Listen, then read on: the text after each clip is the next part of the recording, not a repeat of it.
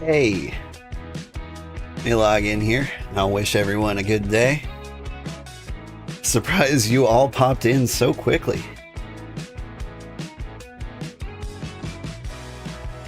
Whew. Sorry I'm late. It was my wife's birthday, and long story short, I just love her more than you. Anyway, good afternoon, everybody. I'm Old Man Sugarheart. Today we're playing BitCraft Online, and I have completed the road to the ocean. It is now possible for you to land here on this beach and take your cart full of good stuff all the way up to the Empire. And Tuesday asks, what's your Empire's general location in the game? If you buy tomorrow, you'll make a solemn pilgrimage here. It is over there.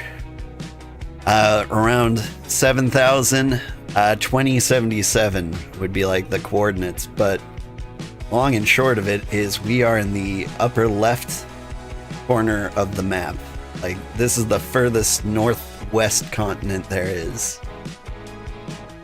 And it's a little tricky to get here. Like, you can either... You'll want to, like, go to Charlo.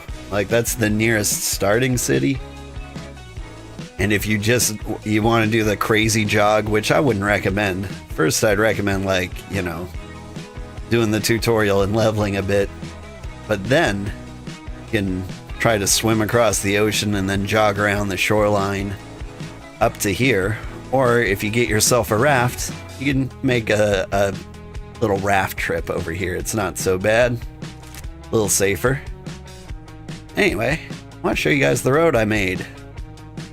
It took so much longer than I was expecting. But in general, like, the beach is a little bumpy. You kind of zigzag a little bit. But you can get through here.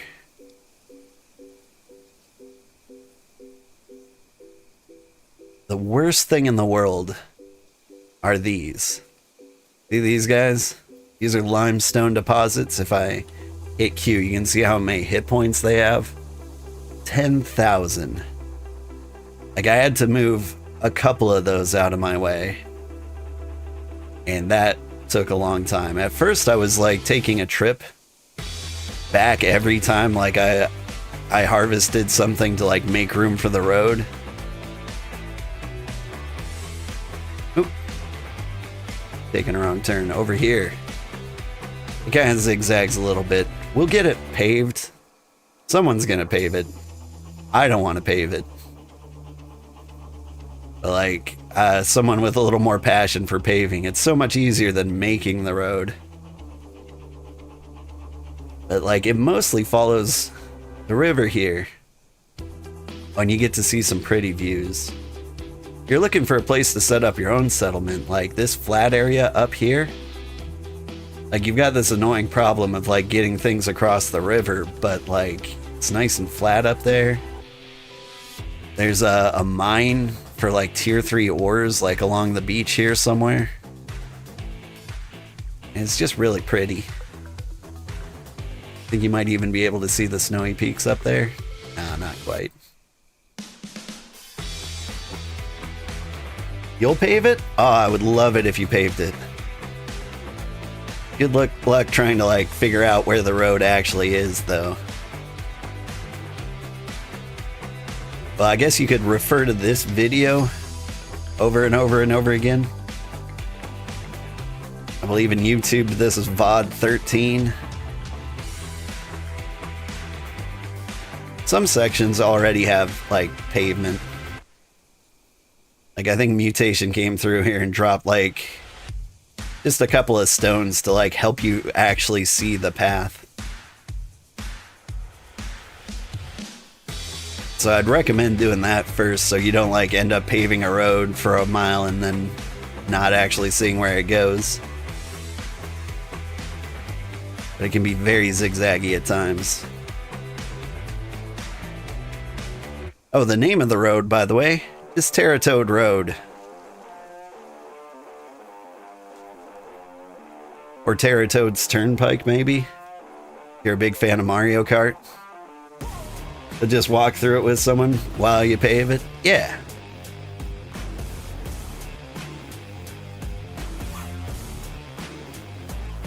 A couple of the animals seem to have bugged out. But like, it is also very common to get attacked by wild animals while going through here. This might be my favorite section of the road. You come up around here and you can see the fish swimming at the top of the waterfall. It's a really pretty part. But yeah, like last stream I spent like 2 hours working on this. And I was like, man, if only like the game didn't go down for maintenance, I could have finished it. And then it seriously took me like another 10 hours to finish the road. Like the last stretch was just so brutal, mostly because I was carting everything back. Is this Minecraft plus Albion? It's really Albion minus PvP. Like, I wouldn't call this Minecrafty. Hey, look, we're at our village. You can see everything over there. There's Mutation. There's the Grand Vizier, plugging away. But the Empire's starting to grow. Like, we're starting to get people, like, making the trek up here to live. And our job's becoming more of, like, a support type position. But yeah. I mean, if I wasn't streaming this, I think I would need another game to play while I played this game. Because this is a great game to like queue up half-hour crafts and then like play whatever mindless mobile game you're addicted to at a time. Might I recommend Ume Masume? Uma Masume? A good one. Excuse me, Jackal. And the Teratoads might spit at you. They'll, like, they shouldn't kill you if you just keep your nice leisurely pace. And if you're not carrying a cart, you can just run. You don't have the problems. Hey. We're starting to get tier 3 stations, by the way.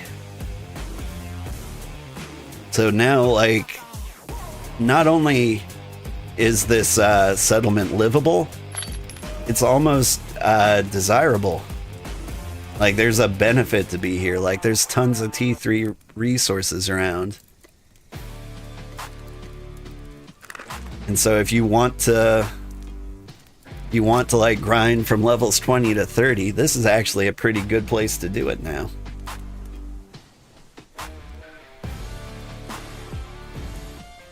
But yeah. Let us do kind of a State of the Union. We started putting down our nice higher level workstations. We've got timber and carpentry set up. Hunting station and leather are still tier 2.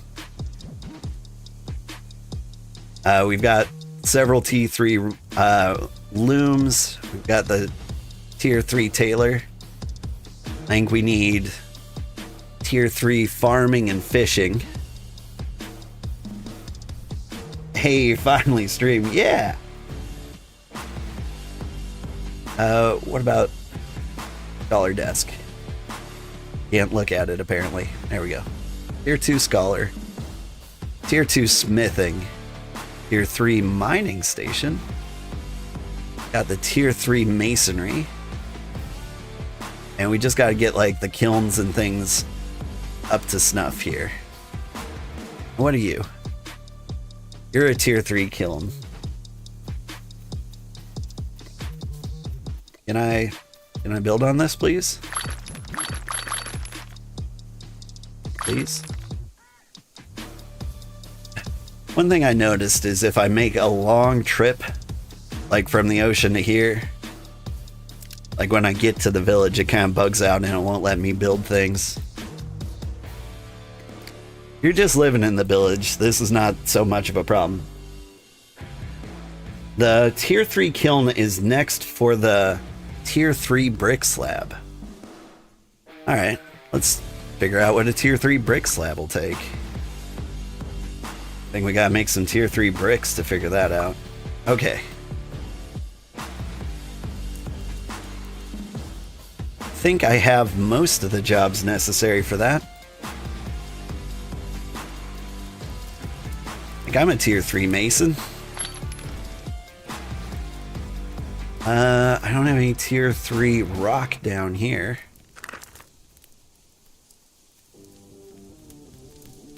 Is mud a forageable? I think it is, which might be a problem. Crystallized sand. Yeah, that's... well, sand is foraging.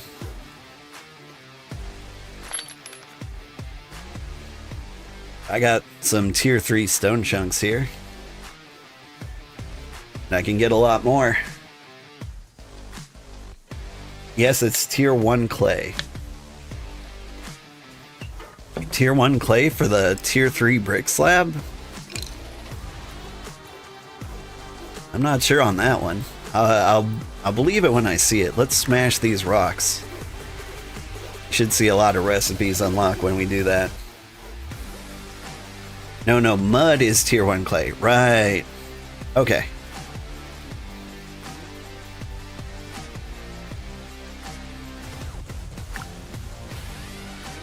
Oop. Not here. Go to the smasher.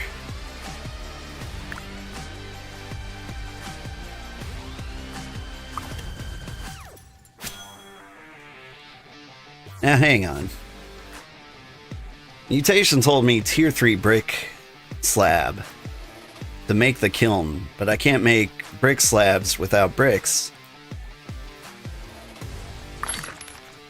Unexpected error. How dare you? Okay, first of all, I think I need to deal with this toad here. Can't have you spitting on me while I'm building.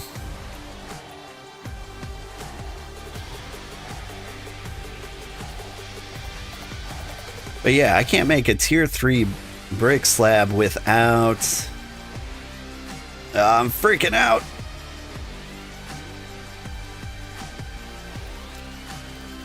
Without a tier 3 kiln, I would think. Yo, you want to help me with the Terratoad?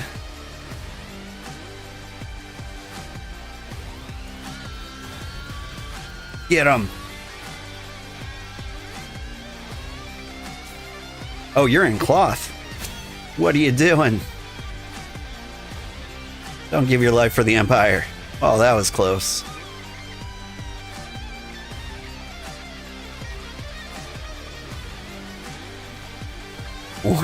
You lived, yeah.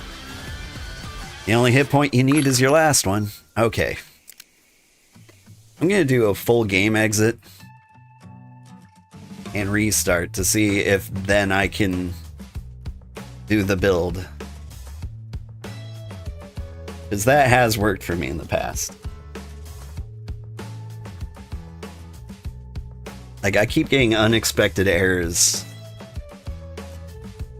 when trying to build things or use the market. Like, it's a big problem, and I don't know if it's like Emperor specific or if everybody gets this.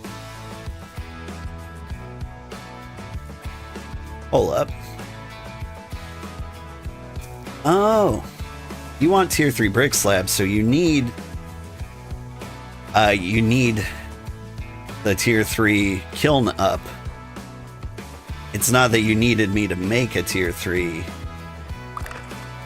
The brick slab's gonna open up all of the other jobs. Gotcha. You definitely seem to be hard at work making the timbers. So if you make the timbers, I'll start making the potter mix. Then we can get these brick slabs out. And while we're doing that, let's check out the state of the claim. We're up to 14 members. I went ahead and gave everybody every permission. Like, if you're an officer, you should be able to invite anybody into the claim.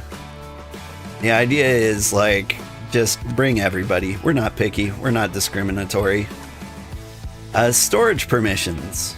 Everybody has permission to take anything or leave anything in the storage. Do you have the 800 sandpaper I bought? No, I don't. I really shouldn't. I'll check my bank. That's the problem with like letting everybody use the shared storage. Somebody can just straight up steal things like that. Please? Open bank. Would have a blue background. I'm not seeing it.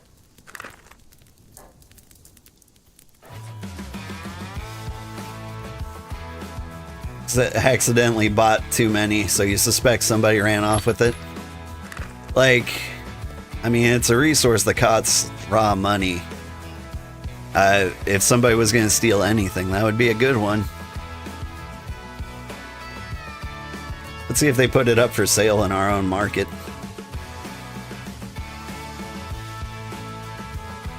Nope. Because that would be a fun prank. Just take that thing you need and then sell it right back to you. Alright, a Roomba. How much is sandpaper? Woodworking sandpaper.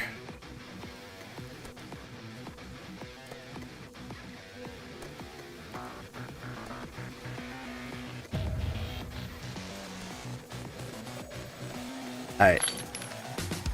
Here's 400 sandpaper. Use it willy-nilly. What resource was stolen? Sandpaper, apparently. If it was stolen. Like, there's a good chance somebody just, like, picked it up to, like, make tier 3 timber for whatever their reason was and forgot to put it back.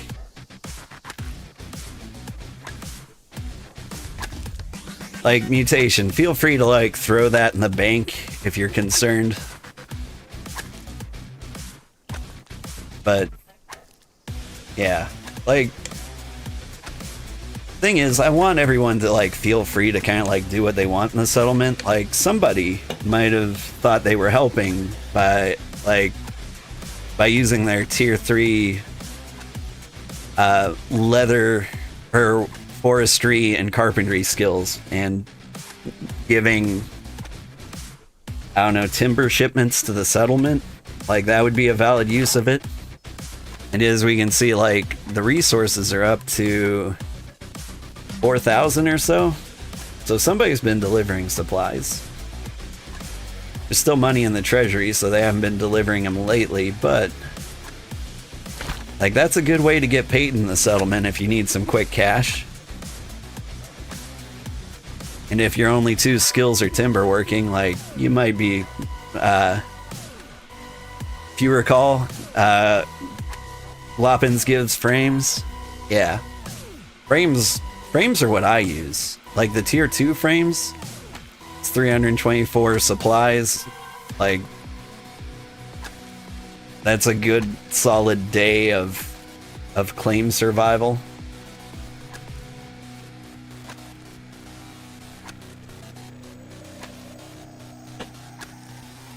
But yeah, I'm not going to worry too much about it.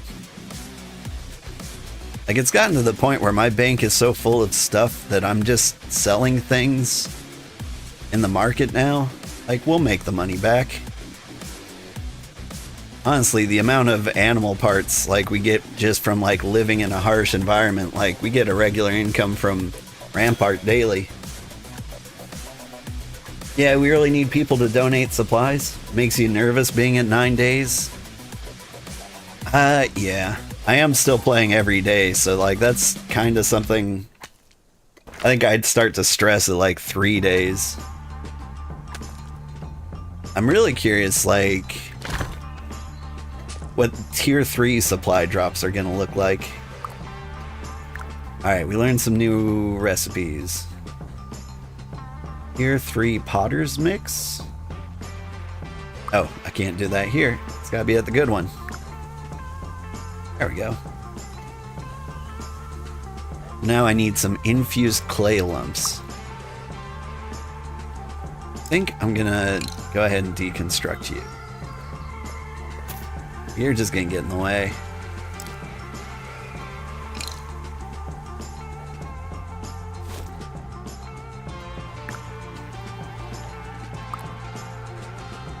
Alright, what's on my back? Here too, rock slab. Ooh.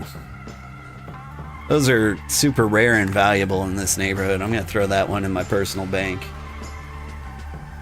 You're in Hollowstead right now? Where is Hollowstead? Let's see. Can't even see the original cities under this mess. Fallowshade. Where's the other ruined city? There it is. Ironrest. Okay, so you're not in my region. What region are you in? Gloomspire, Brimreach? Hollowstead. Okay, you're not far. Yeah. If you want to live in our area, and if you're like planning on making the move to the Cozy Empire at some point, I recommend moving to Charlo when you can. But you know, no rush, no pressure. Okay. So I need infused clay lumps, which come from earth and clay, which I've never seen. Alright, now I have to like consult my spreadsheet. Earthen clay. In the Discord, by the way, we've got links to a bunch of like resources that are super helpful. Earthen clay grows in the pine forest, according to this. Also the swamp. We're in the right neighborhood.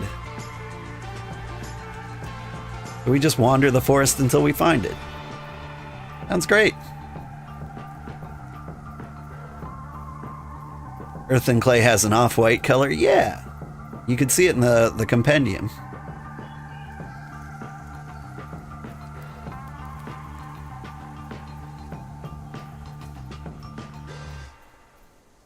It's what's used by the tailor bench. Or what used to be by the tailor bench. I think I saw it. But yeah, I'm just looking for a nice, orangish puddle. Sorry, orangish puddle. Grayish? Blue? Something like you? You're crystallized sand. Oh, but it's like that. There it is.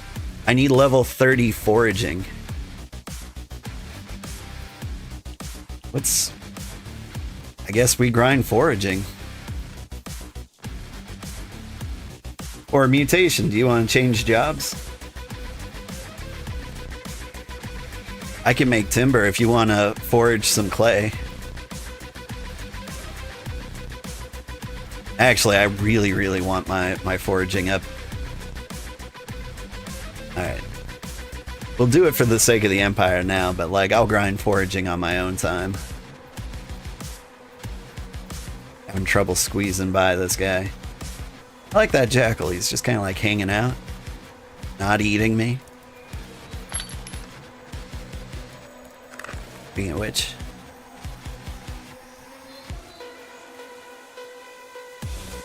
you'll finish this task, then put things away for you.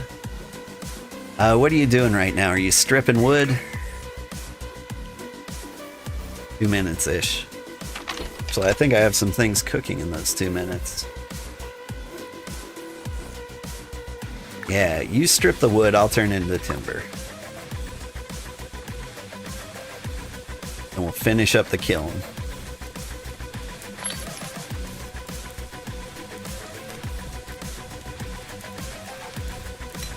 I'm doing timber. I think I need pyrowood nails. Is that crazy? Or pyrite? Music's really an interesting choice. I put on rock. You got nails on me? Well, I got nails on me too. You're not special. I put on rock because it was my wife's birthday. But this is not her kind of rock. I'm looking for like hard rock.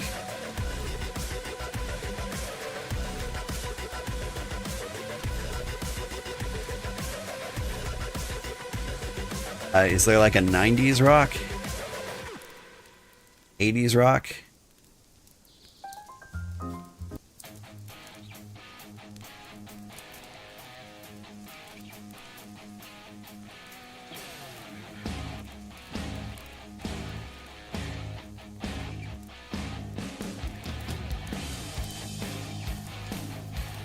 Like, my wife's kind of like an AC/DC, Guns N' Roses type.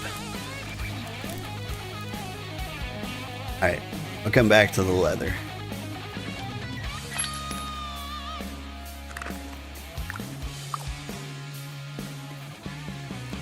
Hey, what'd you do with the stripped wood?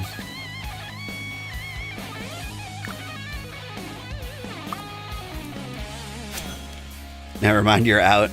Yeah. I think it takes like 10 nails. I got 14 on them.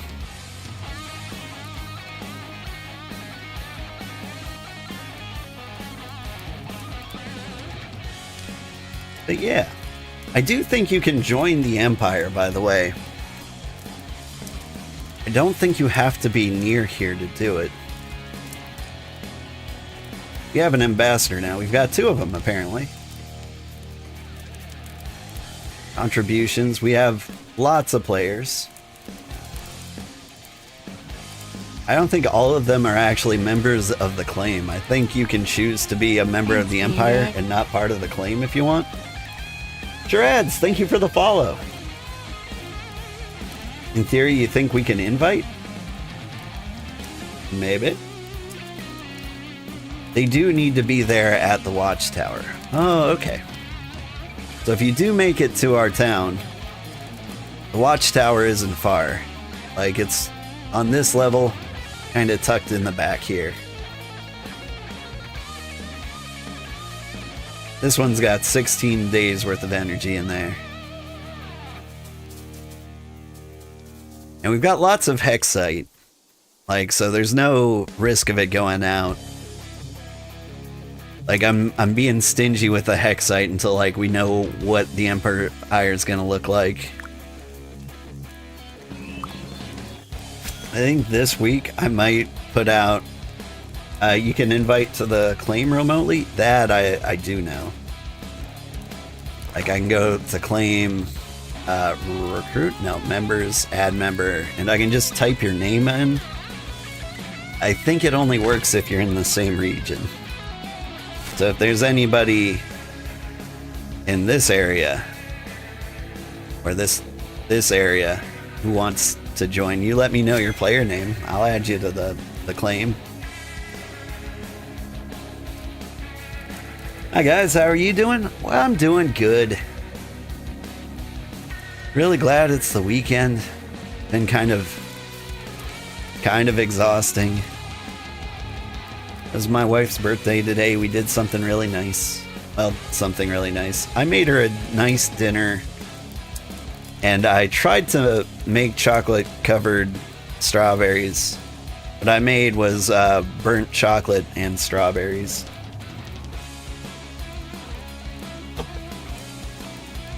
Oh, nice. Happy birthday to her. Yeah. Happy birthday, wife. I think she's on the couch with headphones. I don't think she can hear a thing I say. Or if she can, she's just minding her own business.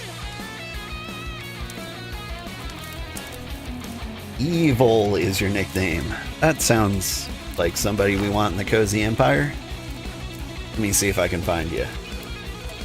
Evil. Evil. I guess maybe you have to be here? Or maybe you're still in region... were you the one in region 8?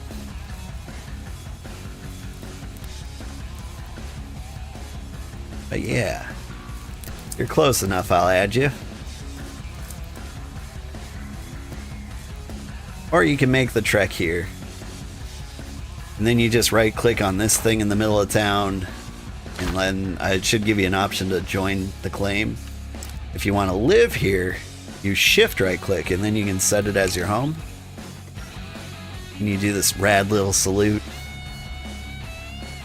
And then, if you ever want to teleport back here, it only costs you one teleport energy. Do you have down here? Like, it's typically 100. And it costs you like some amount for your distance and how much stuff you're carrying.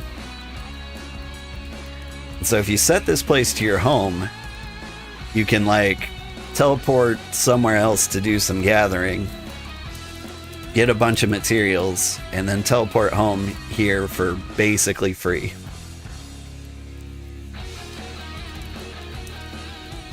And so if you're level 1 and you want to live here, and it's a little tricky to do that because the jackals will eat you alive, you can, and I highly recommend you use the waypoint, teleport to somewhere where you gather your tier 1 materials, and then like teleport back here to process them.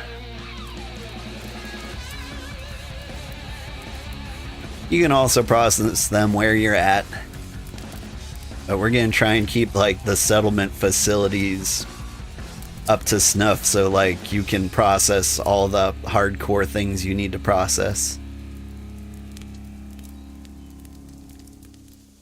You're almost carpentry level 40. Let's check my skills. Mining and forestry. Forestry is currently my highest. And a lot of this is because of the road construction. I had to move a lot of pine trees and giant rocks. But when it comes to like what our settlement needs, hunting is high on the list. Like leather's the thing we're going to be running out of. And so I think I'm going to start leaning heavily to that.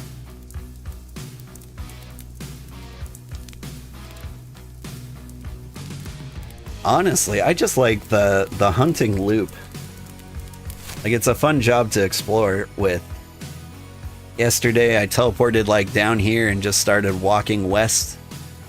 I would, you know, kill critters, throw them in the back of the cart. Then I stopped by Fort Joy, processed everything into skins, then did the walk again all the way over to here. And like I just kind of like kept walking west, visiting like every claim along the way.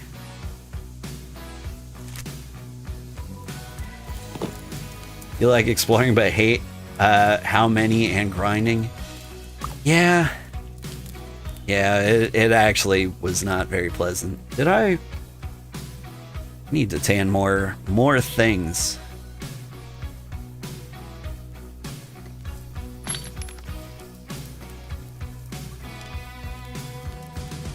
Got some clean pelts. I think I need tier 1 cannon.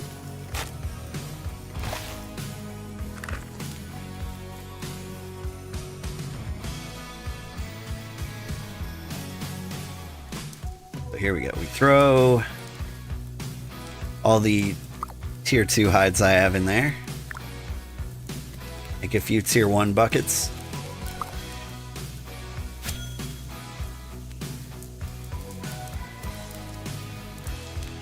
Win the chest now, by the way. Okay. Priority shift. The timber is the most important thing. That's not enough to make timber. Need 40 to make timber, right? This ought to put me over the top.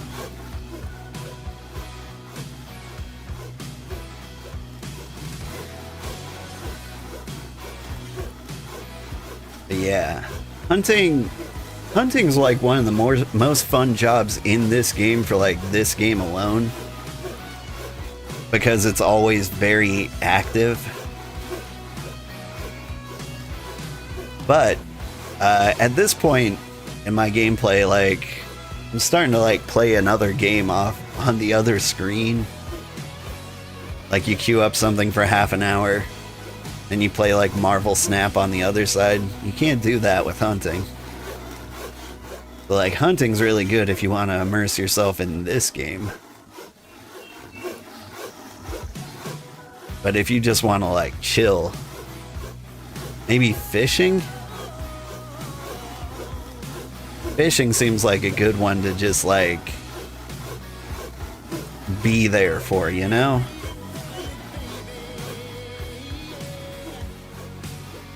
Fishing's also probably like the worst job for our settlement.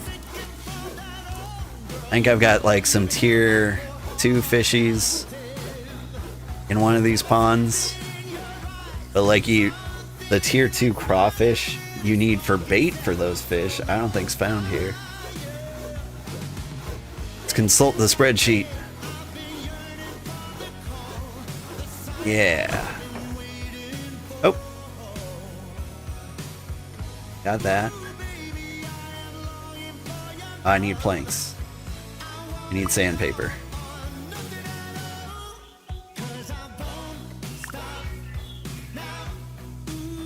See, and this is how you use the sandpaper. Start the job. Take your hands off it for a second. Dump the sandpaper back in the chest. And get back to work. I think assuming the best intentions from somebody, I assume they just forgot to put the sandpaper back.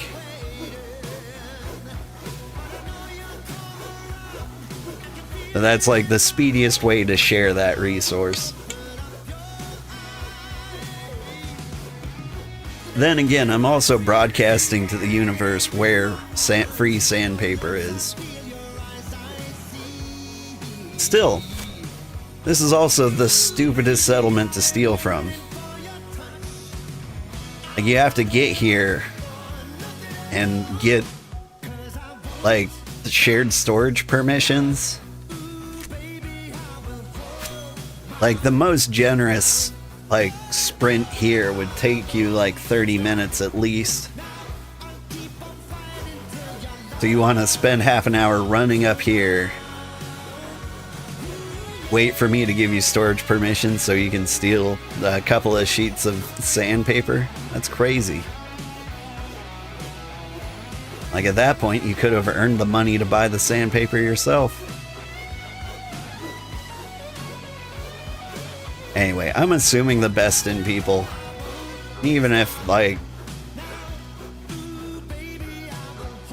some pirates came around here, I'm not that concerned.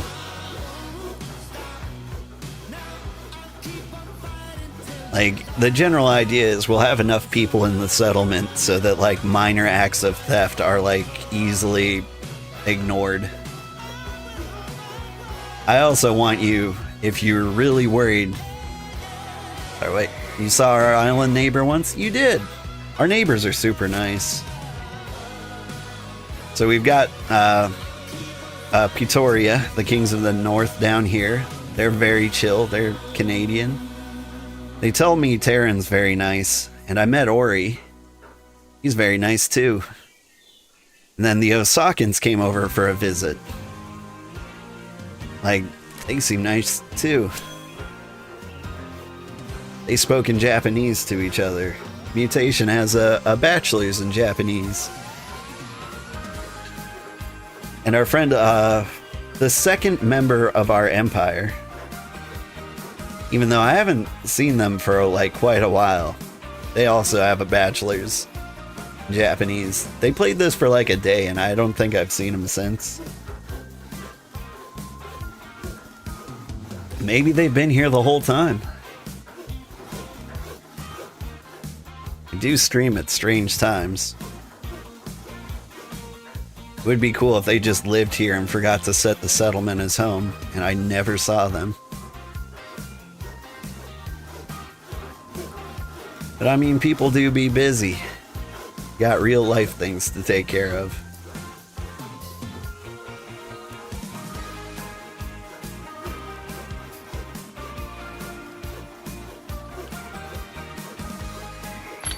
I get the planks out, or will I run out of stamina first? I think planks. Yeah, easy. Let's regen stamina for a bit. This is it. With this timber, we can make the kiln. Mutation gathered up a lot of clay. Did Megumi said they'd be back on Sunday? You suspect family holiday or vacay or something? Yeah. They mentioned a road trip of some kind. And you know, the Thursday before a holiday. You make these kinds of assumptions. That's the thing. Like, this cozy empire will keep going whether you're here or not. So I hope they had a good time with their family. They were missed and not forgotten. Excuse me, Roomba. Alright, did you drop clay in one of these?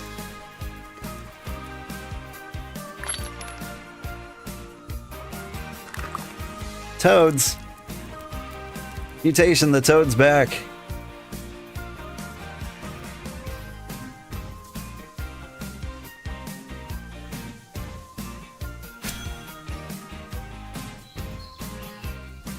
Get it.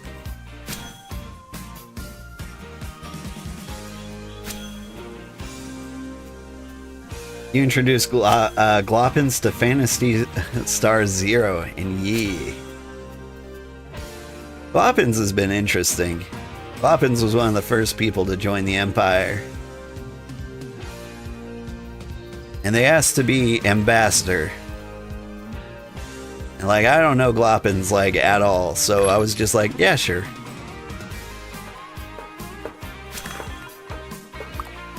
But they're always in region chat. They're always talking about like delicate topics, but they've also invited a lot of kind and nice people. I'll say they're very active in making public works, yeah. They've invited a lot of people and like befriended them and helped them like get started over here. Like I can't really do that. Every now and then somebody will post in like chat like, does anyone have a nice settlement I can join? And like 10 people like immediately latch onto that person. I don't want to be that guy. It's not like a cozy vibe. That's like military recruiter vibes. So what I'm going to do is I'm just going to put like a recruitment video on YouTube for all the people who don't want to like talk but, you know, want to be somewhere, who want a sense of belonging. Like, this will be a great settlement for antisocial people.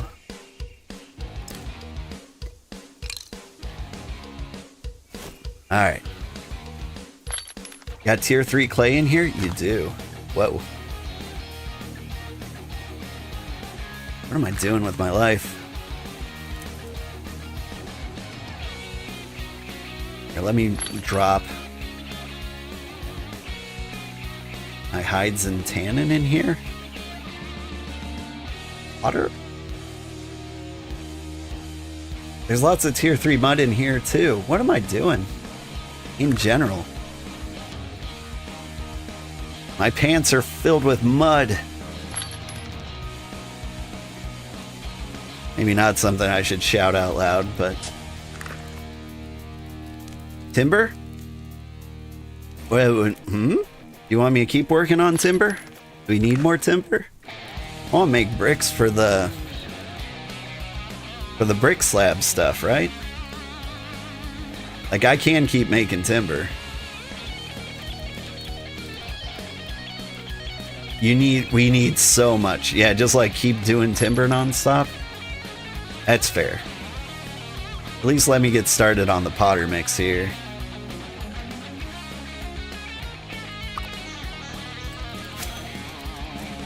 Good evening, Sugar. Good evening, JC. How are you doing?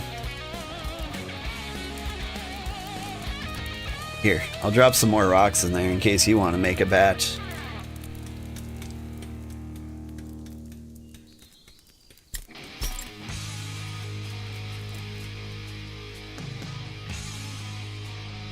So let's see. The next thing we should make is like a tier 3 smelter, which I may imagine needs tier 3 brick slabs, right?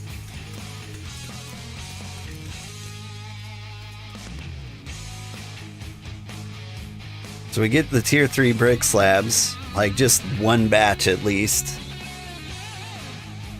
And then we can put down the plans for a tier 3 smelter. It will probably take timber and brick slabs and probably like 9 other things. But once we have that, then we can make like the tier 3 ingots or fences or whatever. And then what we got here? Tier 3 smithing station. What does that need? Well, oh, right. So you need to be able to make the ore paste for the smelter. Gotcha. You got one? Wait, you got a tier 3 smelter?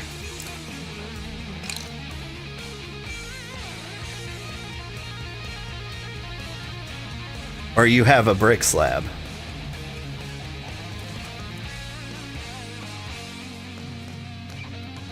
No, the refined ingot.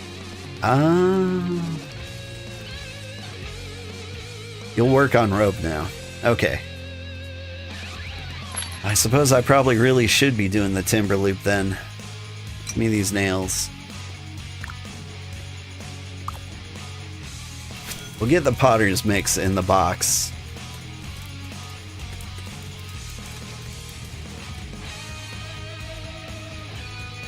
That'll be our primary concern.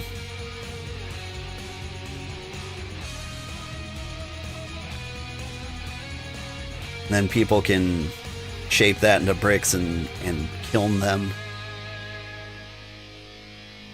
And we will do lots of timber. I think that said we needed 4 timber? No, just 2? Okay, I got enough nails for that.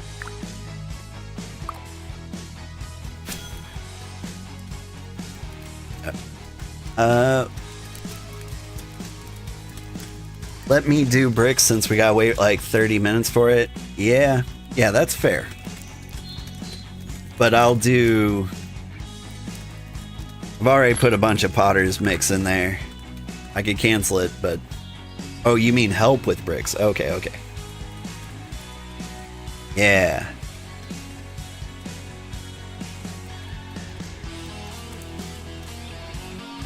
Like, bricks seem like a fun one because you could do like 10 at a time, like while that's cooking. Brevin, you just made it back from the movies. Did you see a good one?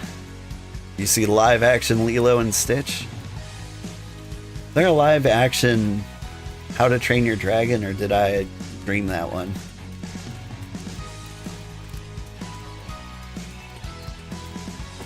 There's another cool movie out. What was it? Went and saw Jurassic World Rebirth. Yeah, I stopped watching Jurassic Park at 2. Jurassic Park 2 was the last one I saw. And I imagine they're all still fine. They're probably just as good.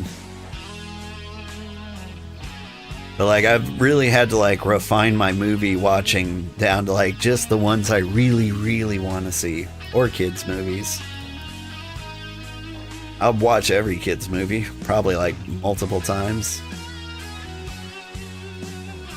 The live action Train Your Dragon will be coming out. Oh, I know what I was thinking of. Elio. That came out recently. It was like June 30th or something it landed in theaters. Maybe June 20th. My kids really want to see that one. You've already seen the live action Lilo and Stitch? You want to go see How to Train Your Dragon? Yeah. If I had to choose between the two, I'd take How to Train Your Dragon. But yeah, I think I gotta watch both. I mean, we're just starved for kids movies over here. Kids are very happy to watch like the same movie over and over and over again. I need new ones every now and then. Hang on, I need to chill this music out a little bit. I'm going back to folk.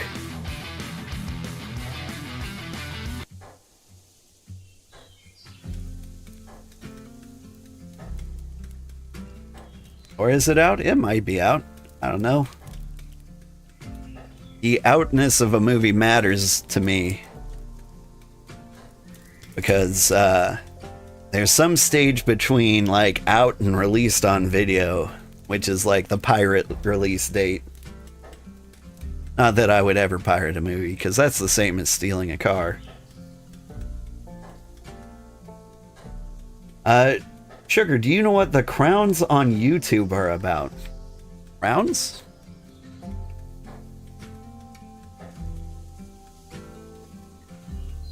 Howdy.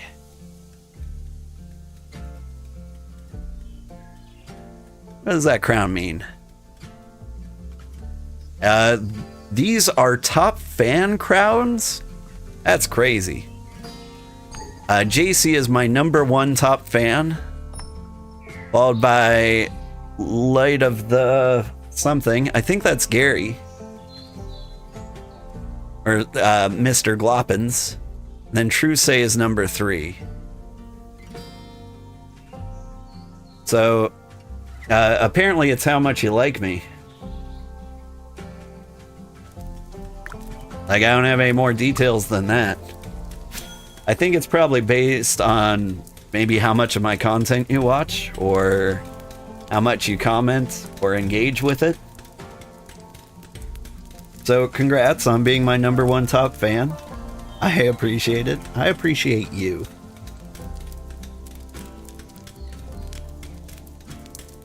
I'm trying to think of something special we can do for you.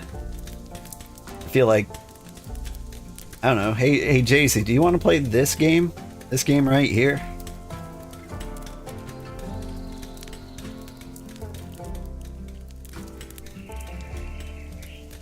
A song and dance? I mean, like, I can do a little dance. I can shake my sugar thing.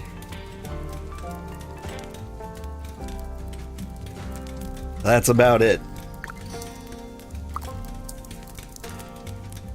I was gonna buy JC BitCraft if they are interested enough in playing it. Give us a jig? Alright, hang on. Woo!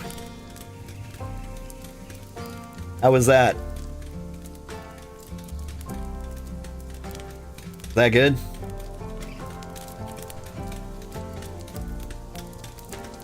That would be awesome. Alright. Let's see. JC, you are... I would recognize your B sent in the Discord. I will shoot you a message with something. Hang on. How do I do this? What's the best way to gift somebody a game on Steam without adding them to your friends list? Trying to keep a low profile.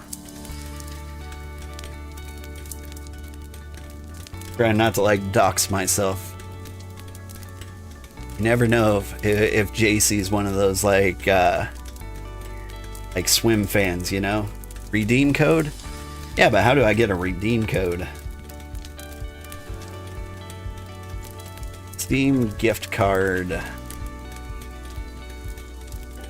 How do I gift somebody a gift card? ChatGPT, I want to gift somebody Steam gift card digitally. Buy a digital card through Steam. Safety, not anonymous. Alright, hang on.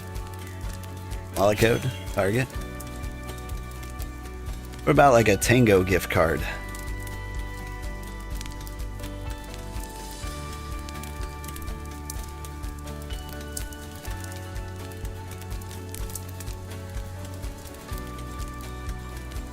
As a streamer, you may also want to look into changing your Steam account for public viewing, just for extra security. I've modified it to like the highest level of privacy. Like at this point, people can't even see like what games I own, I don't think.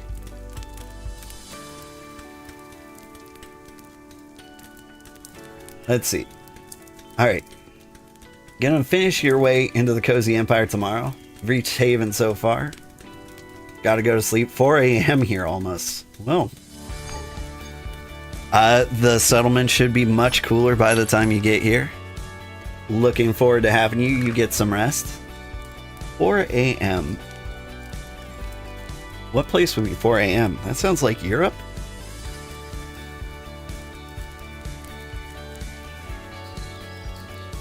Sleepwell Haven's a nice teleport point to have. Yeah. My favorite teleport point for us has been, where is it? Pascuti. There's Pascuti. One of these. Pascuti Vilki. Like, that's a great place for, like, your tier 2 materials. It's as close as you can get. Like, it's the cheap, efficient place. I'm trying to find, like, a good place for hunting. And right now, the best place might be Keltrath City. There's goats to the east, there's goats to the west. And if you end up wandering too far, you can go, like, in either direction and find a place to, like, skin them. It's the UK? Nice! Look at our perfectly synchronized masonry.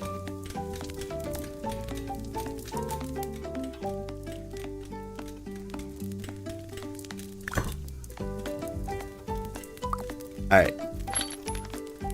Mutation, I'm dropping a bunch of Potter's Mix in here.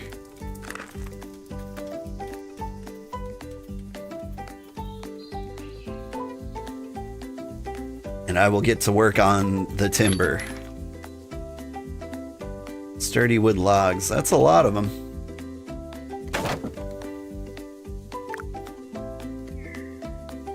Actually, I'm gonna leave the sturdy wood logs in there because there's a really good chance you're gonna need them for fuel. Oh! I think we may be running low on timber, or at least if you've been doing timber this whole time, you would have thought we were low on timber. Little did you know that once our stockpile filled up, I started dropping things in the bank.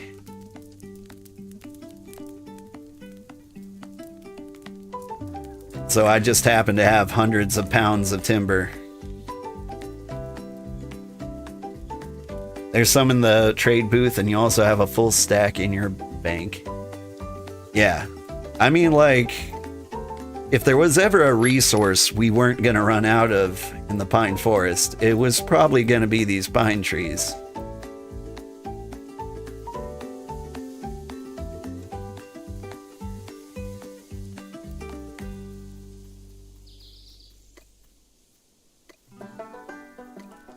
Like, it's like the people of Mudville running out of mud, you know? This doesn't happen.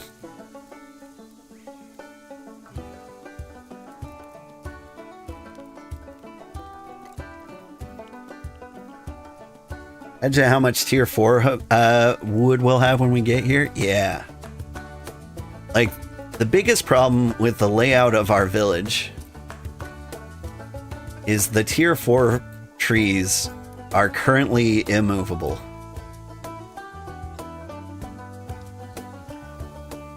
Like, they're just where they are and there's nothing we can do about it. But we're really close to being able to do something about it. Speaking of which, it's getting pretty obvious we're gonna have to, like, rearrange some things around here. The paths are looking so good. I love the wood paths. I want to know what tier of wood they use to make these. They look great. Honestly, the stone paths look good too. You can get those in different colors. Like, it just looks good no matter how you slice it.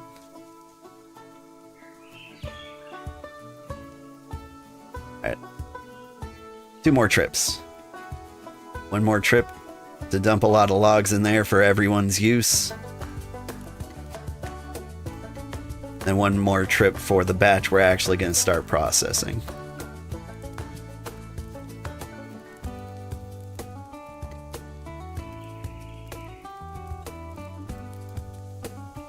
Like the people of Greenland running out of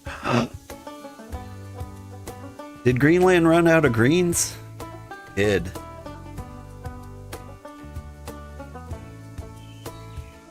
Some would say they never had the greens to begin with.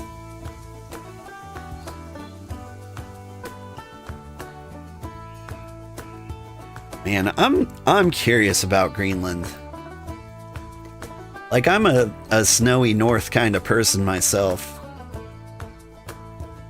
And so, like, part of me is like, I'd love to visit Greenland. But I'm like, I've never seen a picture of Greenland that doesn't look really bleak, like they're on the verge of survival there. Like, surely it can't be as bad as it looks, right?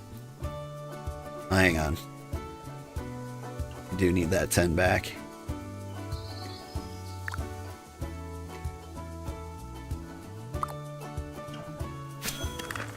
Like, is it too cold for any crops?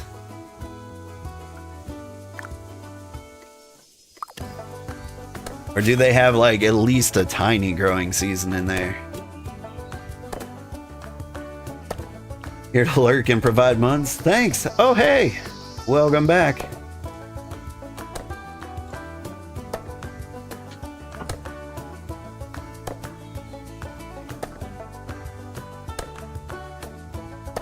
Your rude wife doesn't want to watch the cool half of the family? Well, she's here now.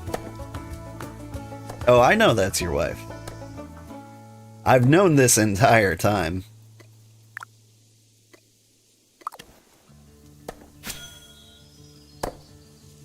I gotta say, like, I was pretty suspicious since, like, the day you started dating. I was like, this only makes sense if she's your wife. I won't go into any further details than this. But we've always known. Or at least I did. I can't count on, like, the rest of the family being that perceptive.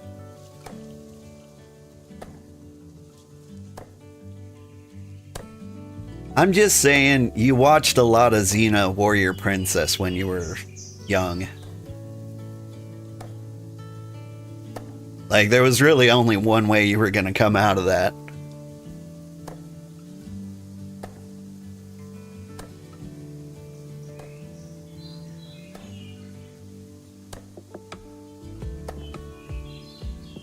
Dad's first words to her were, "I'm sorry, you could have done so much better." Right?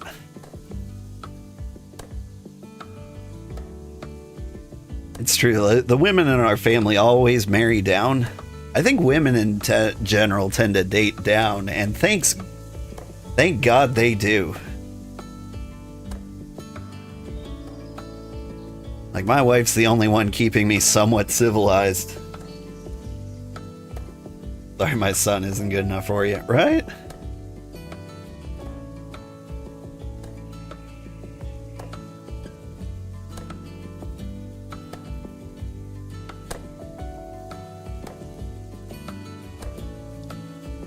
Like, my wife asked for so little in return. She's like, I just don't want to live in a giant landfill.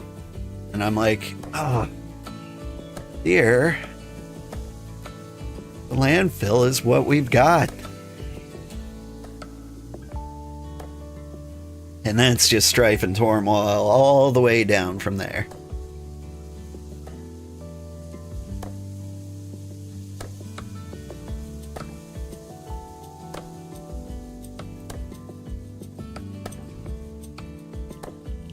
But it's alright.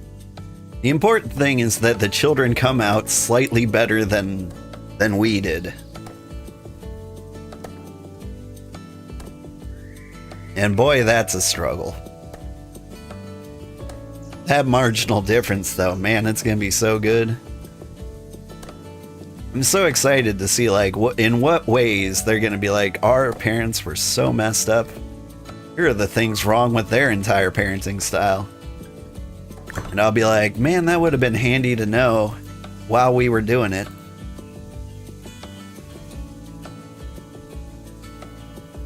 Like, I can't see the trauma until after it happens.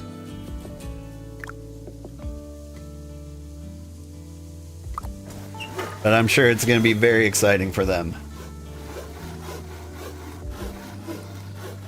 You're allowed to keep mildly haunted objects, so life is good. Yeah.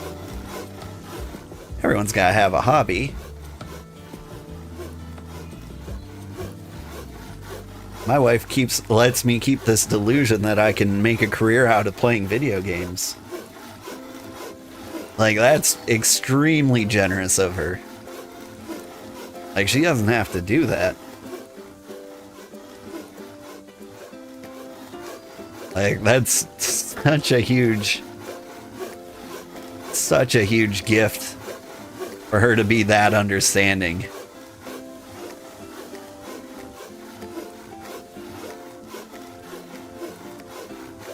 Yeah, I've mentioned that you're still committed to this way. That if you wanted any of your haunted dolls, if any of your haunted dolls move in a way you don't like, well, you will eject them into the yard.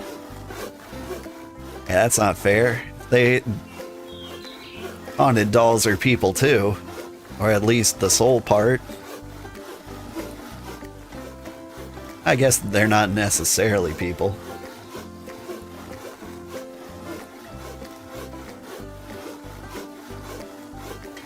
At Restream brought all true.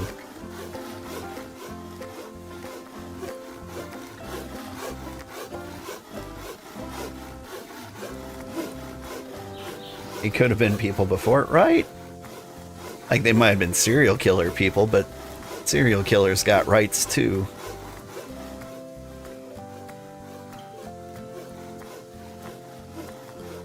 I think if someone was gonna murder you, you get to act in self-defense however you see fit. Yeah, that seems fair.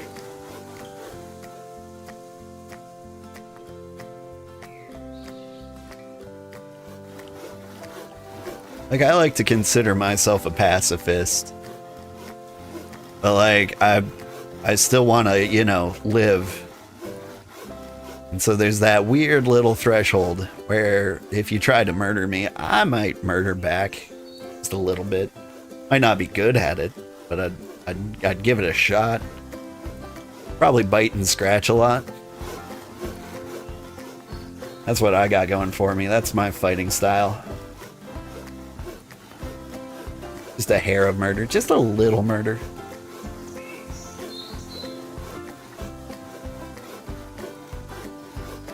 The haunted doll market on eBay is an absolutely wild rabbit hole. I believe that.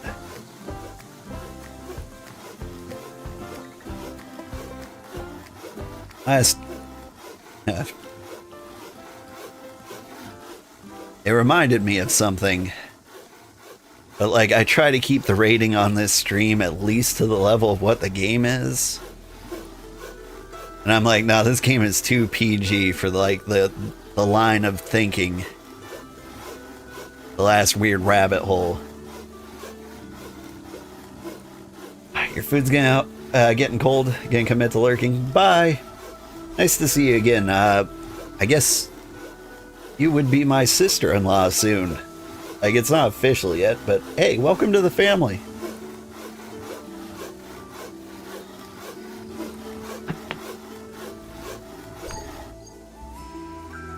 You're lurking too? Neat. More fireworks. Yeah. It's gonna be like that for basically the rest of summer. And then, like, randomly in October one day. There's, like, weird ranges where it's socially acceptable to set off fireworks.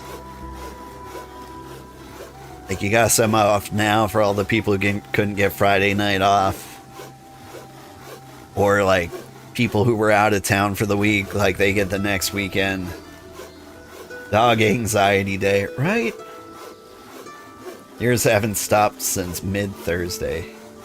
There were some good gun-sounding fireworks that have been going off this week. I say good, but, like, it sounded a lot like people shooting outside. Like, more than usual. We'll stop lurking. When your device dies, tons of fireworks here too. My cats don't mind fireworks too much. My daughter is very fireworks sensitive. To the point where, like, we skipped fireworks this year. It was the first year I skipped fireworks. My daughter was devastated, which is weird. Like, when I set fireworks off in the backyard, she will hide inside with like noise canceling headphones and watch. So I was like, this is like the worst holiday for her. Like, if we're gonna skip one, this will be the one, right? And like she noticed like we hadn't gone to like get fireworks at any point, and so she asked, she was like, where are the fireworks? I'm like, I didn't get any this year. And she was like, but it's a holiday. The holidays are for fun. What are we gonna do that's fun?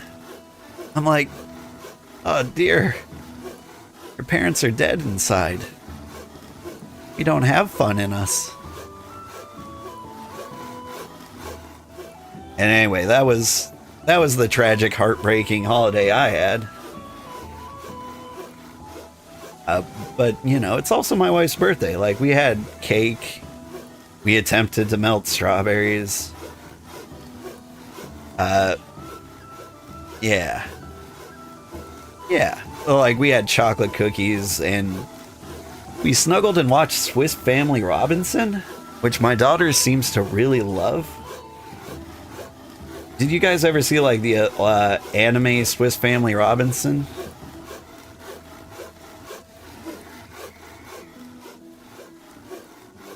Like, my daughter seems to love it. Like, love it. To the point where I'm like, you know, there's a book, right? And she's considering finding it and reading it. Happy birthday to Mrs. Sugarheart. Happy birthday, Mrs. Sugarheart. He says thank you.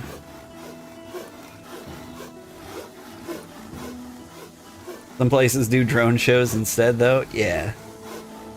Our babysitter was also, like, not doing anything for the 4th of July, so she asked if she could, like, babysit that day, or if we would like that. And I said yeah. Because I thought, like, worst case scenario, like, they could do, like, a walk around the neighborhood and watch other people set off fireworks. Instead, I think the kids just played in the sprinkler and had a great time. Like, so they had like a vacation day off. Oh, and they were so happy to celebrate Mom's birthday. They blew up these balloons.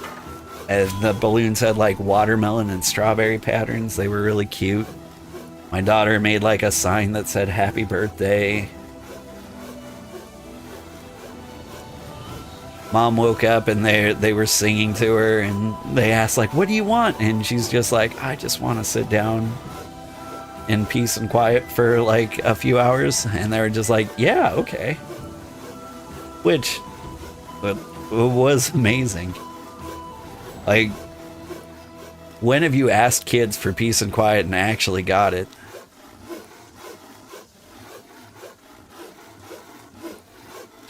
You're in a national forest, so the only fireworks are allowed here are the ones that don't leave your hand.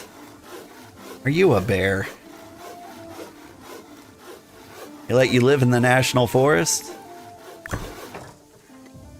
Are you like a ranger at Yellowstone? What do I need? I need sandpaper. Good thing I bought a ton.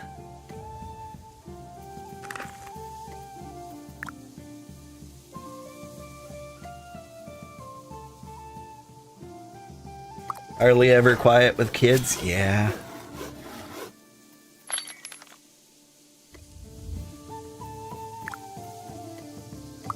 I'm not gonna lie, and this is actually kind of a problem. Like, the only way I can sleep, like, while the kids are awake is if I take NyQuil. And And that's that's the closest thing I have to like a drug abuse problem. Like every now and then I take NyQuil so I can get a full night's sleep.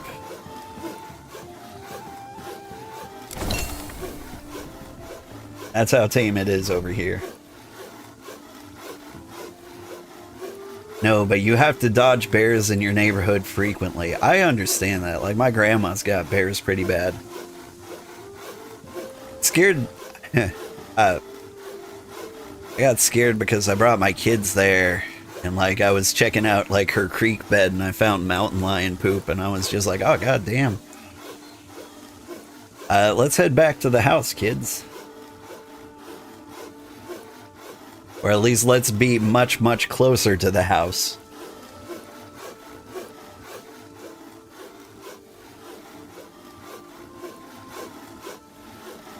I've seen a few bears in person. Like, I'm from Montana. Got all the bears. Most of them are fairly chill. Like, the brown bears and black bears, like, they're downright cuddly. Never seen a grizzly bear in person, and I'm thankful. Like, they're just twice the size and they seem twice as mean, or at least I think they'd be. Like, the other bears, they just want to eat your food. They'll be rude about it.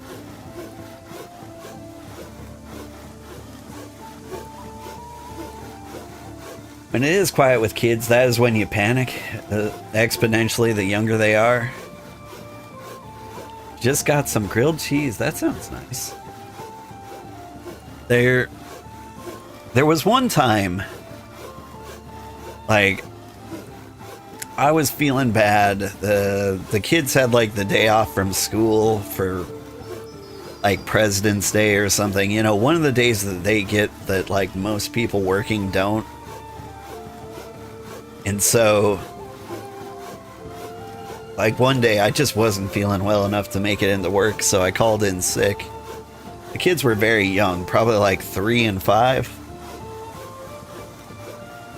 And out of the kindness of their hearts, they tried to, like, go through a morning routine.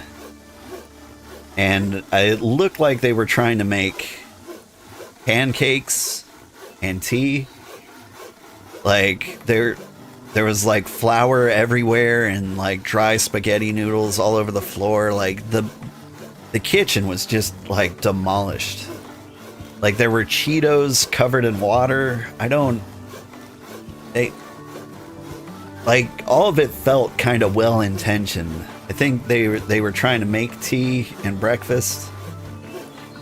And, like, then they went downstairs to, like, my work computer, which means they, like, climbed a baby gate at the top of the stairs.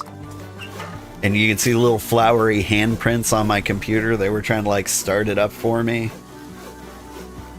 Like, I took a picture of the mess, and it was bad. I was like, hey, this is what my kids did. I'm going to be cleaning this up, and then I'm going to take the next day off for rest to recover from this. Whew, all that work. One piece of timber.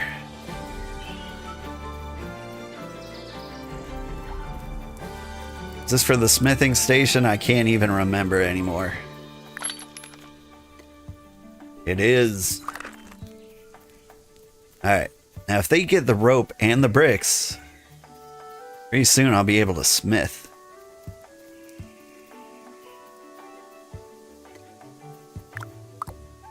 Alright. Next load of wood.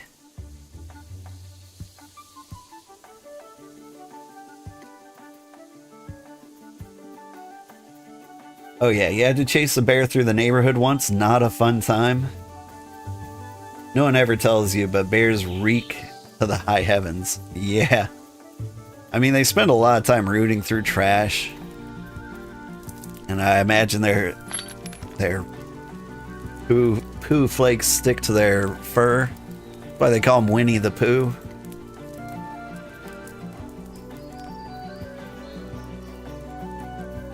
Their diet is fish. Like, Fish don't smell good. Especially if you got like half-eaten fish carcasses you roll around in your little cave.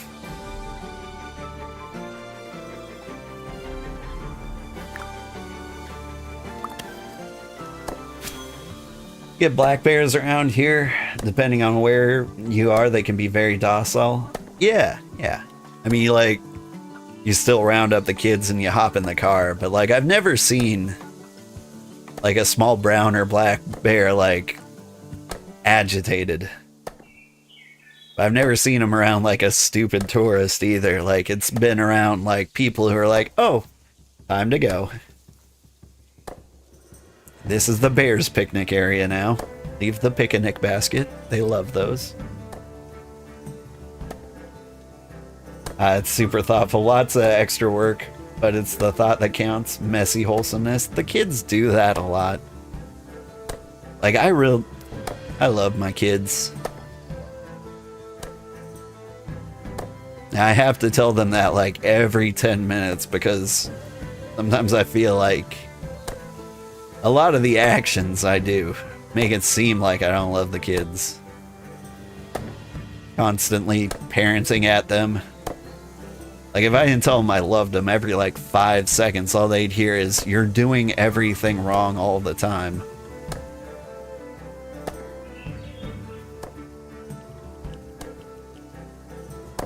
I'm like, but you know, they're children. Of course they're doing everything wrong all of the time. My job to like let them do everything wrong, but slowly guide them to doing it right.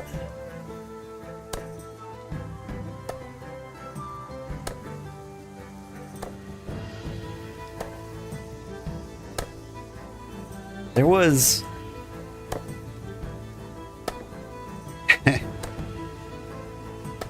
my son had a misunderstanding with me today that was just hilarious. At some point, like, his pants were getting so dirty, like, I was chastising him for that. I'm like, you can't keep playing in the mud.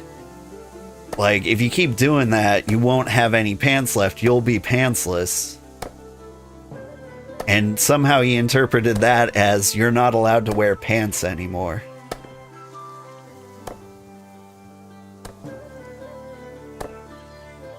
And so, like, my son was walking around without pants today. And, you know, like, I'm a pretty chill guy. We let it slide for, like, the first half of the day. And then, like, 4 hours in, I'm like, wear your pants. He's like, you said I couldn't wear any. I'm like, okay. Let's scroll that one back.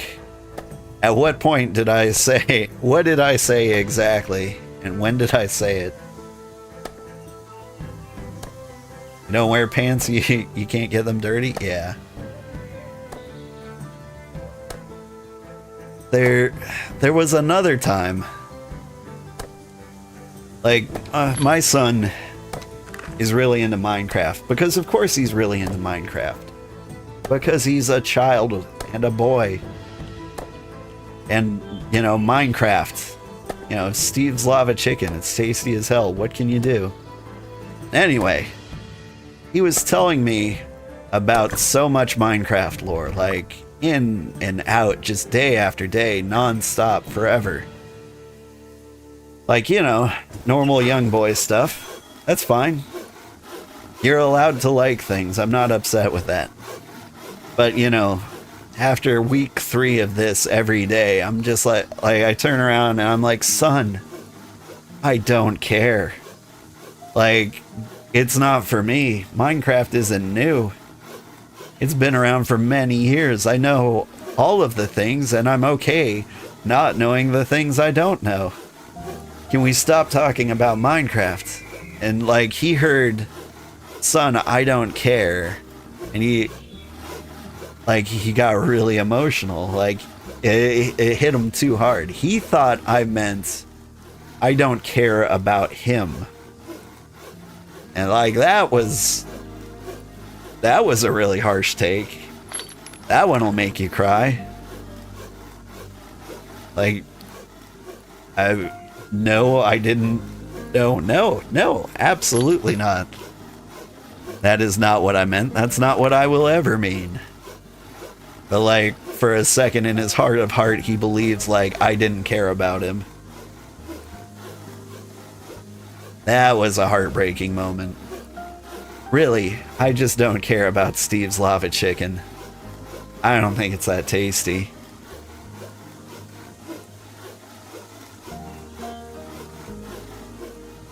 Like if you cook it at like 9,000 degrees for like a fraction of a second, like it'll be burnt on the outside and cold on the inside. That's not going to be good. And if you cook it in, like, if you leave it in the lava long enough to, like, be cooked all the way through to the inside, the outside's gonna be so burned it'll taste terrible. I'm just saying, lava chicken, probably the worst way to prepare chicken. It's raw, right?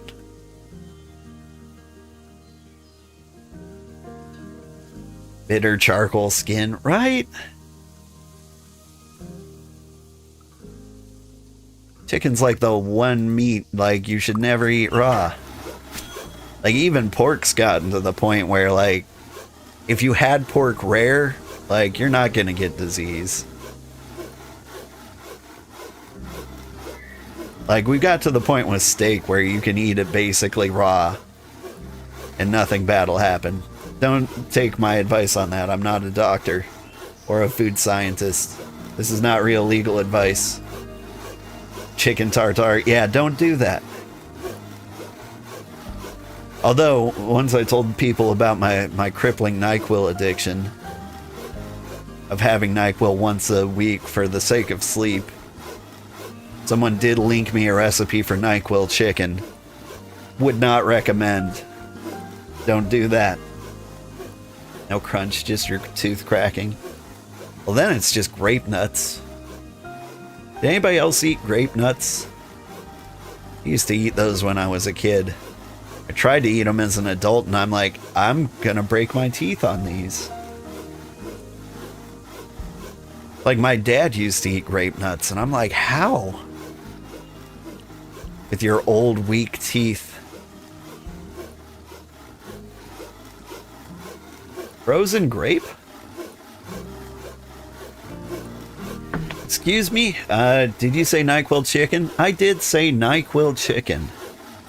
It was one of those, like, TikTok trends, you know,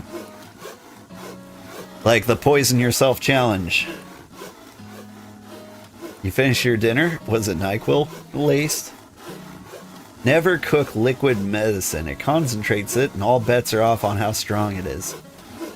I mean, like, that should be a given. I mean, like, not the effect should be a given, but you should just not incorporate medication into your recipes. Like, just don't do it. Like, I feel bad wrapping, like, dog medicine in peanut butter, you know?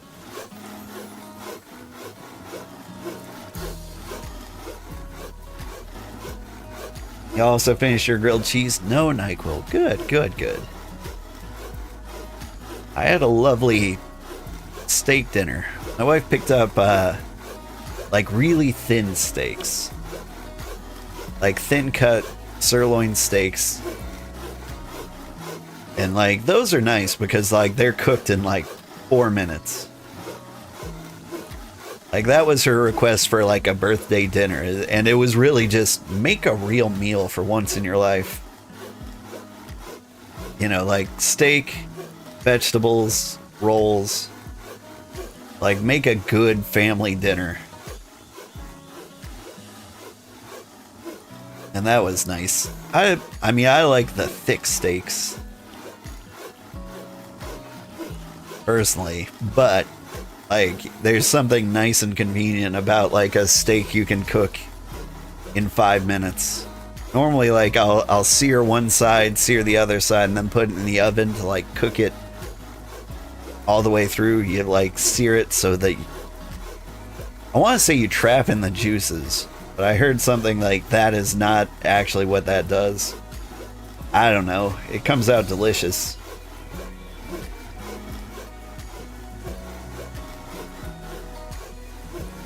But like with the really thin steaks, you sear one side, you sear the other. Oops, you cook the whole thing. It's done. Outfit for dessert: 3 bottles of NyQuil. Definitely wouldn't recommend that. Definitely had a friend who would go robo tripping on the weekends back in college. You ever have that roommate who just drinks a bottle of children's cold medicine? And you're like, okay, now this is happening. He had very pleasant dreams. But, you know, his kidneys are also probably a little closer to failing. Bean burger with a fried egg and a side of fries. Did not make the bread or bean burger, so you cannot say for shot if it had NyQuil in it. Fair. Fair.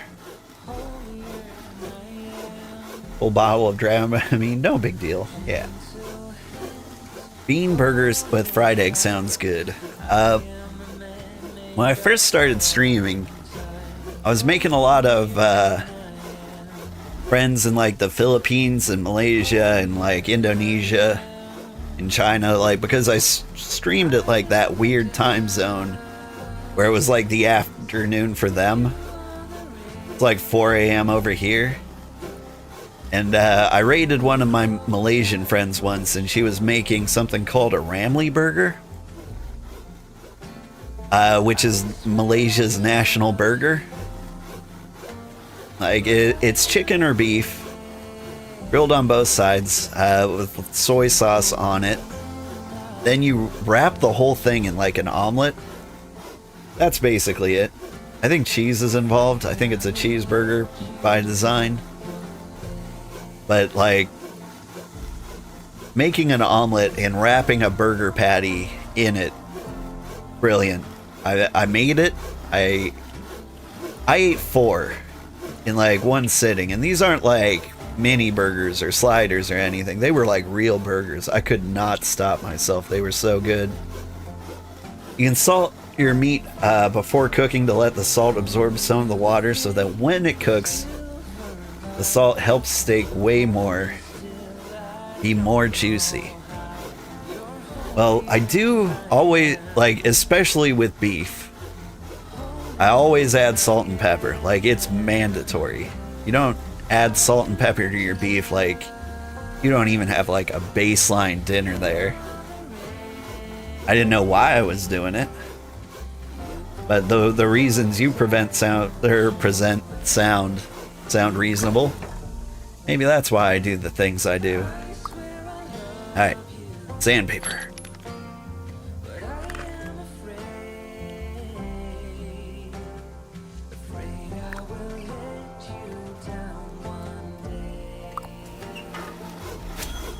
Can't wait to see how much work it is when we get to like tier 4.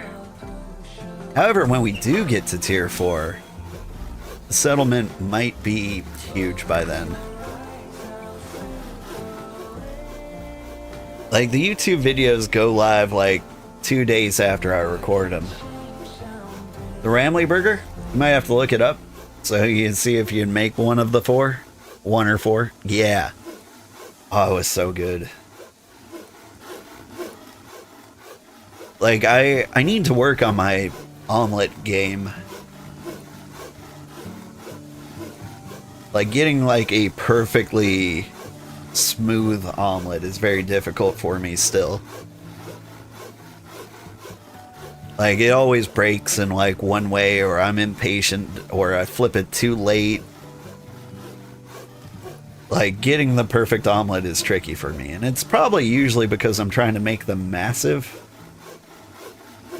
Because I like food. I am a very hungry man. So I'm trying to make the omelet the size of a small baby. 1% battery, folks. Hang in there. It's like the empty on the gas tank. You can survive on fumes for like a while. Hang in there. There's only 6 hours of stream left.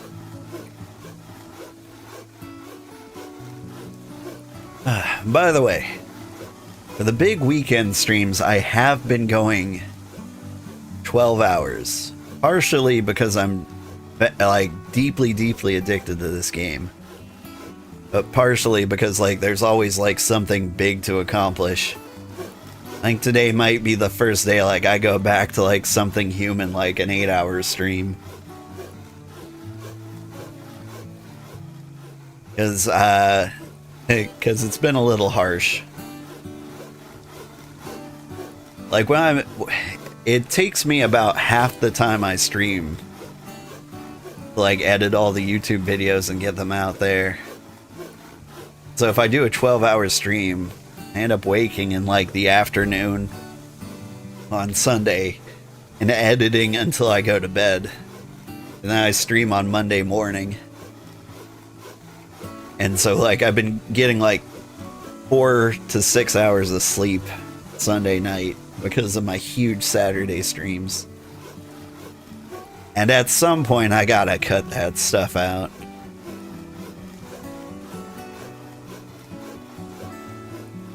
You were trained as a cook and have forgotten most of your training, and you are sad you can no longer make a good, hard, soft-boiled egg. Yeah. I like my eggs over hard. Like when I put a lot of thought into it, and I'm like, how would I like an egg? And it's really like, I want it over hard, but like I don't like runny egg, or I want it egg shaped, but I don't like runny eggs. And like the fact that people just like know how to make an over hard for egg, the fact that that's actual language surprises me sometimes. Over medium? Yeah. Good vibes. Like, medium's probably the way to go. Medium's probably what they actually give me. I think I say over difficult to be silly. Really should stop trying to be silly when I order food. And use language they understand. So that, you know, they don't accidentally, like, or intentionally poison me. I'll be like, this guy's being weird. Take him out.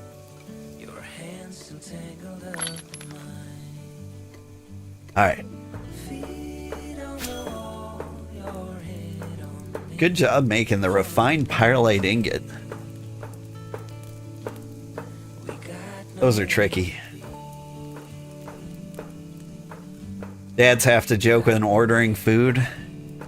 Yeah. When you're in the grocery store line and you're like, it didn't ring up, I guess it's free. They love it when you do that. They've never heard it before either. Okay. I've made the timber. Now I think we're waiting on like the 3-hour brick slabs. Okay. Here's the deal. Got unfired bricks and fuel and the kiln. I also need brick working binding ash. What? Like the sandpaper, I get it.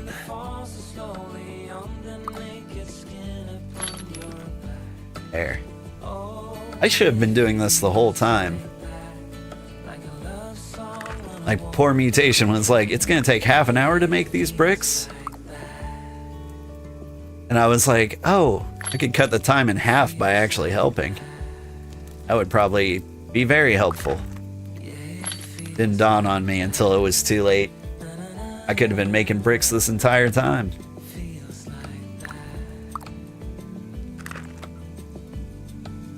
Okay.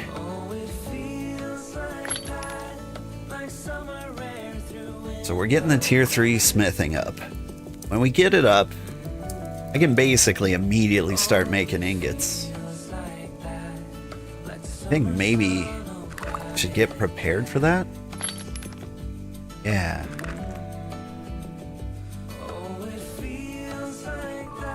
What if over here I take some of these weird radioactive rocks and I start smashing them into ingot chunks?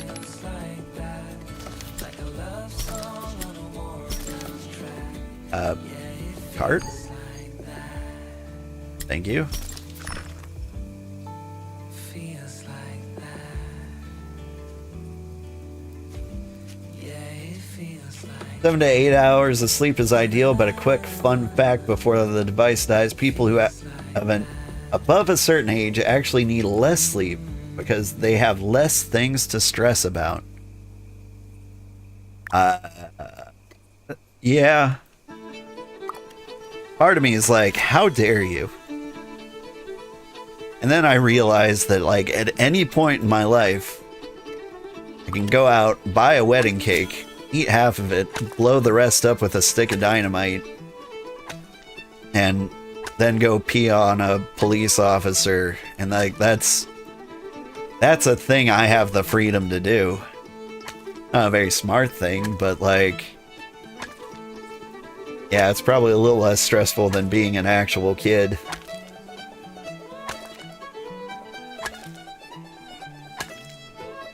Also good to hear from a fellow medium heg lover. Yeah. As you age, your natural melatonin production tapers off. I believe that too.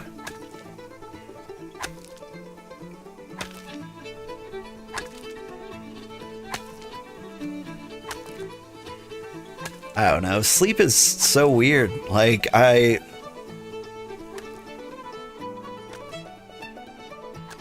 weird that the smithy reaches all the way up there. Like, part of me feels like I just don't get enough sleep because I can't get enough sleep, you know? Like, 4 hours or two to 4 hours after sunrise, like, the kids are so bored they're like jumping up and down on me. Not to mention, like, my work's demand that I show up every morning, which is absolutely the worst.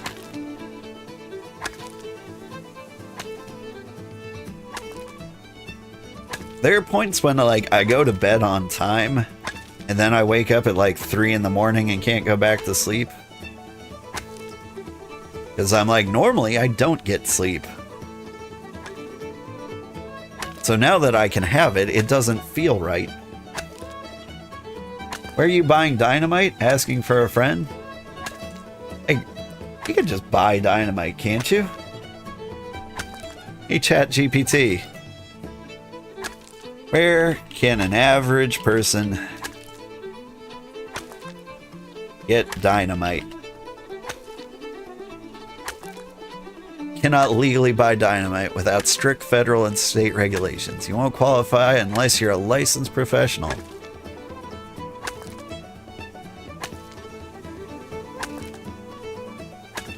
All I need is an ATF explosives license.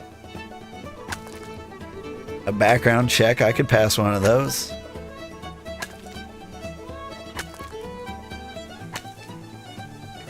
Alternatives for legal use. You mean illegal use?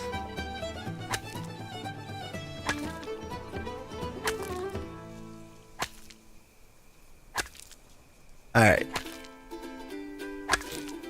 Okay, so maybe I can't get dynamite.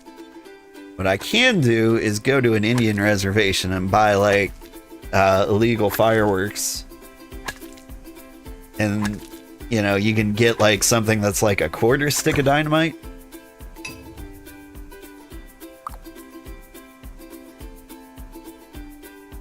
Once you have that, then, you know,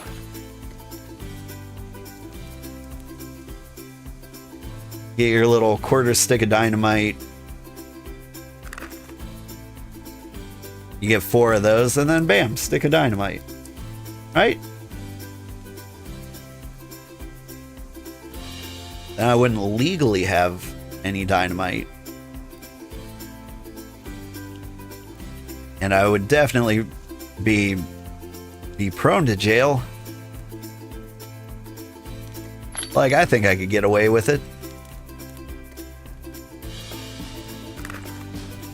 Anyway, let me broadcast more of my ideas for crime sprees.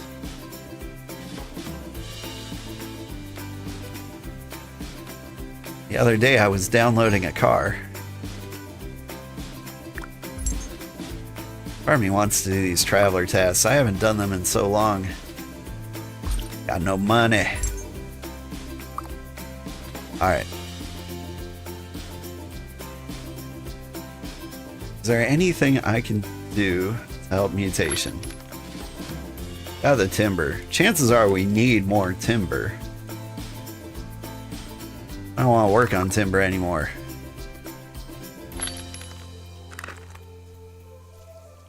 Got some ore chunks waiting to do ore things. My leather got tanned. That's nice.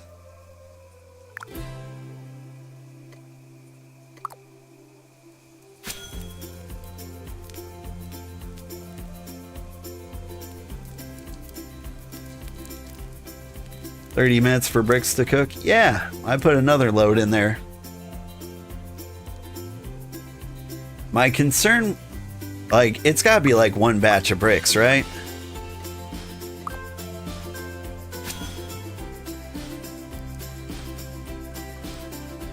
Like with the stripped wood, they did like a massive material drop down where like turning roughed wood into stripped wood like dropped it in half, or maybe it was stripped wood to planks.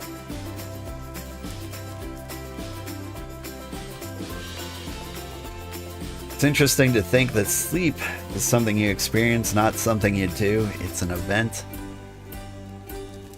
Yeah. Sleep's definitely not something I do. Hey! Yeah, I'm feeling tipsy. Thank you so much for the raid. Mad Salvi. Hi, Lyra. Lyra, the trash panda. Sorry, I remembered this time, though. Raided by a blue squirrel. I don't know any blue squirrels. Cool. Welcome. Thank you so much for the raid. I hope you've been having a good time. Hope you're playing fun games. What were you playing? I'm Old Man Sugarheart.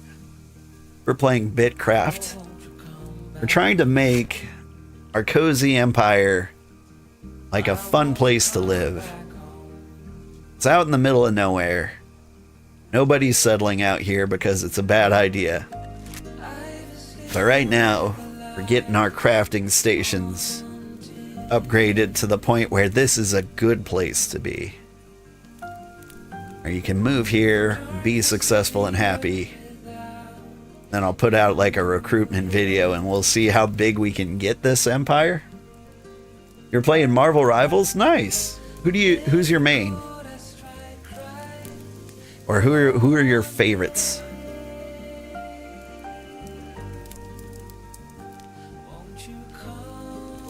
Like, honestly, I think I'd like to play Storm or the Invisible Woman or something, but like, hey, they've gotten sort of a reputation now. Like, it would be like playing, it'd be like playing Stellar Blade. People would start to think things.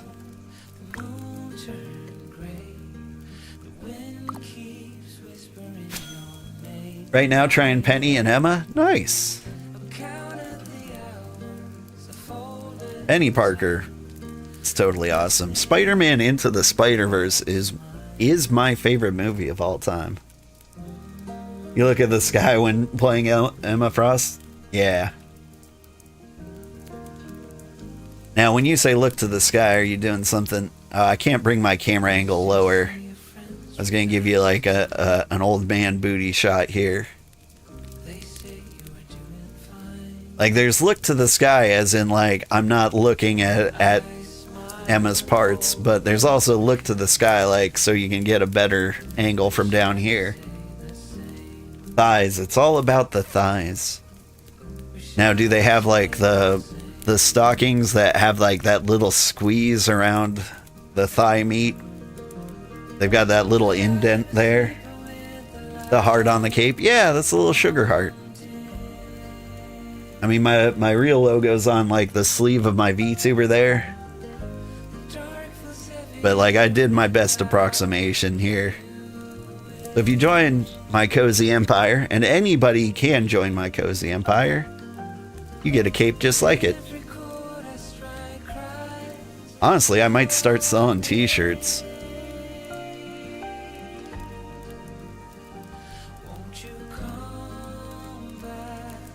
Like, we can just have this little logo on like a pocket. And it could say Citizen of the Cozy Empire or something on the back. I don't know. He does squats. It seems to be all skin. Ah, cool, cool. So you get like the muscles that overpower the stockings. That's fair too. You game? Right. You're selling t-shirts? I am currently selling t-shirts. I have a store. I haven't really advertised it. I kind of leave it up as like something that people fall into. But, yeah. What I need to do is design a shirt for this game and then post it on my store. Then have people... Then if somebody like wants a little heart t-shirt, they can have it. I like discreet shirts, you know? Like ones that you can wear to like the grocery store without having to explain your weird habits. You know what I mean? Like right now, the only shirt I have is just like a single heart on like the sleeve. That way you can show your support for the stream and support for me, but you don't have to explain like the weird anime Santa Claus on your t-shirt. Like that's the idea. Alright, I got 17 minutes on my set of bricks. And then the smithing station will be complete. Already crushed some ore. I could crush some more.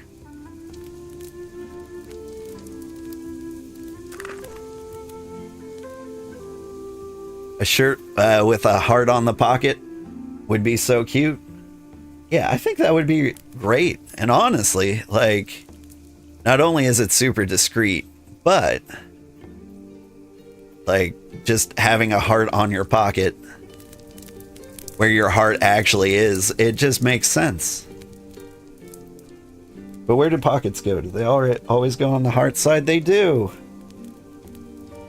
I had to, like, I'm wearing a pocket shirt right now. Do I sell hats? I could sell hats. Like, I just put on, like, some very basic merchandise right now.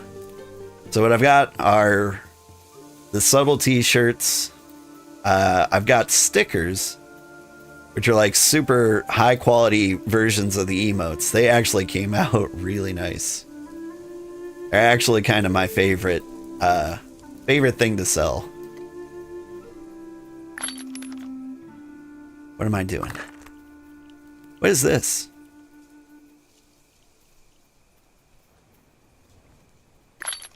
Tier 3 Scholar Station needs timber. I knew I should have been working on timber this entire time. Here's what I'm going to do. I'm going to make a batch of nails. Because we'll need those for the timber.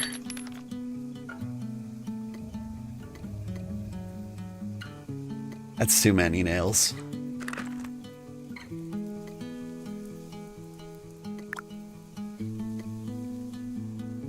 A 100 nails. Yeah, that's about right. That would be enough for like 10 timbers. Sorry, let's see. Imagine a Christmas sweater with bands of the heart logo all the way around. Yeah. Like, the thing is, I don't have like a super fancy store page. Like, I'm trying not to make merchandise complicated because, like, I'm already treating this kind of like a full-time job on top of my full-time job on top of my family. It's like, and also, the stream's not doing nearly that well, but maybe one day I'll look into making like the more complicated things. Like I'd really like some old man plushies. I think those could be really cute. But on top of that, yeah, a cable knit sweater, like the one my VTuber model has. Like even if it doesn't have like the heart logo on the stream, because I feel like that would be hard to do. But like you could make like the cables that are knitted there look like hearts. Or honestly, I just sell plain beige cable knit sweaters.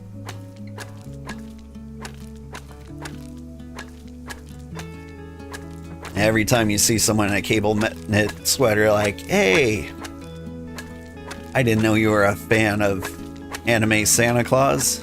They'll be like, what?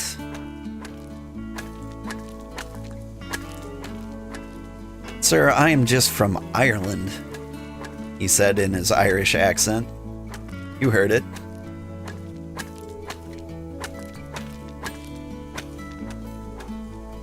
But yeah. So, like, one of my goals for merchandise is that, like, I put in a little effort to make sure there was something out there, just to, like, kind of test the waters. What I want to do is actually commission an artist to, like, make a decent artwork for the sake of selling. Like, and a hat would be a cool one. I don't know how well it will look. Like custom mass-produced hats, they don't come out super great. I don't think they do anyway. Like you'll end up with like a little printout sticker in the middle of like a generic hat. I've got low faith in that one. But like when I made a coffee mug, I was surprised at like the quality of the art on the mug itself. So if I can make like a panoramic art like that I could just wrap around the mug, that would look really, really cool.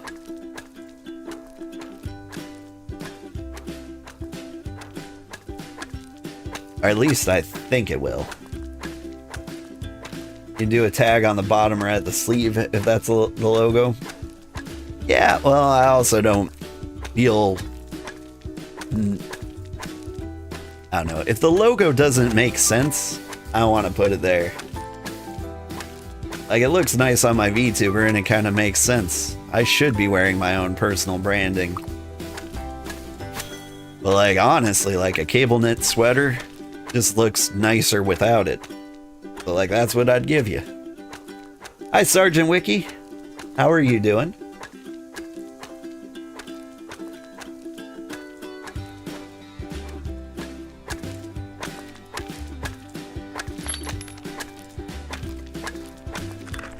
Like, we're trying not to be like all about like the greedy money and like and such here. All money, branding, marketing. I want this to be like a super chill place to be.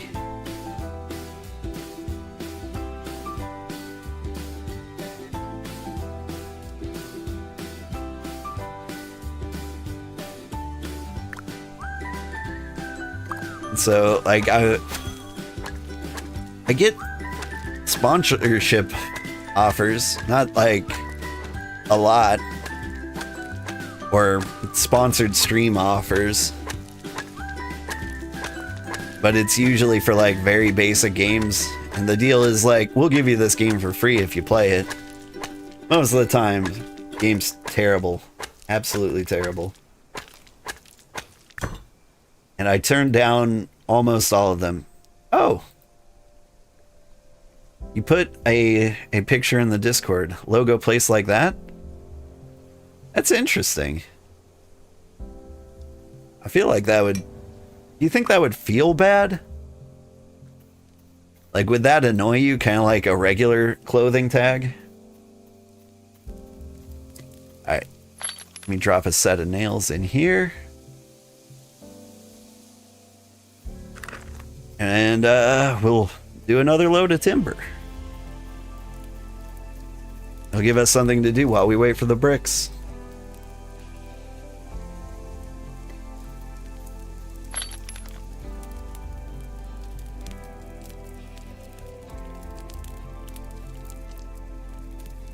Give me those planks. Is there anything else I needed? I didn't accidentally steal the sandpaper. One of my primary concerns right now. Depends on where it's placed. Yeah. When it comes to like selling clothing though, your comfort is my highest priority.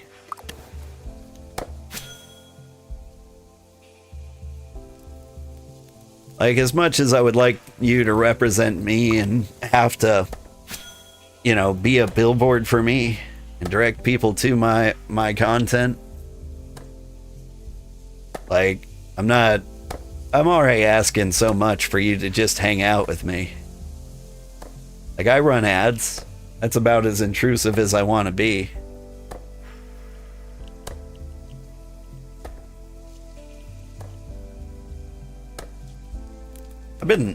I've been watching like very, very young streamers who are super successful, and they are so aggressive with ads. Like, I can't believe it. Like, it makes me wonder how successful they would be if they didn't run that many ads. But they're like running like 5 times the minimum number of ads. Absolutely crazy. How's the Cozy Empire going? It's going great. Honestly, this is the most peaceful place in the world. Like, it's been here for a week now and nobody is settled up here. I think we might just spread up there because we can. And I'm expecting it to, like, I don't know, attract people. Here's the thing. Do you make the empire bigger to attract people? Or do you make it bigger to accommodate the people that join? Like, we can afford the extra territory. Yeah, I think if, like, we take up a bigger portion of the map, people will be like, oh, that's a serious place. And they'll come and visit, and they'll discover we have, like, one city in the entire area. But part of me wants to gobble up this land so that people who need a safe place to build and they don't want to be like part of some big political progression empire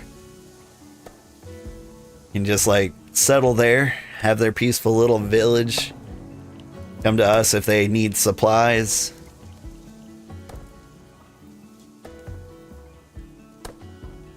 Like, the Cozy Empire is just going great. Like, me and Mutation here are stressing about it, like getting it up to speed and stuff. But once the tier 3 crafting stations land, I think this becomes like a great place to live. And we can all kind of like breathe easy for a bit, you know? Because at some point, everyone in like the settlements out here are like, where are the tier 3 crafting stations? And they'll be like, well, you need stuff from the pine forest, so you have to like swim across the ocean. And they're like, I don't want to do that. Like, you're in New Haven, like, you've got like a couple biomes covered. But if you're like in the chilling place and you need pine wood, I don't know if it's here.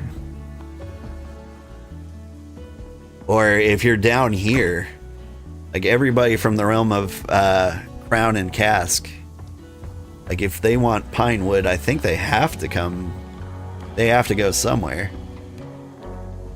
And if they're not cool with the other settlements near them, like, we're the logical choice for people to hang out with. Best thing about the Cozy Empire is that the Cozy Empire is very chill. Like, we're not gonna demand you make certain goods for us or anything. Like, it's always appreciated. But if you make things we use and you put it in the marketplace, we'll buy it.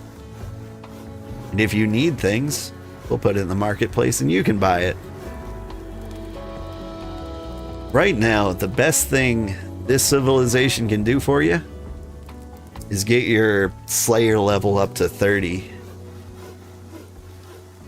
Because I've got so many Jackal and what are they? Umbras? And Terratoad parts.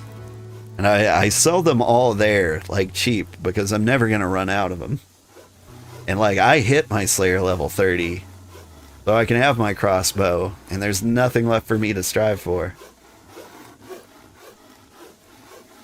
Maybe you're going to sail over today and at least visit, if you're going to move. It's a big project. Got loads of stuff to move then. Well, you think it's an hour sail at least. Where do you live? I could tell you how long it's going to take you.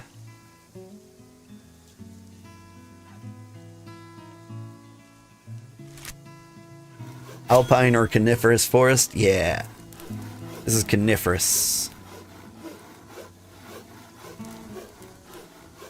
The biome is called pine forest.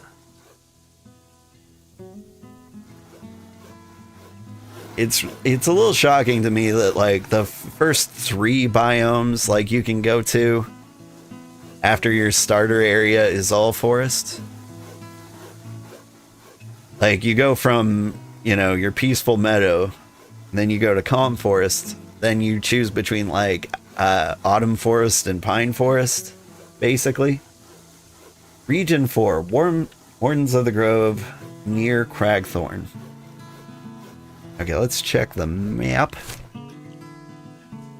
Wardens of the Grove. Oh, that is... Oh, down here. That's a bit of a travel. It's a little closer than...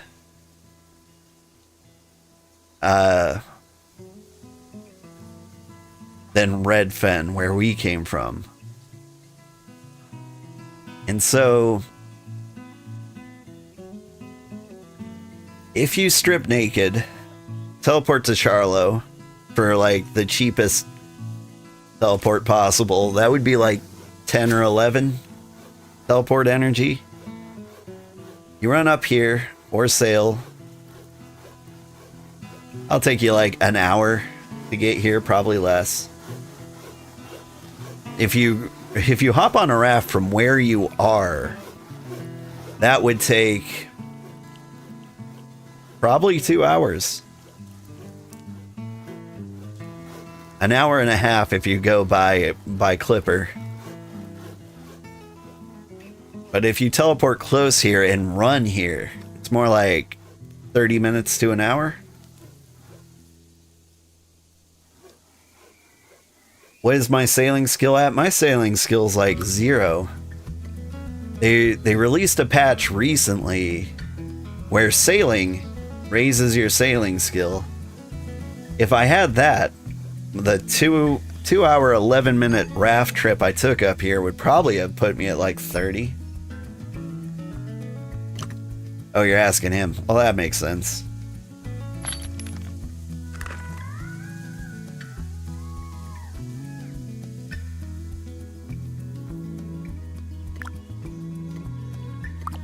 But yeah, I would only sail here from where you are if you have big materials to carry.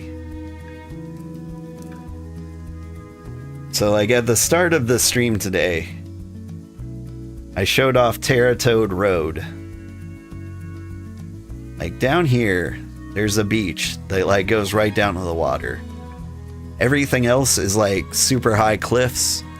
Like, all along here, except for this one section here. And we've smoothed out the ground so that you can take a cart from the beach all the way here without any trouble. Should be able to take a wagon too, but I haven't tested that. I don't have a wagon. It costs money. Sturdy farm station is only 2 timber. Well, farm stations are more important than scholar stations. So I was gonna make scholar station contributions. What do we got here? Hunting station. Stockpile.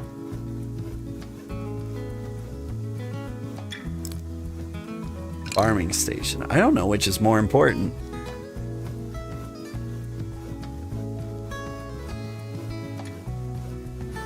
Do any of the constructions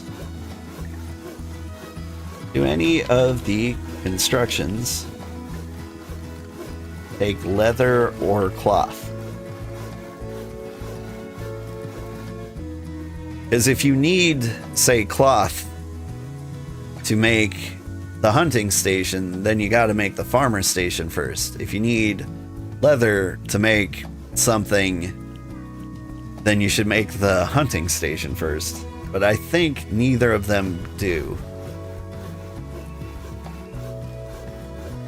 What am I doing with my life? Okay, I'm making timber, because everything takes timber. Leatherworking just takes tier 2 refined.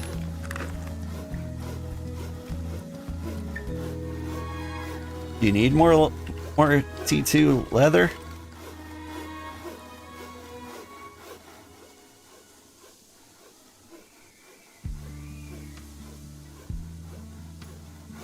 If he says yes, I might have that for him. Nope, should be good. Cool. Next upgrade. Oh, skiff. Skiff. Yeah, skiffs are fast.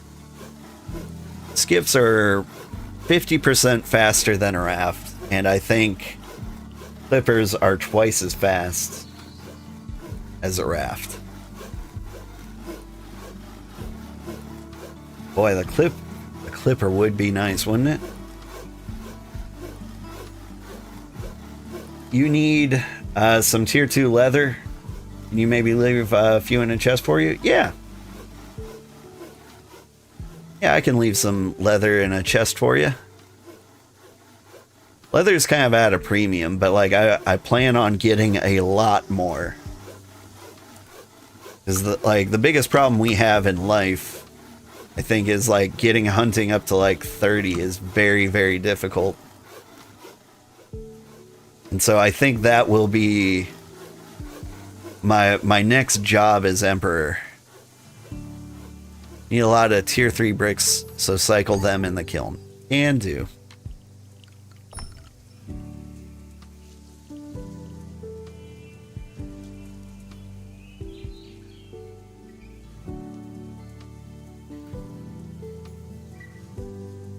Then it could be a little over an hour. Yeah.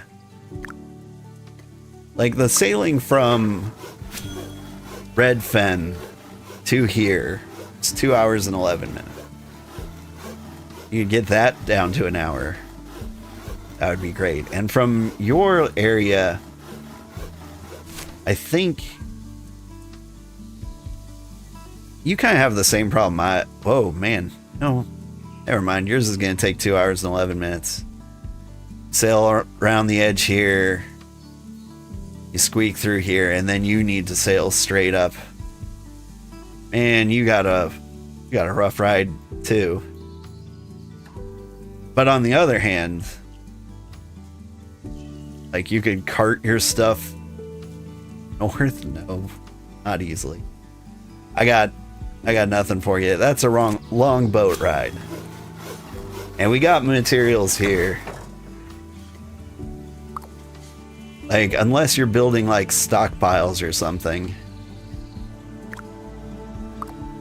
Like, don't boat from your starting locations. What am I doing? I need sandpaper, right?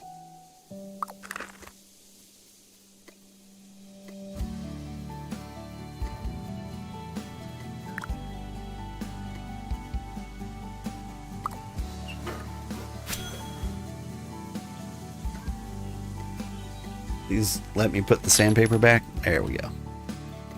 Was doing it all wrong.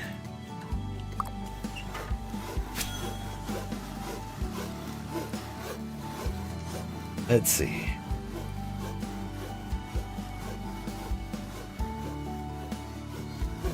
is a good way to see how your skill grows when you sail, right? Like, I would sail for my own sake. Like, if you have level 30 foraging, one of the nicest things in the world you can do is get the super rare resource tier 3 plant roots and sail them all the way up here. Yeah, you got loads of stockpiles, or at least 1k of each leather up to tier 4. Whoa. Yeah. But like, the only thing I've really seen like heavy cargo used for is for like placing down these workstations, right? Like, otherwise there's no real good reason to do that. Carlo empty is 17 teleport power. Oh, hey, thank you for the follow, Bearded Boss. Really appreciate that. Oh man, I might... I wasn't planning on it, but apparently I am gonna be... I might be a level 40 carpenter. I'm really curious. Like, I'm not trying to like focus on anything in particular. I'm really curious which one of my things is gonna hit 40 first so I can get my cool outfit.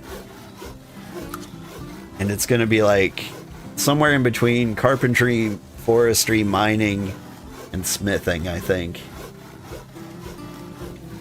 Maybe masonry, but that, like,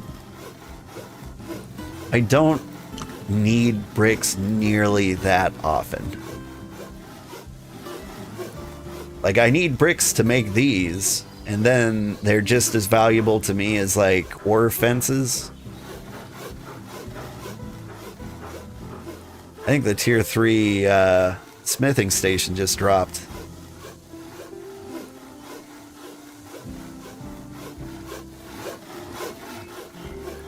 Nice. Tier 3 smithing is up. I'm so excited. I could give us all new tools, or at least I assume I can, once we have tier 3 leather.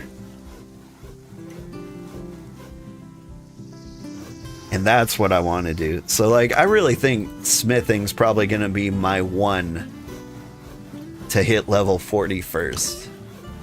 Because more than anything, I want a full set of T3 armor, tools. Gonna need a crossbow at some point.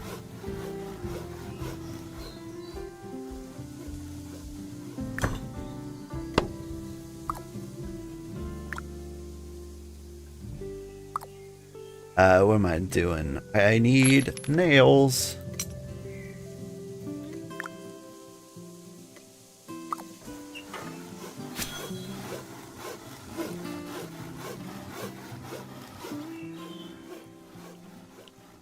Alright, mutation's got the leather. I'll get the farming station.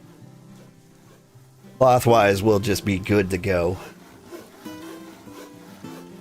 Only making the stockpiles to save space in the bank. Really? Yeah. Yeah, I'm kinda the same way. I'm trying to default more to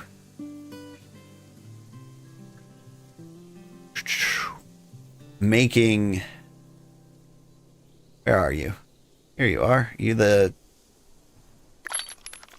farmer. I'm kind of defaulting into like getting things into the marketplace to save space. Like, I'm making stockpiles just to like dump things because I end up with like large chunks of stuff just clearing things out around here.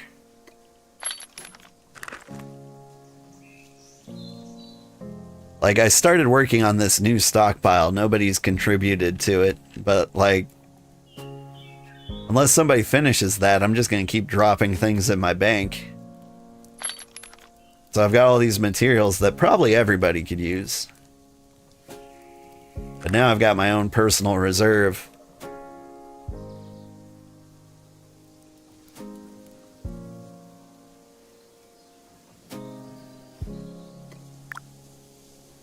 But whenever I like run out of space in the bank, I just like grab a bunch of things that I think will sell on the market and put them in there. Usually fairly cheap. Right now I'm selling monster parts in there. If anyone needs to get their Slayer level up to 30 to get the good weapon. Speaking of which, if I was to drop everything and do something else that's high priority for me, I think crossbow is the way to go. What would I need? I think I need tier 1 rope, tier 1 leather, tier 1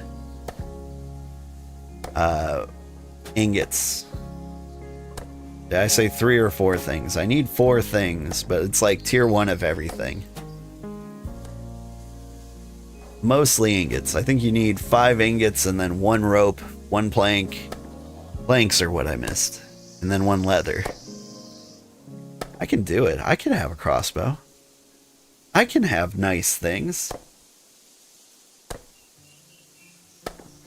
So hot in front of your computer. It's so hot everywhere. Summer is the worst. I'm out here in a cable knit sweater that I have to wear because I didn't draw myself in any other outfit. But like, imagine if I drew my VTuber in like a tank top. Be rough. What's the white thing in the background? That's Bricko. Say hi to Bricko real quick. He's cool. Like he's the construction guy. Every now and then he'll ask you for like these things. You can make those super easy for like a quick $250, $325. Good deal. And he'll level up your construction. And when your construction is leveled up, you can go in here and you can buy nice things. I don't think have they done the thing where they tell you what skill level you need to get these?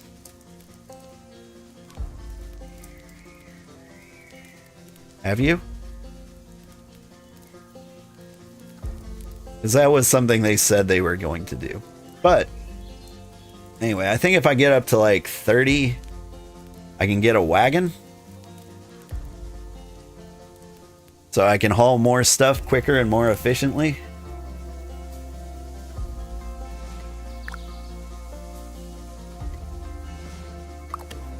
If anything, tank top, Hawaiian shirt, sunglasses. You know what? Yeah.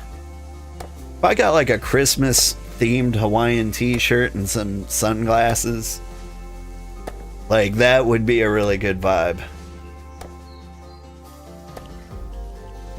At some point, I need to do the VTuber model upgrade. Like, I think it's a ways away. Like, I got this guy kind of just to have him, and it was like $100. Plus I tipped like 50 because that was a great deal. But at some point, I would like to have full arm control and actual like decent facial tracking. Does my VTuber have hands? Like technically, I got like hands and shoes. I can walk around. Doop doop doop doop doop doop doop. But like, it's not like rigged to my personal body. Even a wave toggle would be nice. Like, give me anything. Like, I'm a hand talker. Like, if we're having a conversation in like a conference room across the desk, I'm like doing Naruto ninja hand signs across the room, like to get my point across. A wave toggle would be so nice. I've got so many dreams. Honestly, BitCraft is really helping me achieve a lot of these dreams. Like, the stream does like 2 to 8 times better than like any of my other streams. So with this positive income coming in, I can make big improvements. I can do good things for the community. Like, JC, I'm definitely going to buy you a copy of the game. I just have to figure out how. I want to find like a way I can buy a gift card that you could trade in online. Like, redeem this with a special code. Then you have your like 30 Steam dollars. I need a cat pop-up. I've always wanted one. I thought about doing like a text-to-speech kind of deal with Baldanders. Like, it would give you something you can like spend bits on, or like a reason to cheer. Like, if you wanted to say something out loud on stream, you have like my cat pop up, and in like a little demony voice, he reads your message out loud. That was my idea anyway.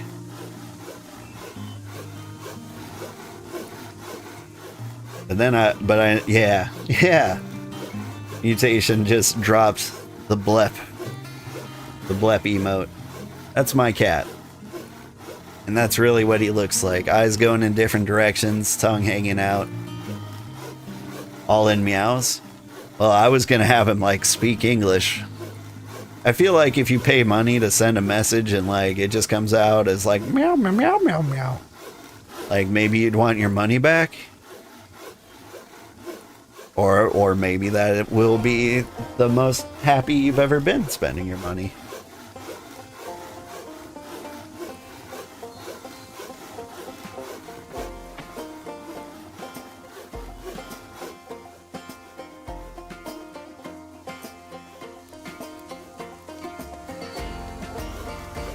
So peaceful here.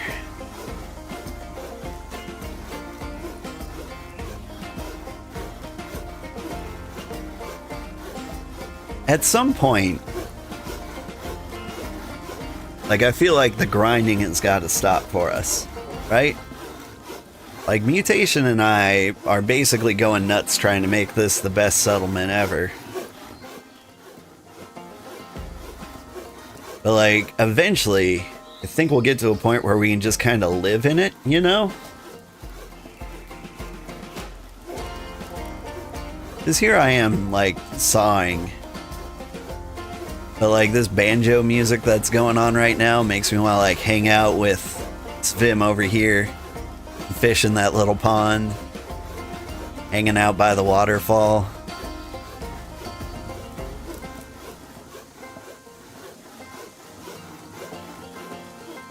Okay, now speaking of expanding, you heard rumors that housing comes out early August or sooner. It should be sooner, I think. Like, I heard it was coming out in about a month, and that was less than a month ago. I guess August is a month away from now. Like, maybe. Buying your merch was a good way to spend money, so... But you like the meow in the message? Yeah. Like, that's one of the reasons why I do merch. Like, I hate asking people for money and then giving them very little in return. Like, you can subscribe to me and then, like, ads stop playing. At least on Twitch. On YouTube, like, you spend money on me and you still get ads and you're like, what the hell? Like, that one's not up to me. But it feels bad asking you to spend money and then, like, relieving a pain that I caused you. Like, I agreed to play ads, and now I can't get rid of the ads. It's actually kind of a nightmare. At the same time, it pays for things. Like that sweet banjo twang in the background. I said that, and then it stopped twanging. It's now playing the Scranton Rag. But like with merchandise, like I can give you something. Like the coolest stickers you've ever seen in the world, or a t-shirt that looks nice and feels nice. On-time ad break. Aren't they the best? And now I get to like deliver the premium content to all the people who paid money to skip the ads. Very soft, the music? It is very soft. What am I gonna do?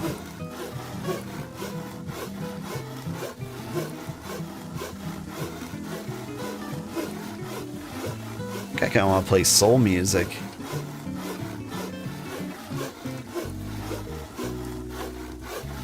Here we go, some soul dreamy funk. In case ads is a way that you can cheaply support me, at least. Like, there's so many. There's basically no wrong way to watch me in a way that doesn't support me. Like, if you're watching me on Twitch with an ad blocker, you're still boosting me to the top, which might attract more people to watch. You're watching me on YouTube with an ad blocker. Like, you're just giving me numbers for the algorithm to recommend me to more people like you who might want to watch and might not have an ad blocker. Like, so even if you're trying your hardest not to support me, you're still accidentally supporting me.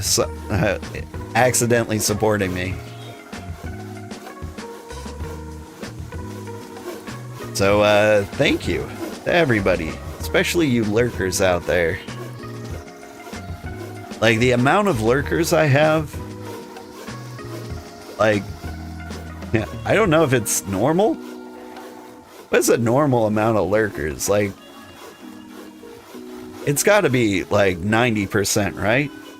Like, 90% of people will watch your stream and never say anything. Your cat is being cute. What is my cat doing?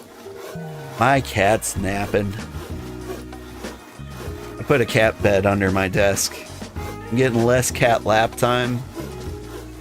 But like, he gets to hang out with me. Very happy. Lurker here, but saying hi anyway. Nice to meet you, Ghost Mind. Thank you for the support. Yeah, I'm a lurker too. Like, I always have something on the other monitor to like, just as background noise. Like, I can't be an active listener. I don't know why, but I just need like some kind of noise to function in my day-to-day life. I feel like a lot of people are like that. And so like there's a lot of streamers like I watch on Twitch and YouTube that I care about, and they'll have no idea I'm there or that I support them that much. ADHD probably. Yeah. Yeah.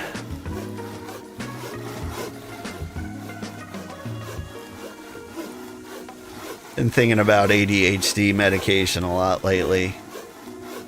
Mostly because my wife is suffering because our house is a disaster and I'm too burnt out to do anything ever. I'm like, it really seems like Adderall is made for exactly that purpose, right? Where you can actually get things done. At the same time, I'm like, that feels exhausting. Being able to like do the things that I'm supposed to do. I don't know if I want that for myself. Oh, I need sandpaper.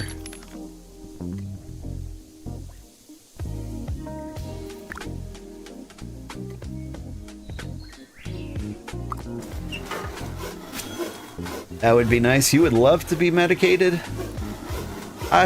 Yeah.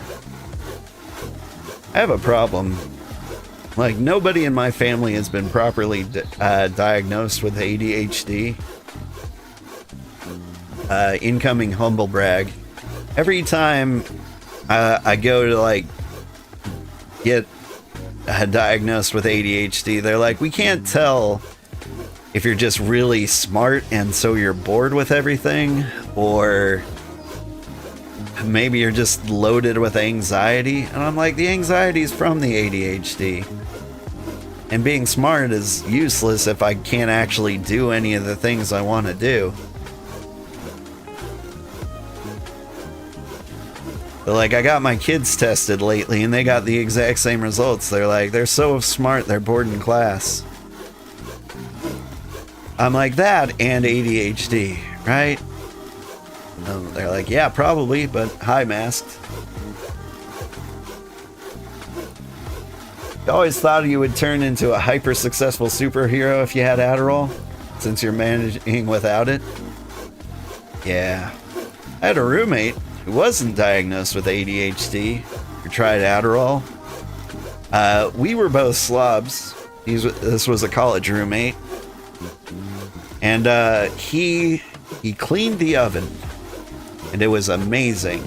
Like, it was spotless. It was sparkling. It was the best clean the oven had ever been.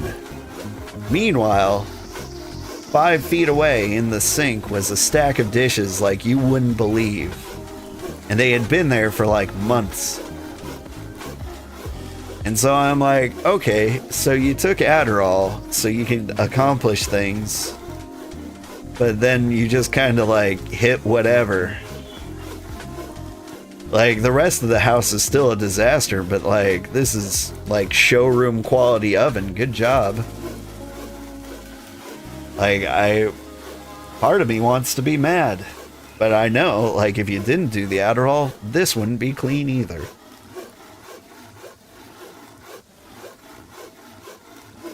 I'm also too chill to be mad.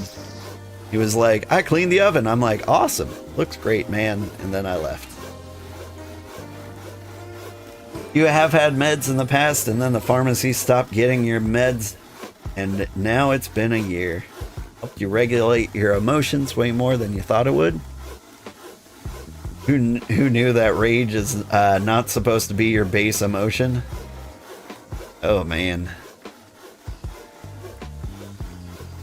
I feel like I've had a lot of anger management issues in the past. I've kind of dealt with it. I needed some, like, zen time.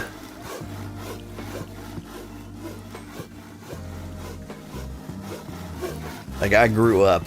I outgrew my rage. That's what happened. I realized that despite it, I was still just a rat in the cage. And then it just kind of naturally went away. Guess the oven was really bugging him. Like, it might have been. He did bake more often than me. At the time, like, I'd convinced myself I was a terrible baker.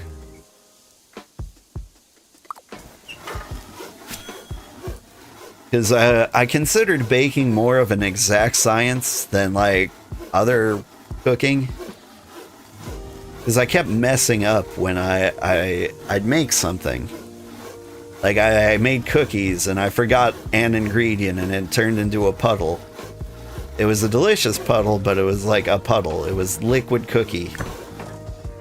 And frankly, it was thirst quenching and delicious. And then, like, I try again and I make cookies that look exactly like cookies, but tasted a lot like poison. That one I was less okay with. And so, like, for the longest time, I'm like, I can't keep living like this. No more baking for me. Hi, Sugar. Hi, J-Max. How are you? I hope you're having a good day. Almost got a tier 3 farming station. What is that? That's gotta be a storage container, right?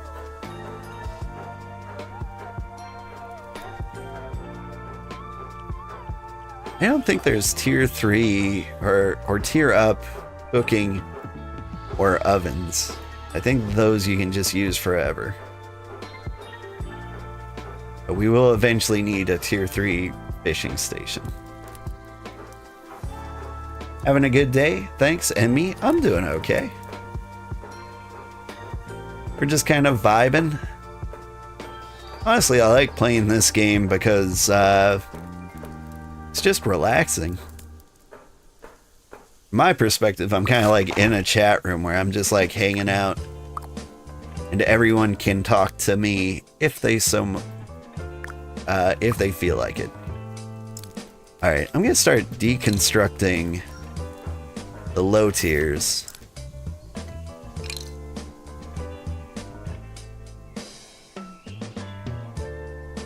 What was the best? How did I have it set up? Like this. I wanted it so like the most sensible place to work was kind of pointed over here. And what's on my back? A timber.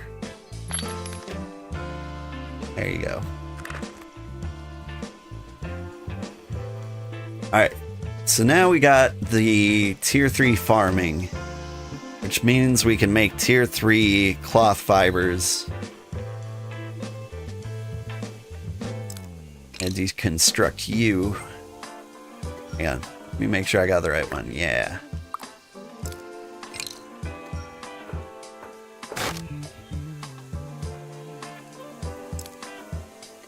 Gonna move you over because it's kind of tricky to get to the marketplace right now. The twins are kind of in the way.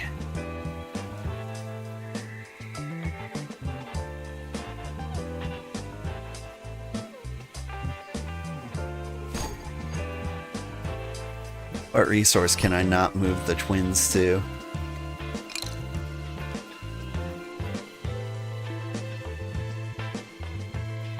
There you go, twins. A jackal!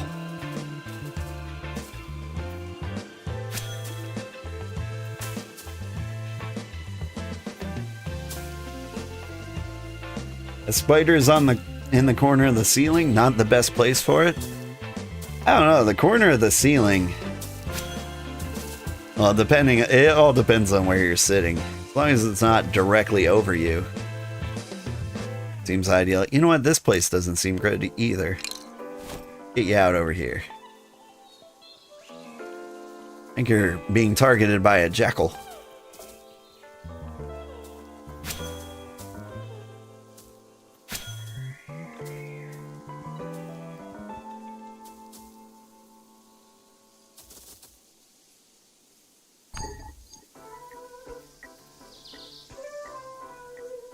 So, we've got a lot of empty, flat space here.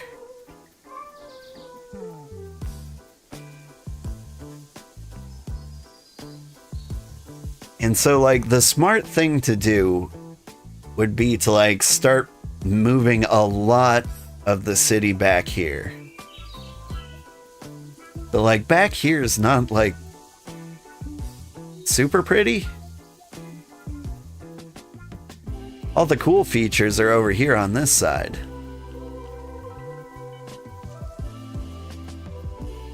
Like here you've got the nicest views, like where you can see the water and stuff.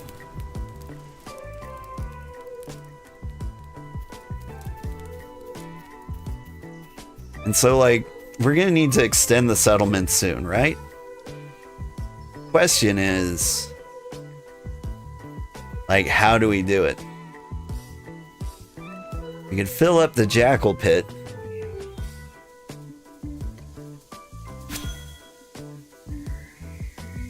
And then we could move a lot of this stuff backwards a little bit. But like, part of me loves the jackal pit. We actually build a ramp down into the jackal pit and just use it down there.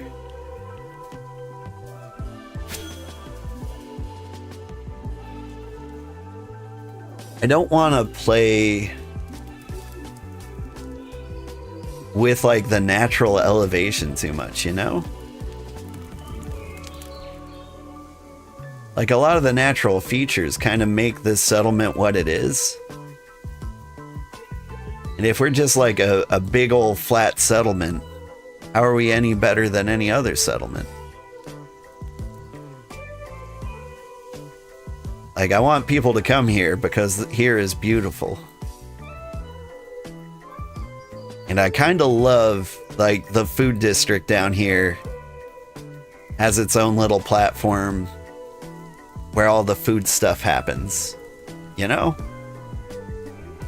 I want that for everything. Mutation. And a lot of other people have said that using your personal cash, you can teleport goods into like your various workstations. What do you need for the smelter? Brick slabs and planks. And I think I can make some of those.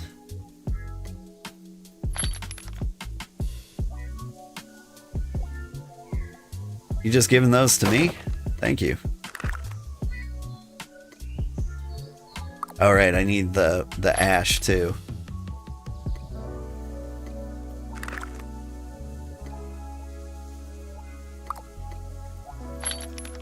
There's your ash back.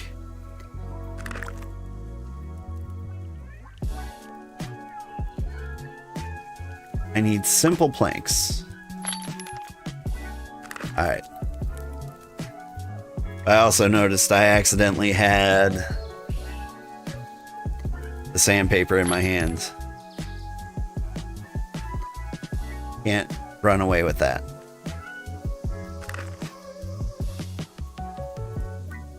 Whew. You haven't noticed the capes before? Are they new? They are new. They came with the Empire.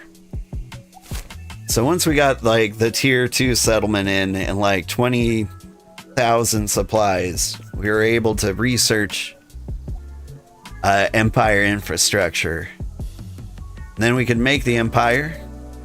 And part of that is Empire options, edit emblem. Get to like design your own emblem with like whatever icons you like. There's a lot of cool ones, but you know, I'm old man Sugarheart, so I went with a sugary little heart. Then you choose like a little wrapper around it. Like I like this one because it kind of looked like hands holding a heart, and like the square ones look nice. Also down with like big circles. But after talking it over with the community, we agreed that the square looks the coolest. Must have missed that stream. I think I might have done it off stream. Problem with this game and streaming is like I can start a thing or I can finish a thing on stream, and you just kind of like get whatever. Like we're building tier 3 crafting stations right now.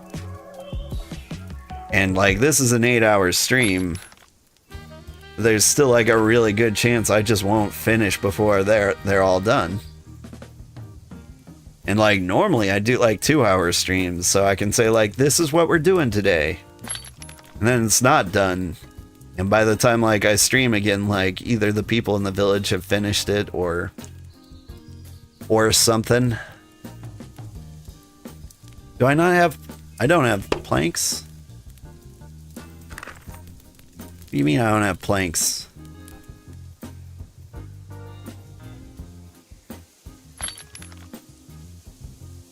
I have a lot.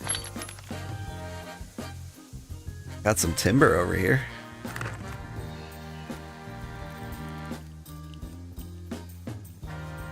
Yeah, you got the planks to make brick slabs?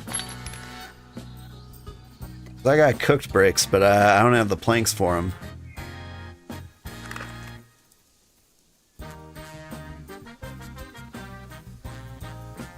Yeah? Like, that's just 6. 6 enough?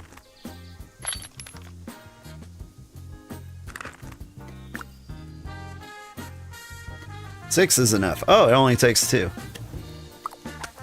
Alright then. They do need to be cooked. Yeah.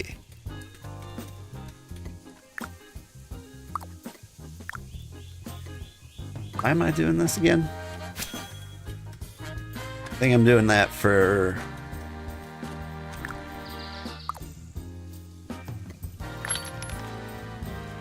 this. That's right.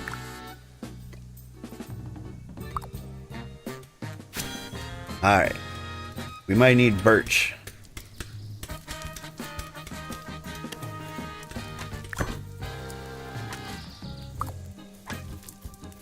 Now I've learned the recipe for smelter.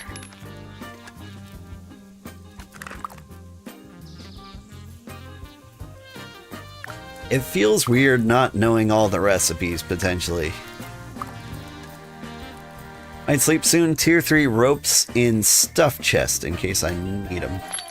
Alright.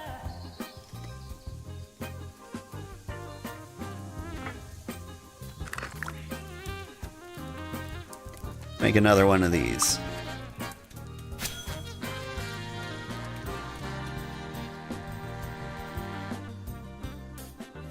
I don't know, I think the stream's gonna be real boring if I just keep making tier 3 stations. I think I need to mix it up a little. Make a crossbow and maybe go on a hunting trip. Like, that's the great thing about this game. Everything is progress for the Empire.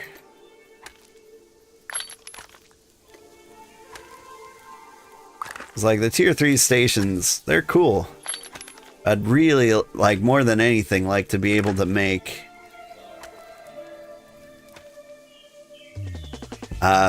tools. Do some sailing? Ah, sailing's the worst. Like, I could get my sailing levels up and, like, maybe get a skiff. I don't know, sailing might be something we absolutely have to do to get some special resources here. Get these nails out here, because I can use them for a thing.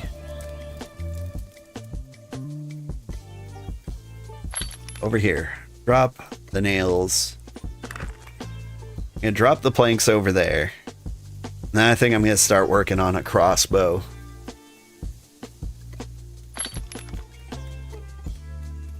Like, we're getting there. Like, maybe we'll have tier 3 workstations done by today while I do other things. Okay, so I need regular ingots. The ferrolite, right? That was what the first tier is called.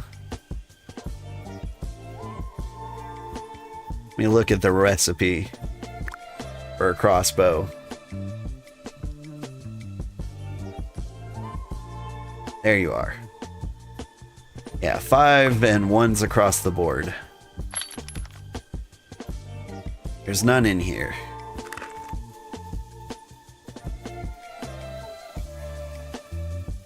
So I will get that. That's a fun resource because it only grows up here in the mountains. If I'm going up into the mountains, I need tea. And we have lots of tea. We have a friend named Nora in the Venture Trading Co. And she's the best cook in the world, or at least one of the best ones. She's made lots of tea. So I can grab a stack of tea. Tea's also super easy to make, I think. I forget what it takes. It's not like a really complicated meal. It's like sugar. Visit Osakana Island. We might do that. Say hi to our Japanese friends.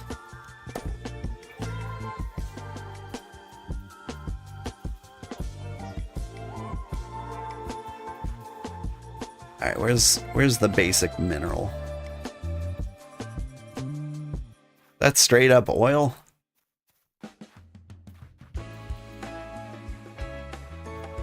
Follow the trail until we find barrelite. There we go, right at the top.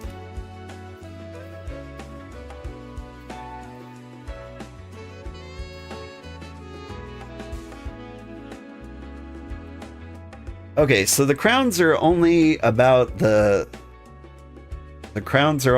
stream. They reset every stream. So you wouldn't say no to the game because you would love to play you, but it is not what we thought originally. So you understand if you want to do like a drawing or something instead. No. Honestly. So, like, I want to do giveaways, right? But at the same time, like, more than anything else, I want to give away to, like, people who've been around for a long time and, like, people who might play this game.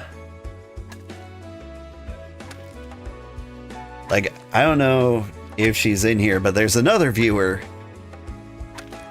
who I would also buy this game for if she said she was interested in playing it. But, like, I can do a drawing, but, like, it would go to somebody random. Like, there's a lot of people who are here just for BitCraft, and that's fine. But, like, you've been around for, like, years. You'll be around for other games. And so, like, it's kind of a thank you for your continued support, not just, like, the love of BitCraft.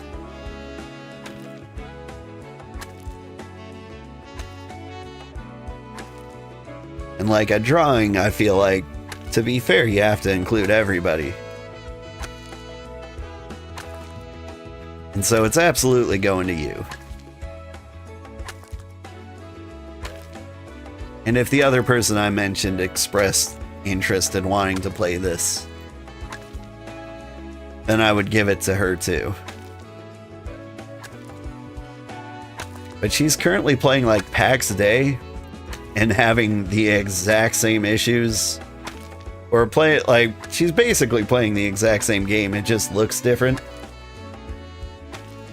Instead of being like a cute robot-y like person, she looks more like a Skyrim NPC. Like the people in her community are like using all her resources but not gathering them. And she can't dispose of items, like she has to drop them on the ground. There's no way to recycle them. So I'm like, I get it, you're playing the exact same game.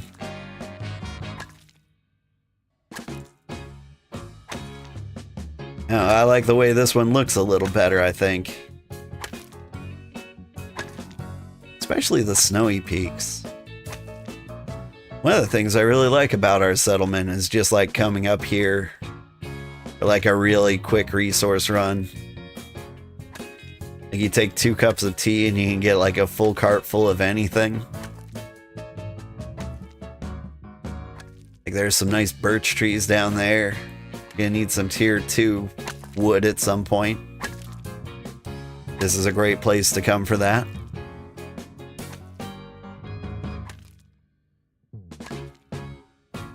And honestly, when it's not nighttime, it's super peaceful up here. Night comes and you're swarmed by like super bears and frost crabs. They are like nowhere to be seen most of the time. According to the radar, there's something straight ahead that way, but I don't see it. Frost crab? Yeah, I see you. He's way, way in the distance.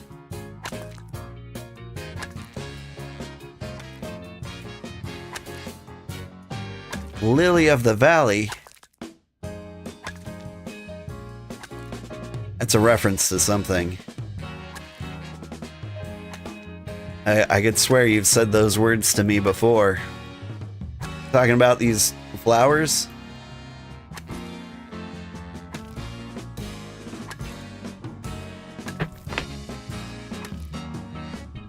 These are called bluebells. Or maybe I saw or maybe you saw Lily of the Valley down there. I don't know.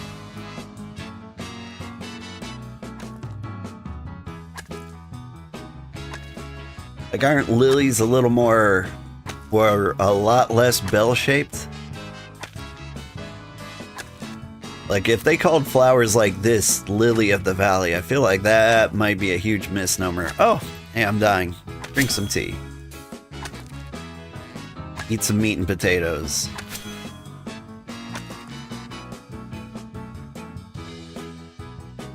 Oh, did I drop those? I might have dropped those. I got distracted. I don't know when we actually finished mining. Lily of the Valleys are white and smaller bells. Yeah,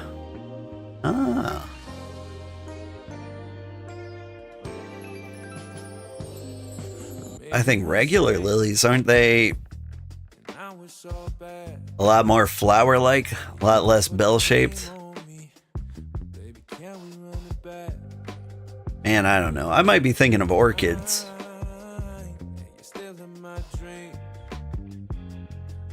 One of the first videos I made that really took off was like my floral guide for like Fae Farm. Like, that was my first giant boost in audience. I always felt kind of... I felt kind of like an imposter because I really don't know that much about flowers. Like, less than average floral knowledge.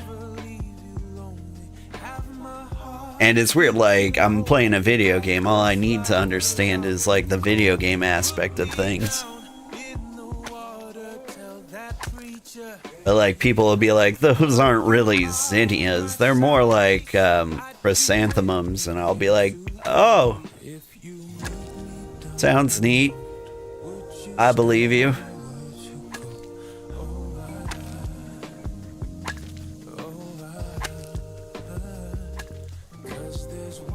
Like, I wish I knew. Lilies are like a single flower per stem. Hang on, I have to Google lily. What does a lily look like? Oh yeah, lilies look like I thought they looked. Although they can look very bell-shaped at times. I see. Interesting.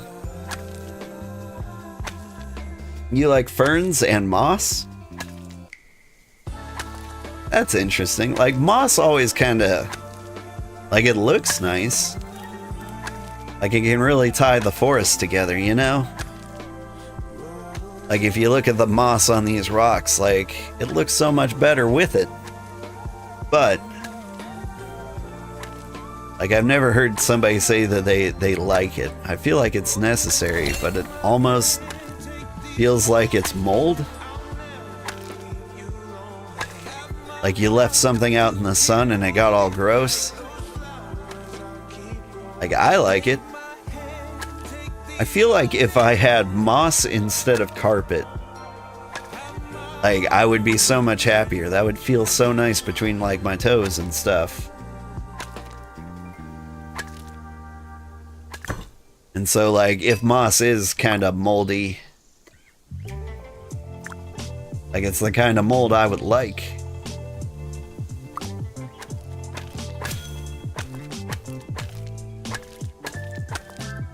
Alright, the amount of effort we're gonna put in to get this crossbow.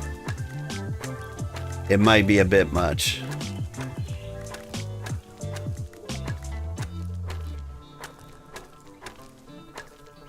No mowing and soft to walk on? Moss instead of grass.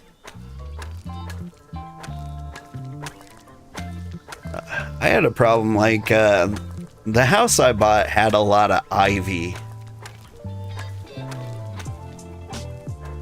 And so, like, it was a part of the lawn, like, you can't really mow.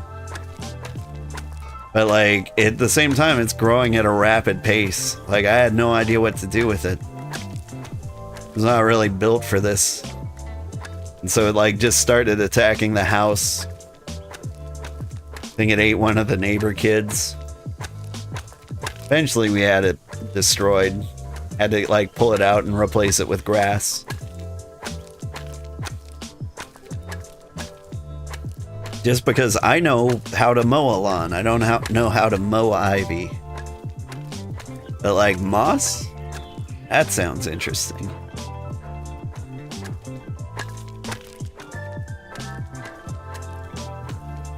I don't know. I live in the bayou. Like, I feel like moss sounds good. I'd walk around in it barefoot. But living in the bayou, I just know it'd be like 90% bugs. That's how I feel about the outside now. Like, I walk around in the grass and, like, I'm just getting demolished by bugs. Just way different from, like, Montana where I grew up. Like, you ever see, like, a movie and, like, people, like, lie down in the grass? Like, it's a thing you can do? Well, in Montana, it is a thing you can do. You can do that and you don't get devoured by insects. Here in the bayou, you lie down in the grass and, like, you're exsanguinated. Like, it's all over for you. That sounds awful. It's so itchy, right? Ivy's very pretty, but very invasive, and it can take over very quickly. It sure can. Like, it was attacking the trees, like, climbing all the way up there. It was, like, all the way up to, like, the roof of the house, and I'm like, you can't keep growing in that direction. You're gonna, like, start poking holes in things. I already had, like, a bat problem. You're also allergic to grass? Me too. Some of them.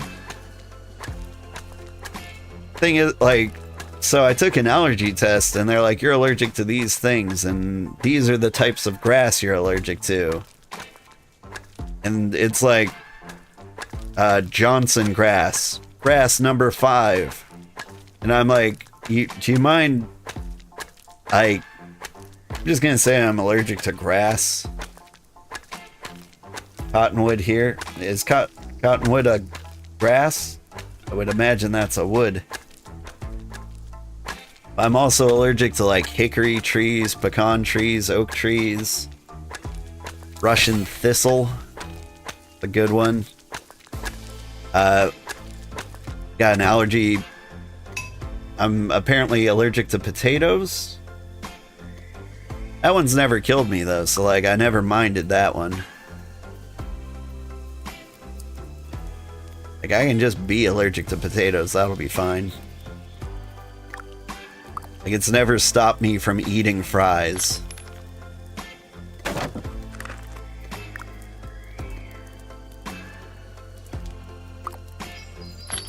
Alright, let me get bear-like goop in there. So if I'm making a crossbow, the bear-like goop is cooking. Got bricks cooking. I need a tier 1 plank. I just used the last of my tier 1 wood. Doesn't matter. Tier 1 wood I can get in the pine forest. What I need is...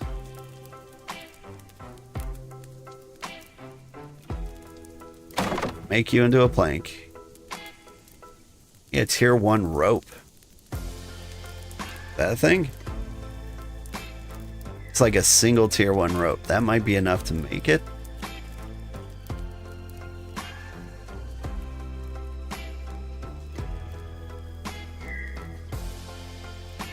Then I need tier 1 leather, which I think I actually have cooking.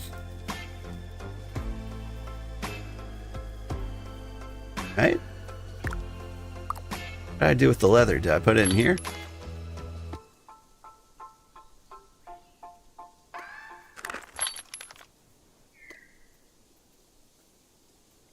Oh, hey, there's a tier 1 plank.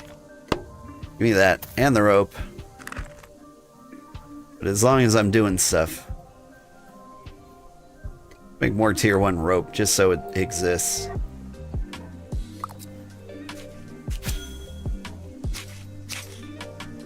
Maple oak cockroach. You're allergic to cockroach. That's a fun one. Old mildew.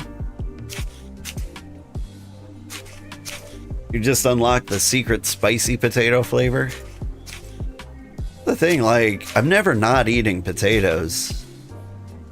Like, every restaurant gives you potatoes, usually in the form of fries.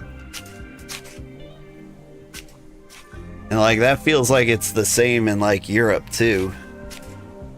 The only place that doesn't seem to go, like, nuts for potatoes is Asia. But even then, they just eat sweet potatoes. Which is better. Probably.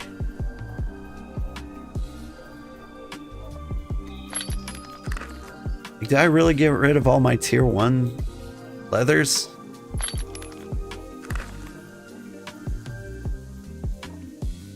Like, I've just been giving stuff away. Because I feel like a large part of the success of the colony. Somebody bought something. Thanks. Leather. Yeah.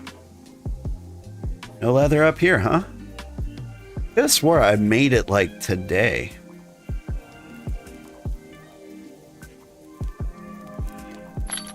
Mutation took it. I know it. You think you have it? Yeah. Give it back. Or don't. Go live your life.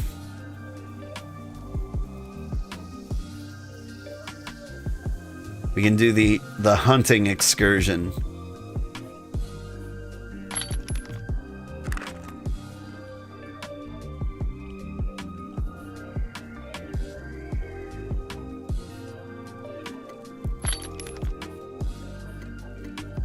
Alright. Stay sorted. Got the stuff I need. The ingots are cooking. Or enough ingots are cooking.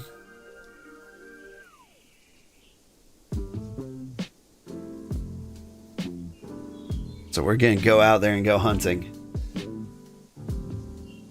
What if you want to live someone else's life? You can do that.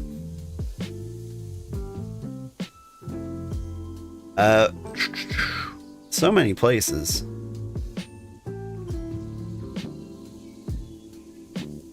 America Trading Post. That's too far away. So last thing I was doing was exploring out to the west.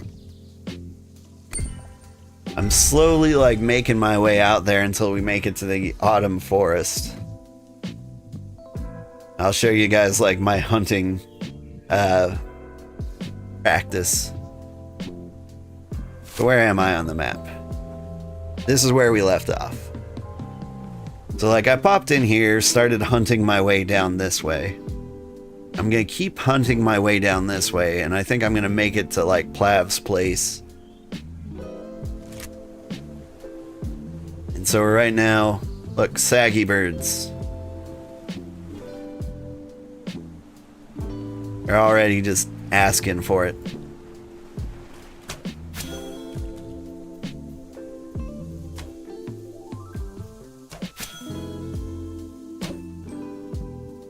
This will get us the tier 1 leather. Would that bird go down so that I can focus on jackals?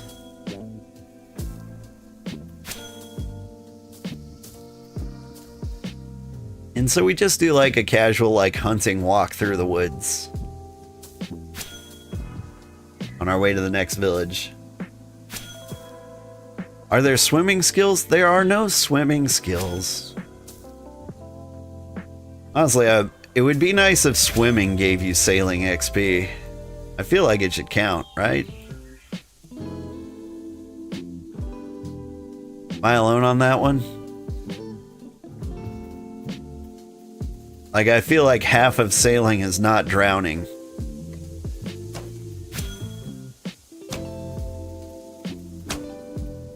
And so, like, at the very least, you need to be, like, a sailor, is the ability to swim.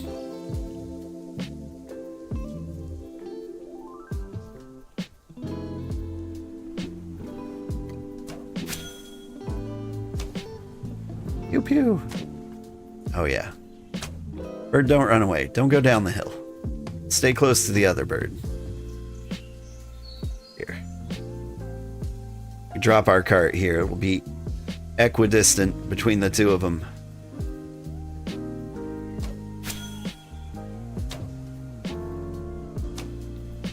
The question is, can I get the cart down from there? Alright. And then what we do is we hit U.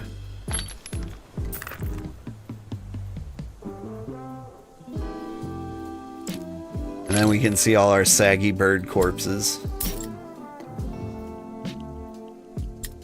We can put everything directly in the cart from here. Trickiest part of hunting is the weird inventory management. Alright, can you hop up there? You can't? How about there? I really did just kind of like get dumped here. So here's what we do. We drop the cart. And we hop down a couple of tiles. We put the cart down here.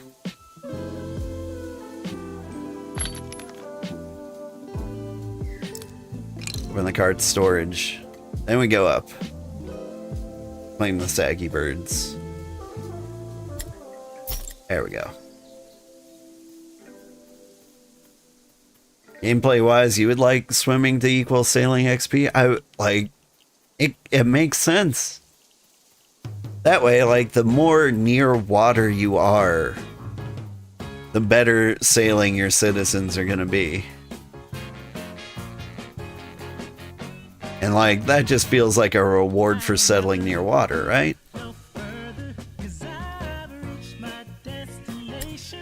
Like, if somebody like builds a settlement in the middle of a landlocked area, like, they'd be worse at sailing.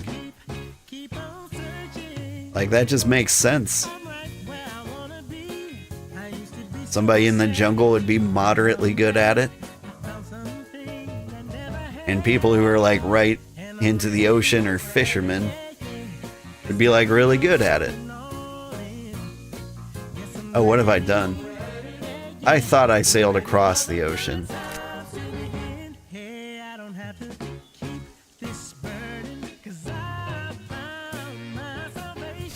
Oh! Wait. The Jackal Inn is across the river. Well, don't I feel silly?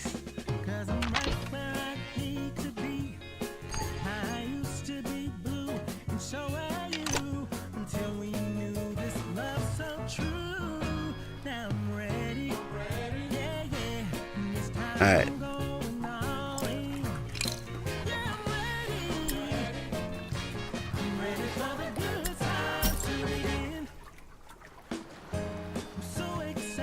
Here's an idea. Hunting boat.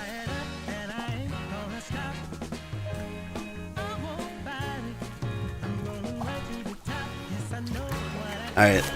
Like, let's take a look at where we are. Oh, this is not where I want to be. Okay, but like, we could go over here and hunt boat. Maybe. No.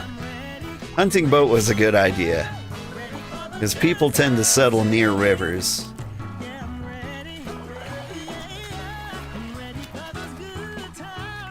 Am I close enough to the hunting station.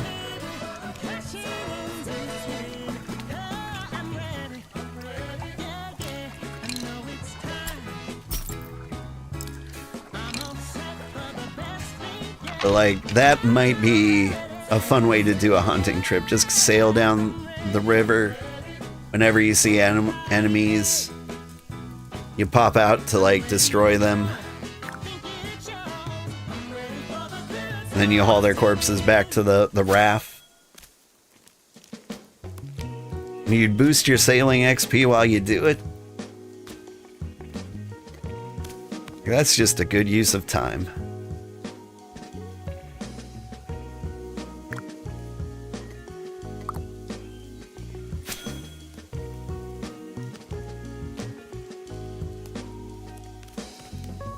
Technically, I think I can stop here, but I still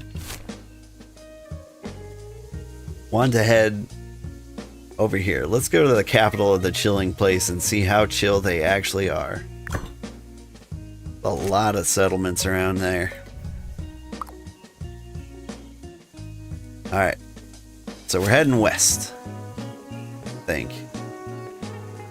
I mean, maybe we just follow the road? Where does that go? It goes south. I want to go this way. Deep into the woods. And whatever we find, we'll find. You just hit carpentry level 40? Nice. Is that your first level 40?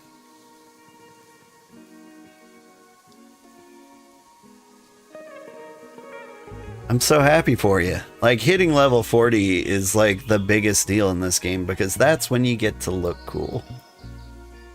No, you did another level 40, didn't you? Come here, saggy birds.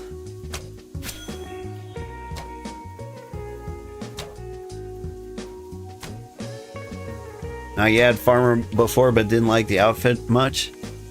But you can like pick and choose, right? So like, if you hate the straw hat, you can like put the straw hat in the bag and just wear what you're normally wearing.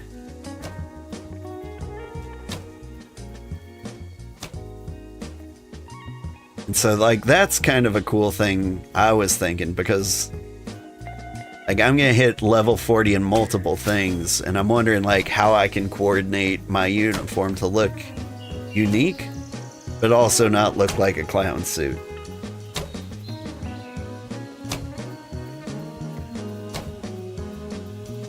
Let's see. Let me show you what I mean. So like, I'm close to Journeyman Carpenter. Like, those are some nice boots. I like the belt. But I like the Forester hat. The pants look like tights. So maybe I would go with like the miner pants for that. Like, get the mittens. I don't know, nothing else matches there. We get the Journeyman's mittens, they kind of match the Carpenter mittens. I'm a little curious about that miner's hat and how it looks. Everything else is a bonnet. Except like the Smith has this cool thing.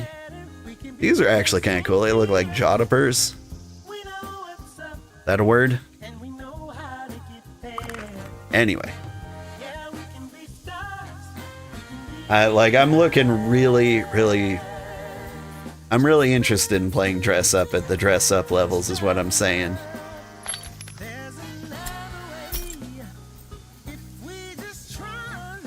Alright, where did I drop the birds? All over the place.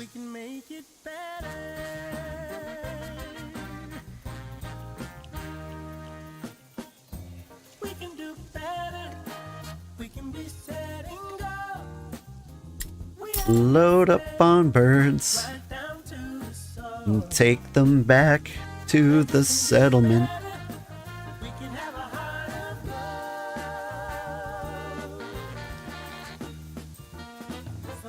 Farmer pants are nice and cute though. They have big stitches on the knees. Nice. See, now you're thinking. You don't have to wear the full outfit. You can be yourself.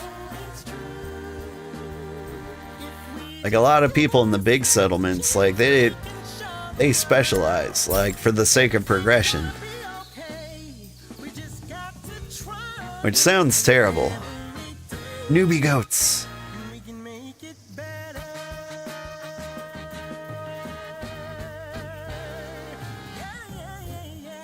The grind is huge to be able to look cool. No kidding. Like mutation here is 200 hours in. I think maybe many of her hours were AFK though. Or his hours. My bad. I've got 100 hours in and I haven't reached level 40 in anything. But I've reached level 30 in most things. Like, I feel like if I focused on exactly one job, I'd probably be like level 60 in it.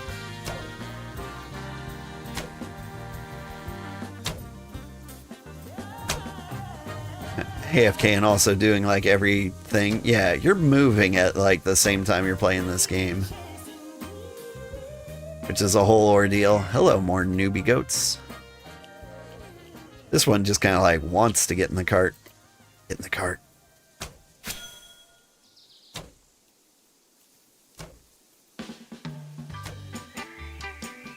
But yeah, I'm really excited to like get into playing like Uma Musume while I play this game. I started doing that yesterday.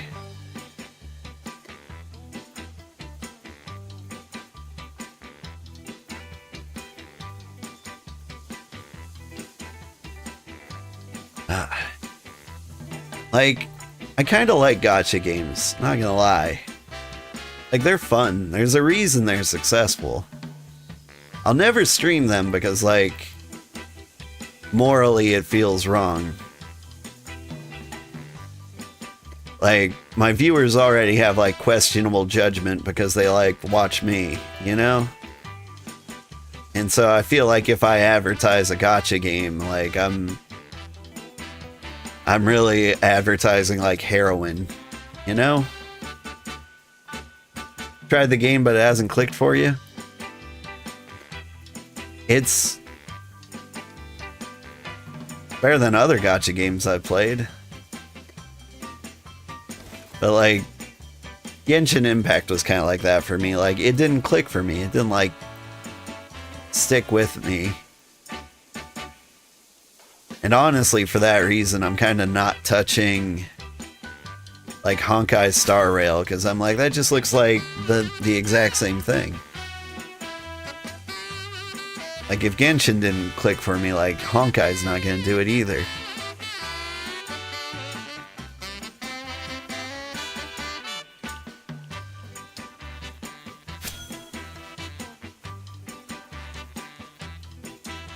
But, like, Uma Musume, I've been kind of looking for a good, like, a gacha game that, like, I can press the play button on and watch the gameplay.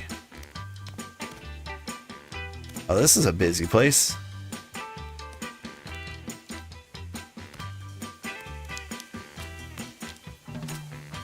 And they've got an interesting, friendly jackal. What's your deal, jackal? Going after Plav? Paratoads. Oh, we're still on the edge of the pine forest. I didn't realize. What's my inventory?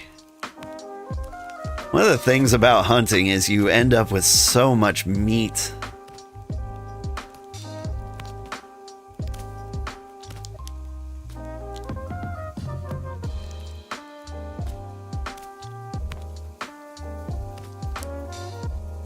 I wanted to get rid of the meat. One of the best things I think I can do is cook it and then turn it into fertilizer. It's kind of my solution to this. Okay. Now, is there a waypoint here? FOMO is too painful. You'd rather enjoy your games? Yeah. Yeah. One thing I don't understand about gacha games is there's like a really prominent like learning curve where you're like really stressed out about making sure you spend your money on the right things. And I don't understand that. It's like, why would you want it to be difficult to like get addicted to your game? Like, but you give me these carrots, and like I immediately like want to know like, okay, what do I spend these carrots on? And there's like, here's 10 different things you can spend these carrots on, and I'm like, well, they cost real money, and so like they have some kind of value. By the way, I don't spend any real money in gacha games. That's horrible. But like, it's a premium currency. Like, I'm gonna run out because I don't spend any money. So I need to know like what I should actually spend these on. And they don't make that easy for you. And I don't understand why not.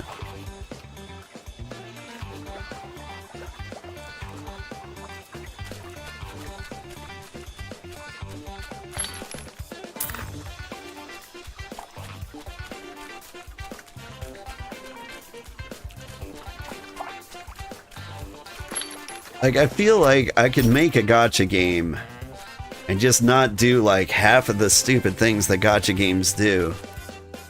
And I feel like it would be extremely successful. Am I wrong? Like, if I made a gacha game that just wasn't a nightmare to play, what is this place? See, this is the exact kind of layout I don't want for us. Hey, this looks so military.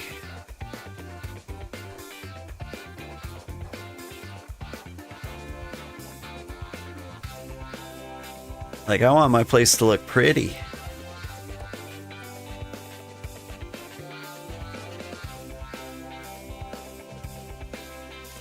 Like these perfectly lined out like farming hexes.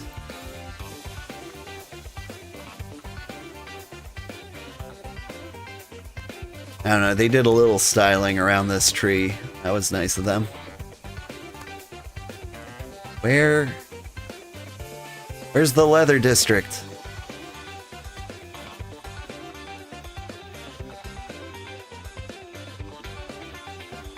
Did I miss it? Hang on, let me close all my windows. There's sawing. There's tailoring. Must have walked by it on the way in. But there's only ugly stuff over there.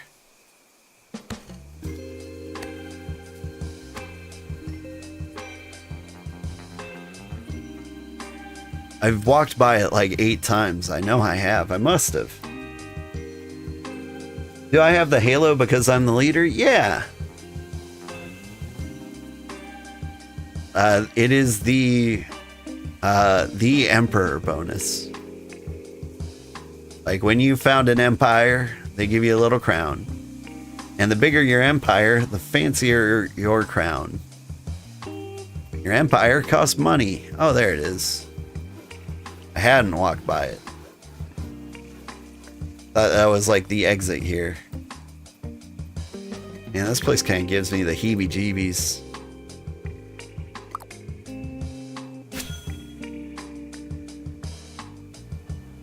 Looks like storage is a problem. There's a lot of chests lying around. Yeah.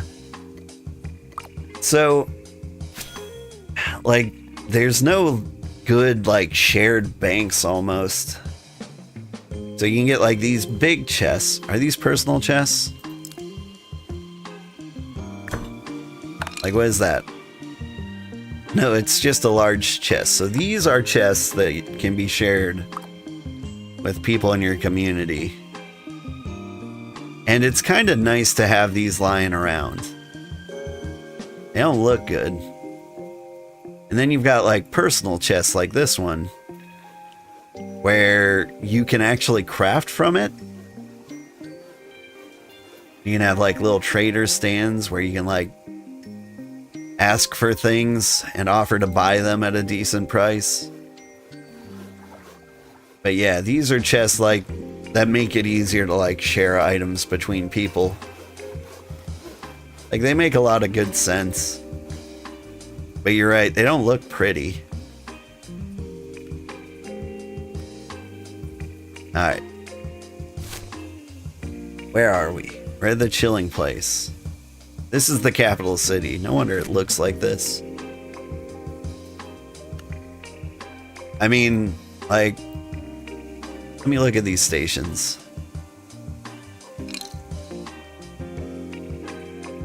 Tier 3 wood logs, what? Is that just for wood logs? Yeah, they've got tier 4 crafting stations. And some tier 3 looms. Do they have anything tier 5? They haven't gotten up to tier 5. Man, that makes me nervous. If like a place this big hasn't gotten to like tier 5 crafting stations, like that's gotta be a huge stretch for us. Hey, newbie goats.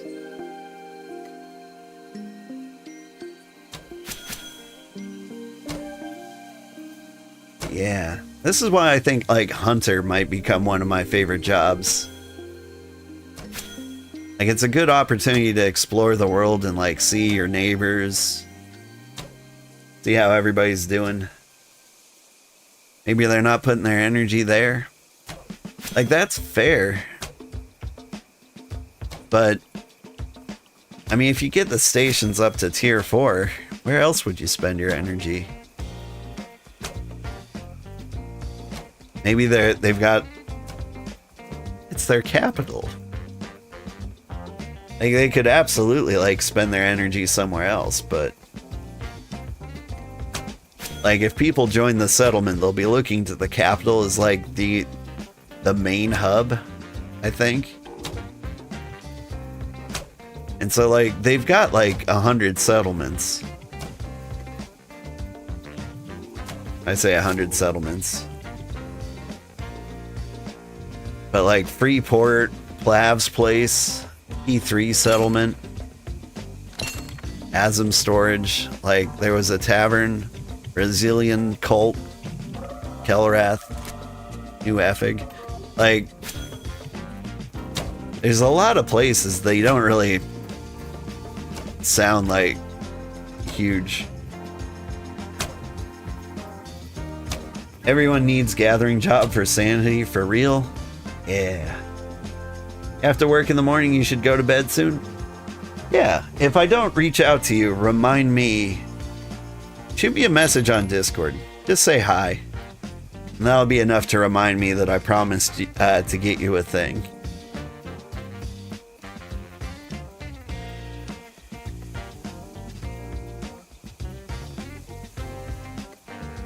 And let's see.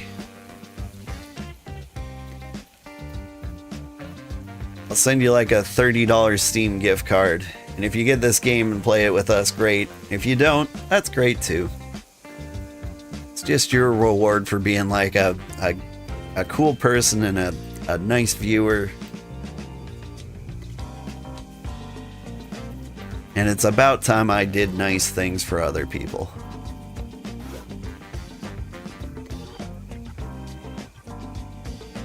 I'm a little curious about these fences. They seem to have life bars. Excuse me. Would like that goat, please.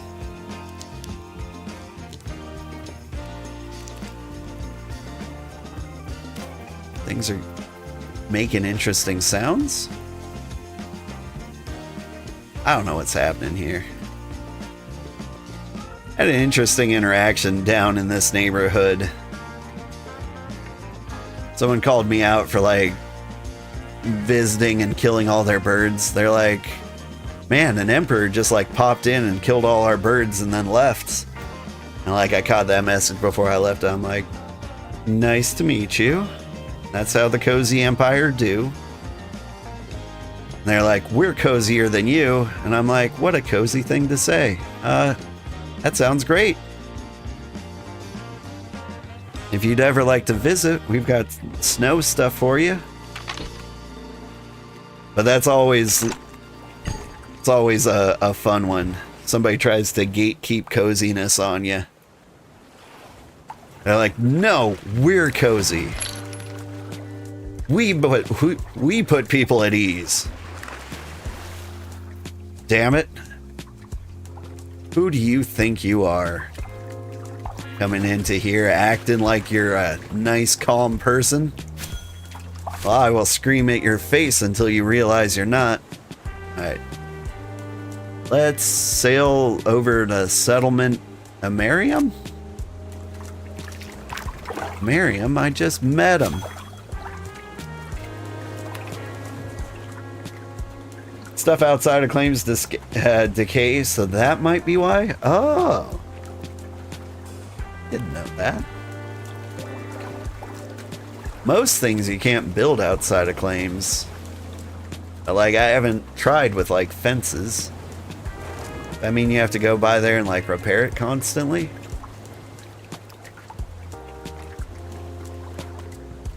Scroffas. What are scroffas?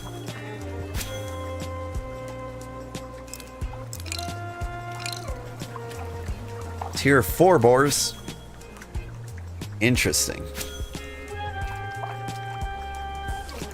There's an elder scroffa. They're tier 8. So this is the autumn forest. I kind of wish it wasn't nighttime so we could actually check it out.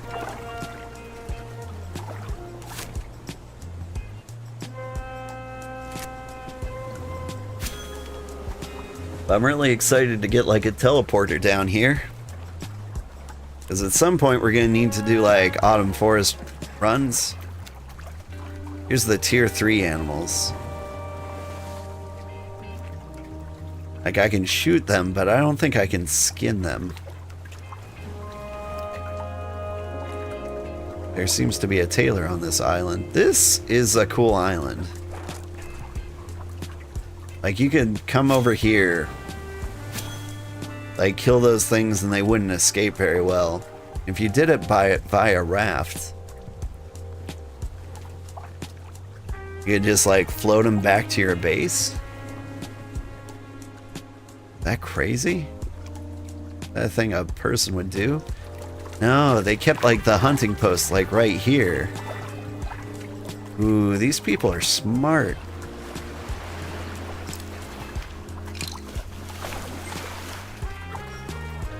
So like you could kill them, boat them, skin them, and just like do that. Oh shoot, my goats.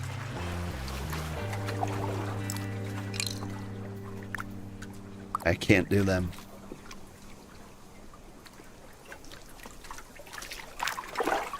Actually, put that cart in the vault.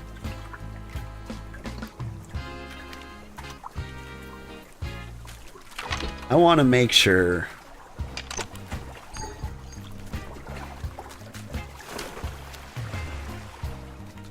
that I can craft from boat the hunting station to see if they're really brilliant, you know?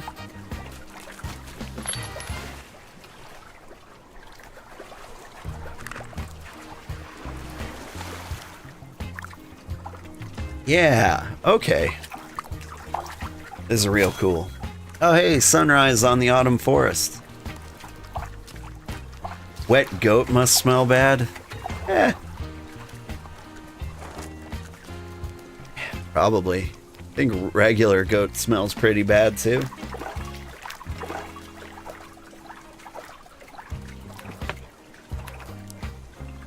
Out here ready to coziness suplex and got the comfortable pile driver? Yeah.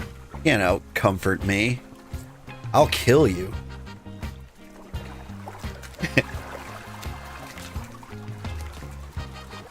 Trying to think of like the least coziest response to like, you're not cozy, I'm cozy. Like, I will kill you. We will fight to the death.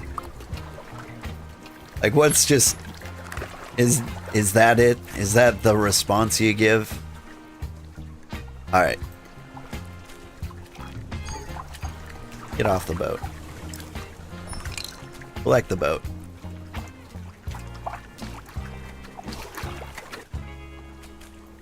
Alright, tell me there's a waypoint in this mess. There is! Is that Thorn?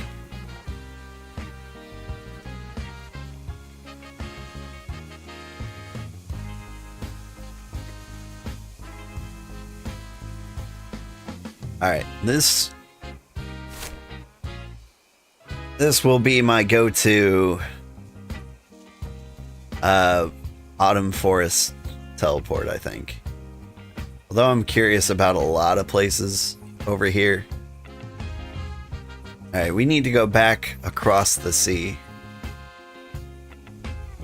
Let's hop on the raft. Surrounded by walls. They seem to be keeping the jackals out, though. I kind of like Roomba sitting next to Rampart. It looks like they're talking to each other.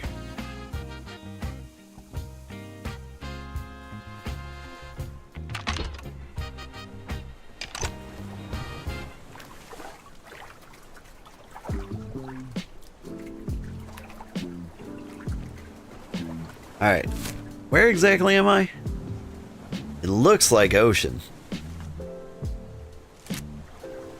I want to head southish? Like around this corner and back down the way we came. Alright, show me sailing experience like ticking up. Like a little bit.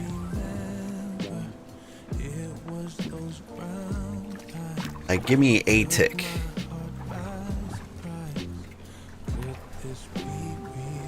I want to see like the rate of sailor experience going up. I think I saw it move slightly.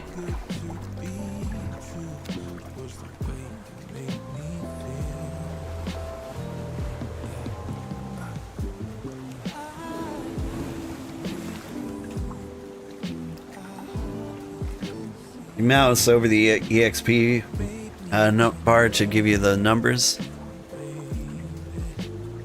Yeah, I saw it jump. Ends in 23, 24, 26, 27,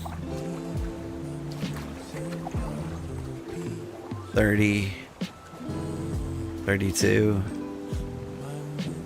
Sorry, like I'm zoning out. It looks like it's jumping between 1 and 3 experience points.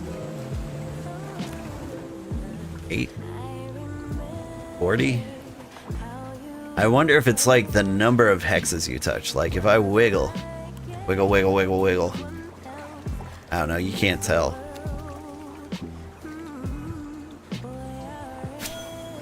Okay.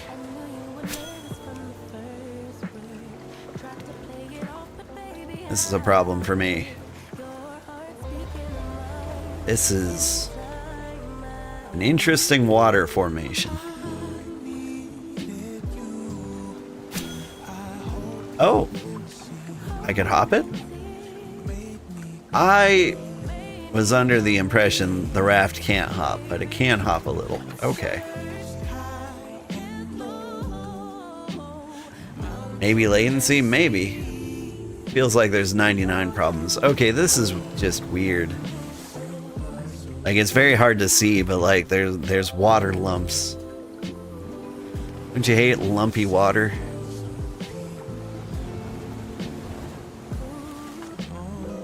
Jackals, scroffas.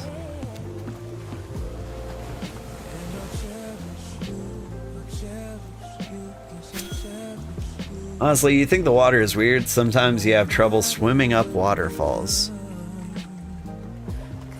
That's just a funny phrase to say out loud. Man, it's really hard to swim up waterfalls. Get 'em, jackals. It's trying to apprentice forage.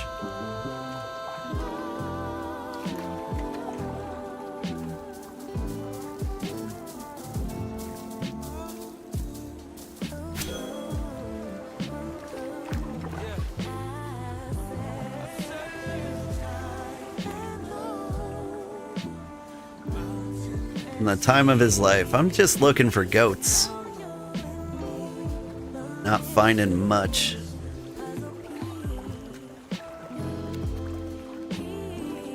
That island looks like an island for goats.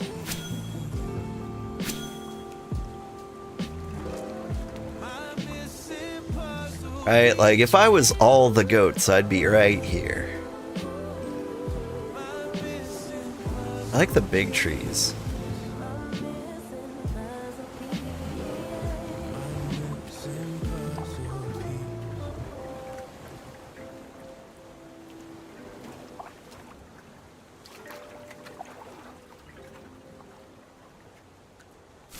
What direction am I heading? Okay, like I'm just going down along the coast. There's like no settlements over here. I'm gonna want to be along this coast. Well, never mind. I got the raft. Raft will take me anywhere I need to be.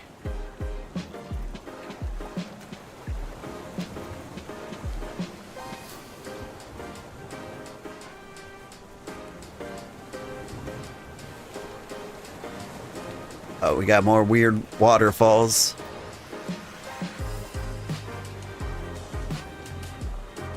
Went too far, sir. This is a T3 Tier 4 hunting zone. So we were seeing scroffas, but like, goat. Like we were seeing scroffas appear in the calm forest because it was really close to the autumn forest. This is definitely the area where the newbie goats are. Scroffa is tier 4? You're right. Scroffa is tier 4.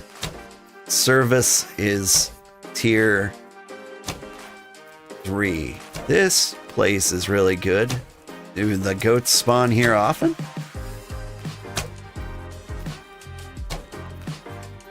Like, not often, they just spawn in the middle of your town.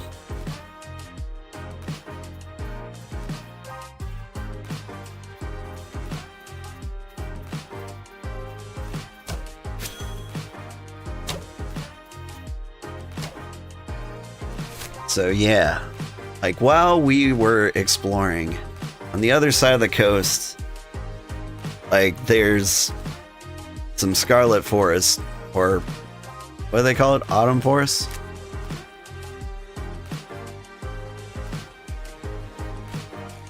And so like we were seeing scroffas like in the tier 2 area. Hunting is the bane of all small guilds. Yeah, that's what it seems like. I'm kind of hoping somebody like sets up a little hunting camp somewhere. Somewhere in our settlement.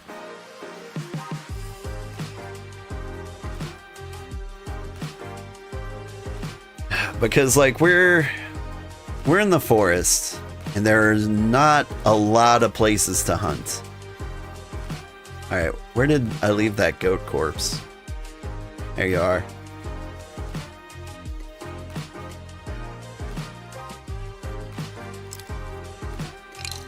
That chest is called Smartass. Alright. Goats in the cart. This... I don't have permissions for this goat? Never mind, this is the worst place. I've been caught poaching.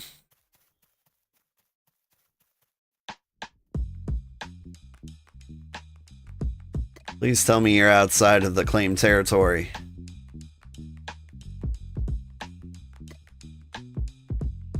Heck yeah.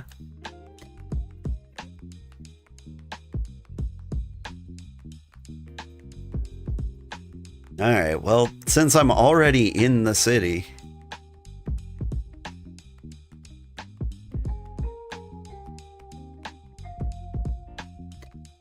You got that idea a long time, for a long time, and you were about to ask if the settlement was allowed for a hunting camp? Yeah. Yeah, honestly, I would love that. Like, just a singular purpose camp, like near a resource. like, tier 3 leather is so hard to get.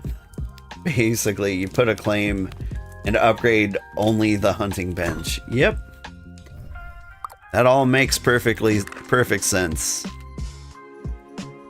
I don't know, do you need like... Do buckets come in tiers? I know my tiers come in buckets.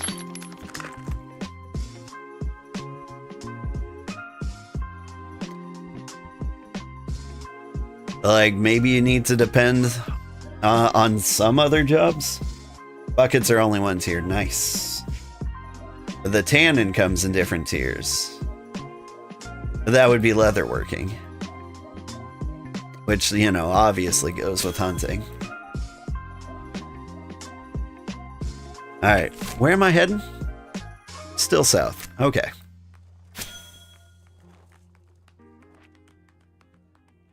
I do like our hunting trip.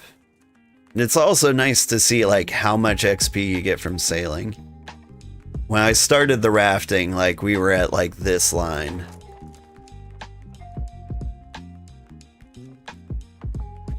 And so maybe, like, my 2-hour, 11-minute sailing trip up to, like, where we currently live.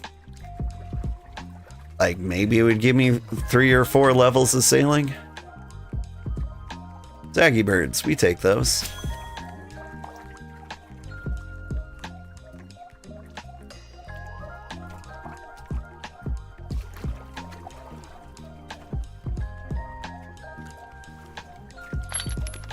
Hang on, I'm starving to death.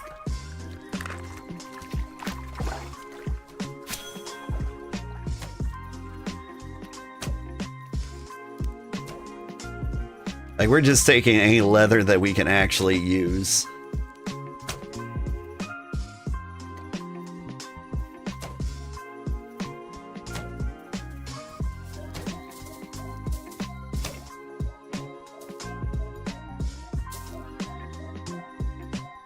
Think you'll level it up faster doing swim quests? I know that's right. Mine 50 salt and deliver it during the day. Honestly, like, that just might be the easiest way to make a ton of money. Like, cooks need salt for, like, the real good stuff, but, like, that's mining. And, like, no cook wants to mine. Like, they want to farm. Or hunt. Maybe. You probably don't want to hunt. Like, hunters provide enough meat that, like, I feel like it would be unnecessary. Here, shoot that bird on your way back to the boat. It's okay if you walk there. What tier animals are in the Cozy Empire? T3 service are about. They're kind of hard to find. But there's also like a crazy high tier on the mountains. Yaggies. I want to say they're like tier 8.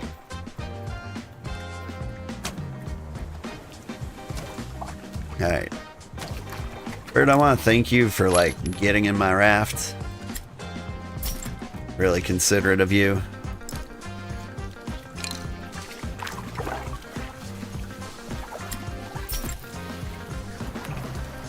Boat snack. Get it? Moana. Alright, hang on. More living birds. We're gonna get a full boat.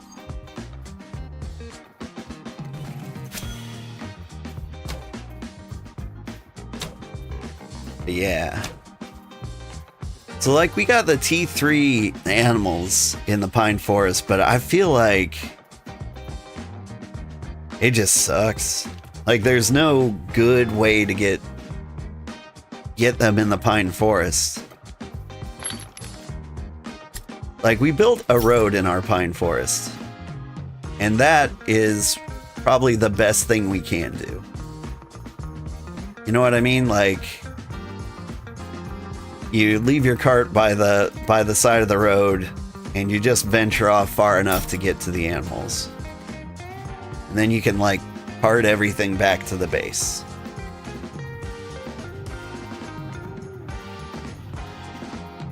Transporting them sucks. Yeah. This is why Road in the Pine Forest was so smart. It took like 10 hours to make a road from our base to the beach. But like, it helps in so many ways. Like, anything you want to harvest in the Pine Forest, like, you can easily take back to the camp now. Alright. Actually, I think it's time to abandon the raft and go party.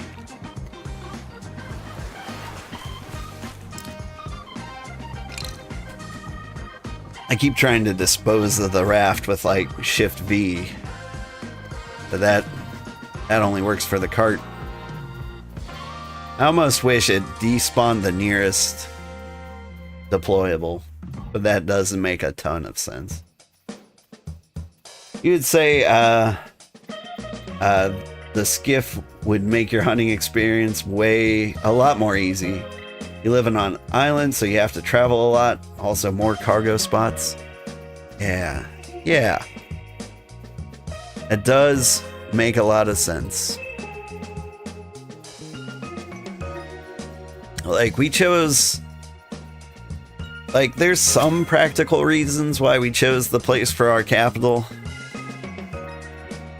Like, it's one of the only places that's, like, right next to the snowy peaks. One day, people will care about that. It'll be, like, years from now, but they will. Newbie goats.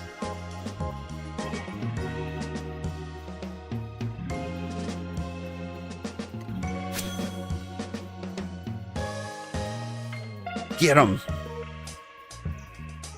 Please?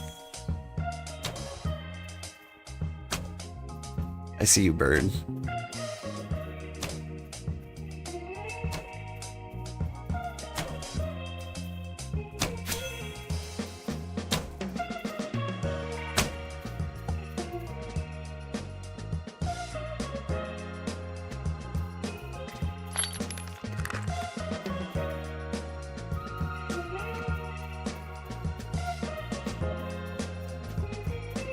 Come at you from this angle, you'll walk right towards the cart.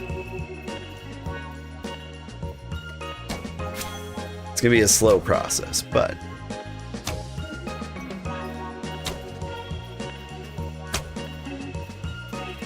this is another fun part about being a hunter. You can do with some clever angles, you can get them to run towards your cart, which makes you feel a little smart.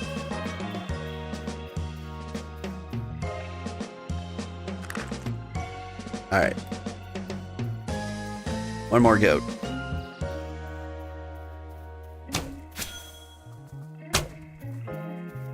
But yeah, a hunting skiff. Doesn't sound like a bad idea.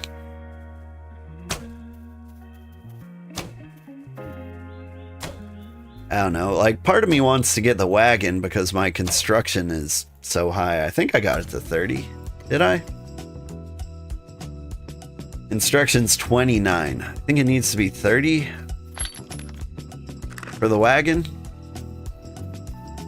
So once I do that, I think we're kind of on easy street for the hunting trips. Really depends on your priorities. Yeah. Oh, like, priorities right now are T3 workstations, so our settlement is actually a good place for everyone. You hunt, go skiff. I mean, I emperor, if that's a verb. Like, my goal is to make, like, a nice place to live for everybody. I want it to look really cool, but I also want it to be practical so that, like, anybody level 0 to 40 can level happily. And so, like, wagons make sense, skiffs make sense. I think I'm just gonna end up doing everything.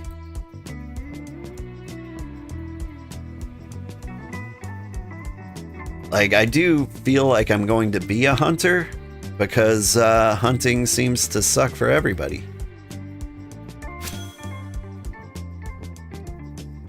Like, hunting is the most difficult thing to level.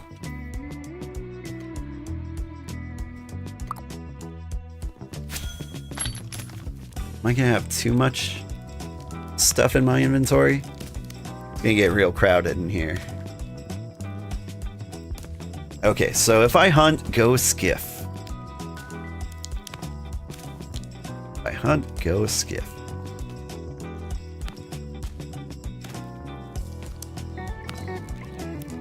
I really need to visit the Osakans over on this island.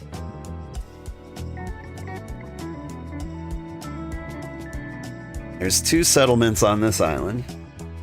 Hey, they finally made an empire. I wonder if they're gonna put up a watchtower. But like here or here, if there's like a good hunting spot near either of those, that would make life very easy for us. They would be good friends to have. We teleport over there, we kill a bunch of things, we carve them up, teleport the hides back. And maybe like a skiff around the outside would make the most sense.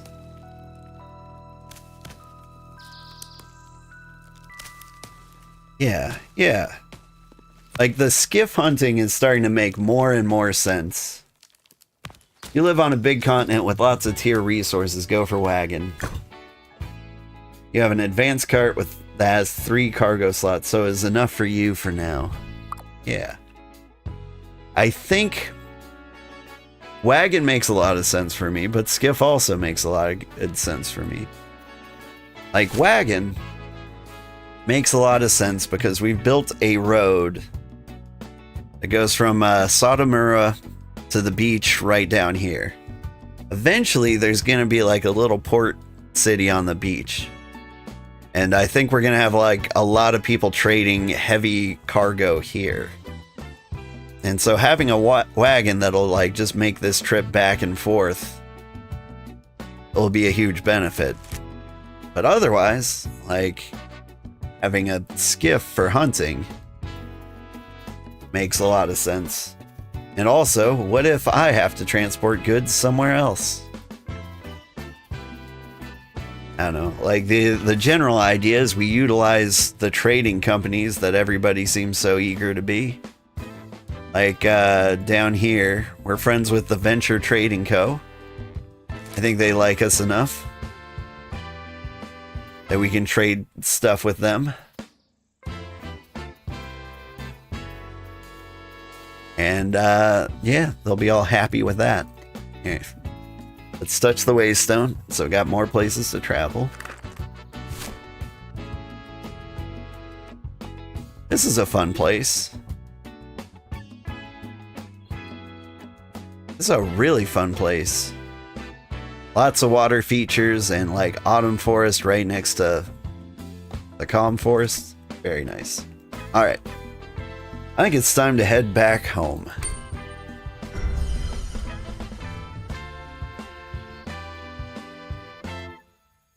For you, it's essential to travel on water and transport goods. Who is that? Mutation. Hi.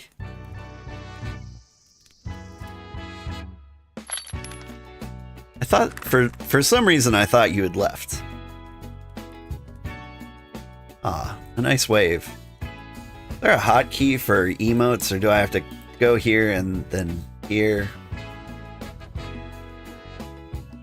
Man, there's a lot of them. Yeah, hit the tired. You can type them, but yeah, who types? Well, let's try. /wave? Yeah, okay. I can live with that.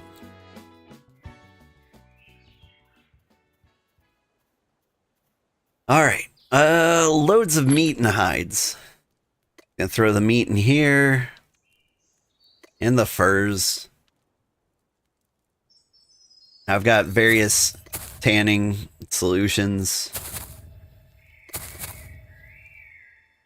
30 and 30, that looks about right. Cool. I feel like there were very important things I need to check on. Smelter and kiln.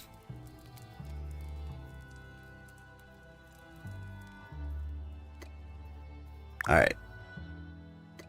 First things first. Tier 1 leather.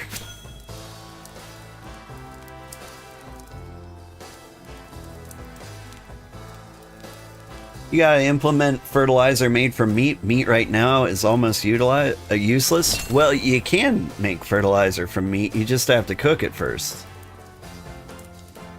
So, what am I gonna do? I'll show you. Do you know?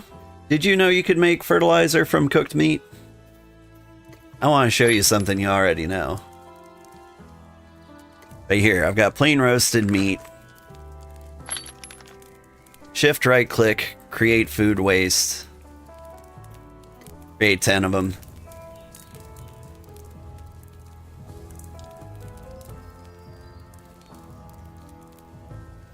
Yada yada. Then you go over to the farming station. And ta-da! Fertilizer from meat. Didn't know that? Thank you. You're welcome.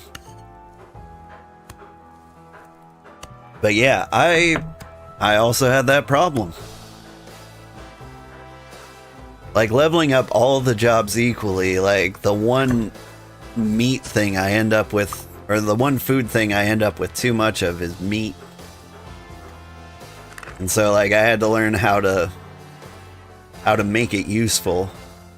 And so what you do is you take, and I feel like I'm preaching to the choir, you take the meat, you turn it into fertilizer, and then you use the fertilizer to grow wheat, and then you've got like a constant stream of sandwiches.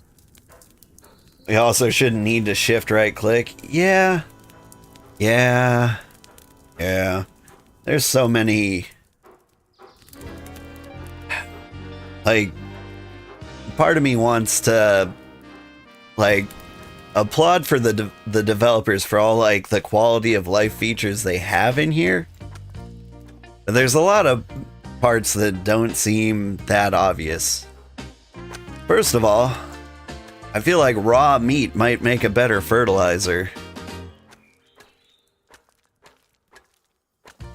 Like, is this a thing people do? Like, and how come I can't turn raw meat directly into food waste?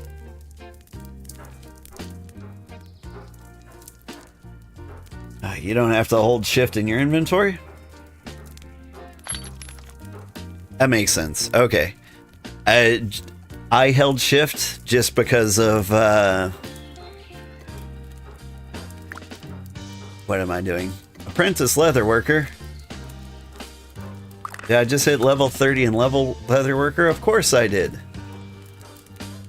Because leather worker levels so much faster than hunter, it's not funny.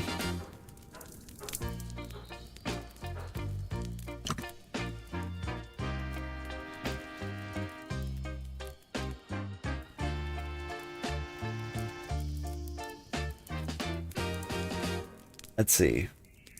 You prefer to use wheat for fibers. Yeah. Like, I kind of do a balance. So, like, the best food I would say is fish bulbs. I think everyone agrees. Like, it gives you, like, the gathering crafting buff.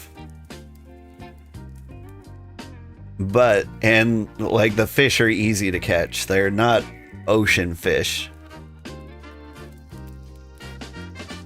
So, like, it's a reasonable thing you can do when you live inland, especially if you don't live in the pine forest. It's like the tiers of fish we have here are, like, weird. Like, I feel like the crawfish we have here aren't compatible with the fish we have here, and that feels silly. Like, I have to go somewhere else to do crawfish fishing and then crawdad fishing just to bring them back here so I can turn them into bait so I can go fish fishing here. But I don't know. Fishing feels like a very chill job you could do. You know, if you love yourself very much, you just kind of want to relax and do nothing. Like, I don't smoke weed, but like, fishing seems like the best weed smoking job there is. Because you just sit in one place and chill and like admire the area around you. It seems kind of ideal. What am I doing? Right. I wanted to get the tanning stuff cooking so I can go back to the kiln. Not the kiln, the smelter. So I can get these ingots.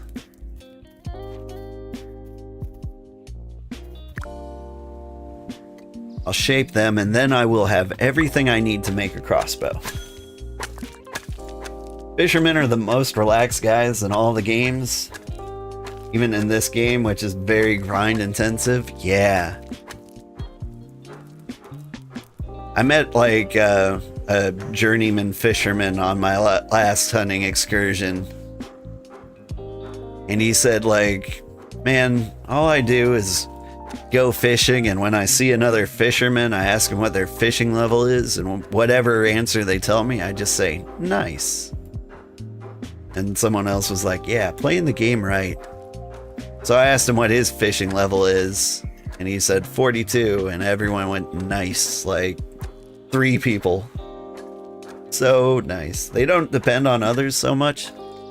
Yeah, what do fishermen depend on others for anything?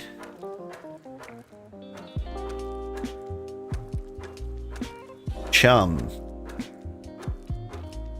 Chum requires meat, so they do kind of need hunters. If they want the ocean fish.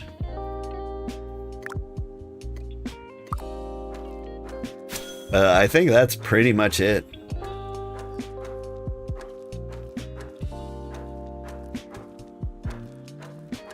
I made chum once, like in early game. Like before I had a raft, and I was like, okay, I'm gonna go get some ocean fish. And then I walked to the ocean. And all the fish were, you know, elsewhere in the ocean. It was very, very sad for me. Okay, got some ingots. We immediately want to get our thing up. I need some tier 2 fuel.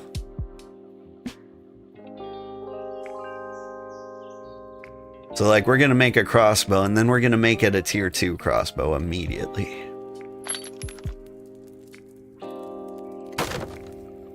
Ooh.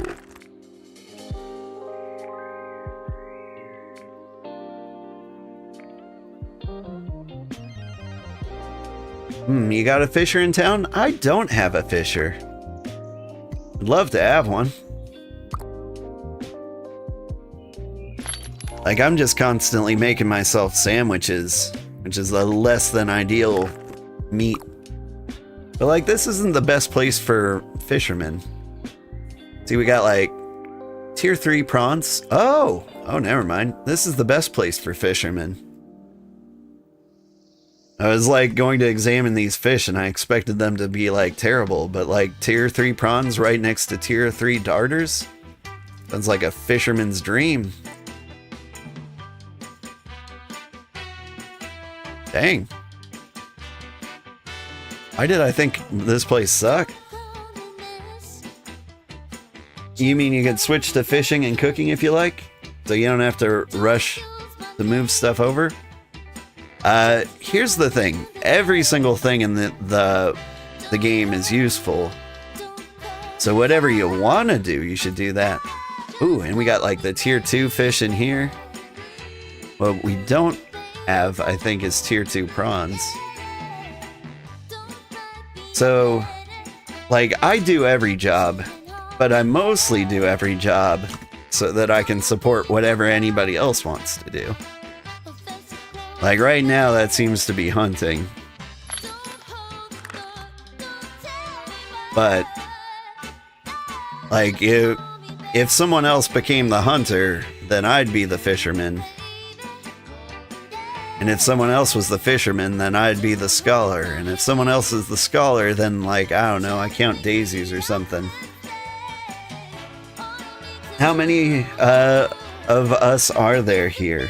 Our settlement, last I checked, was at 14. 14 out of 50. Everyone's welcome to join.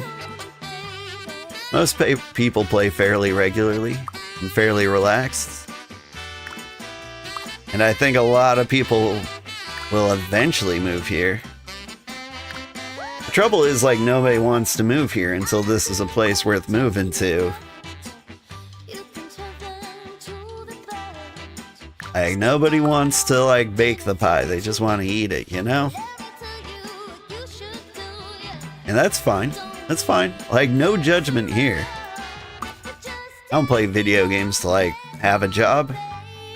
He says doing 14 jobs.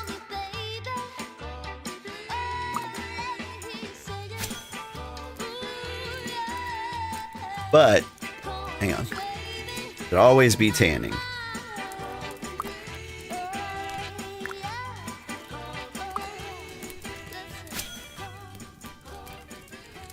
But, like, yeah. I think people want, like, a cozy place that they can level at their own pace, doing whatever job they like, and thriving in that regard. Hey, nice outfit.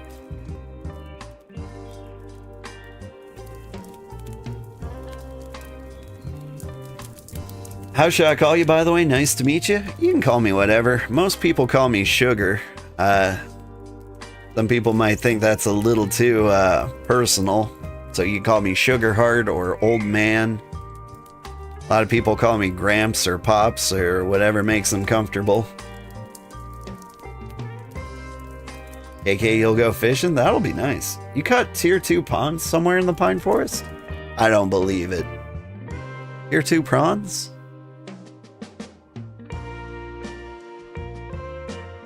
See nothing but tier 3s in that lake, but maybe up there? Those are sticks. Those are ferns. I thought fishing was a terrible job to have here. Like, fishing was going to be like the job I recommend no one do. But man, if you can catch tier 2s and 3s here, this is the best. Like, we got this whole beautiful river that goes all the way out here. And a road straight to the ocean.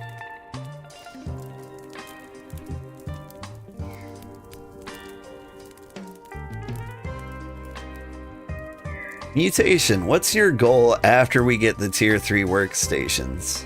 Is the next order of business the port city? Because I think fishermen would love that.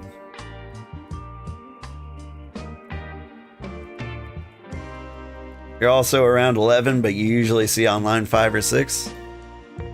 I got a weird schedule, so I usually see online like 2. Like, it's 1 a.m. here, so like just seeing Mutation here is a delight. No, Gloppins said he was interested in doing stuff today.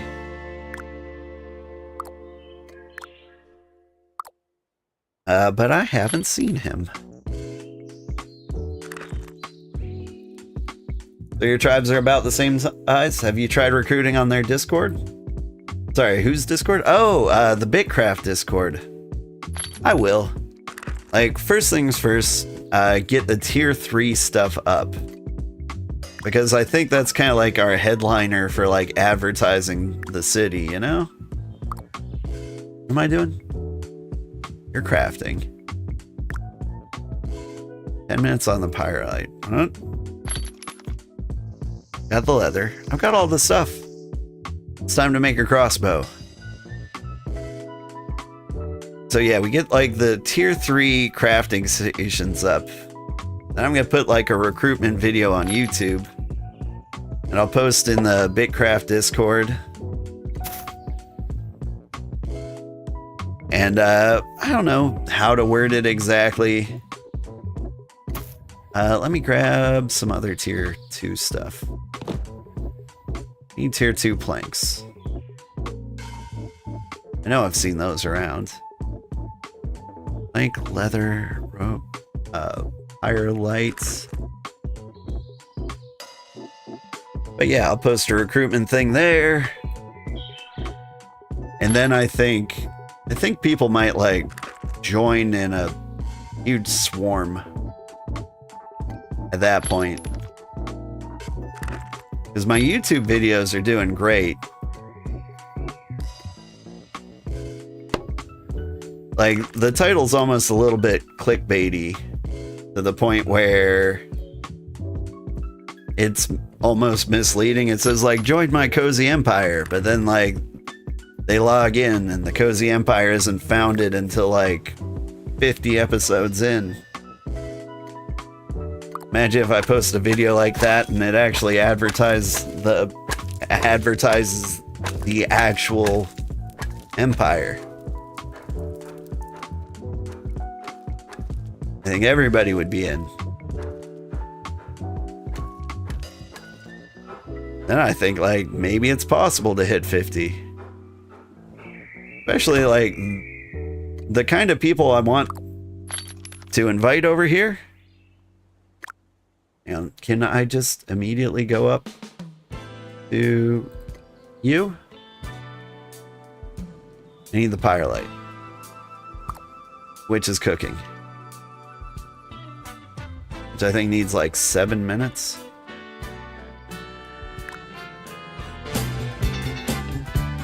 Hey, Cold Target, thank you for the raid, my man. How are you?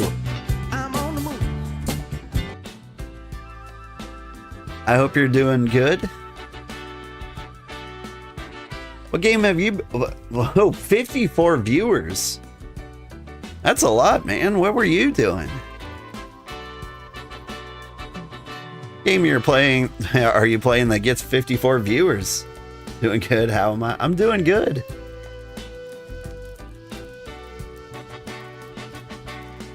You were building in Once Human. Like, I think about Once Human fairly often. Like, there are so many games that, like, especially survival crafting games that, like, have terrible launches. You want them to be, like, amazing. But they just aren't. Alright, hang on.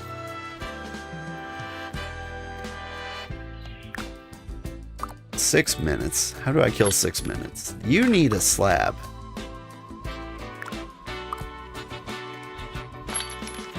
I have bricks. I think bricks also take planks. Yeah. A good way to spend 6 minutes. But yeah, Once Human. Like, I'm sure they've improved on it a lot. Like, the biggest concern was, like, how they were handling, like, seasons and stuff. And it sounded like much more of a big deal than it probably actually was. Nice. Now we can build the tier 3 smelter. And then I can smelt the green stuff.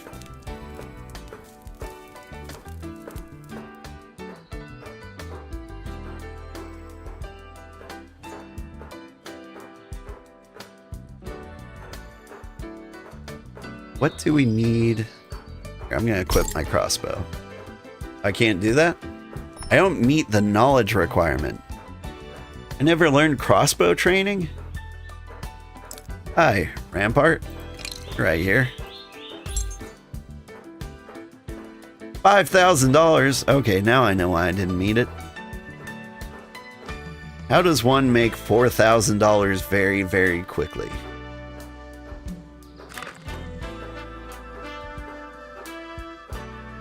Story of my life, am I right? You want hardened shell, alpha jackal fur? Could do that.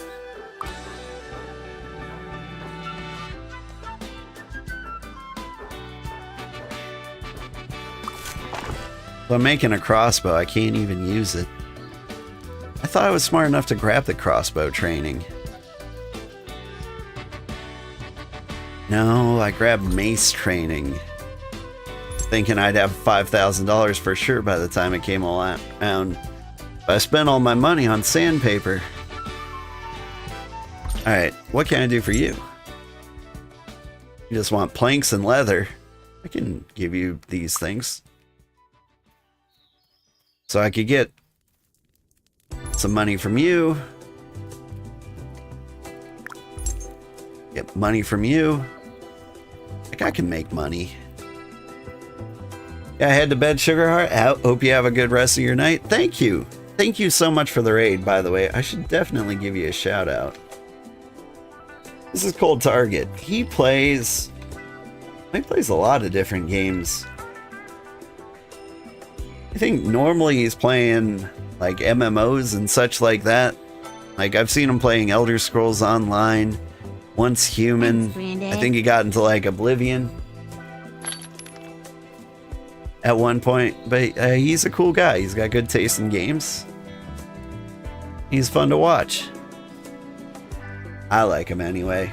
A lot of our audience is crossover. And thank you for the follow, Strumfex. I really appreciate it. Whew. I'm trying to do like 18 different things at once.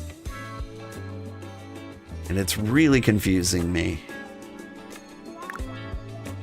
I ought to stop.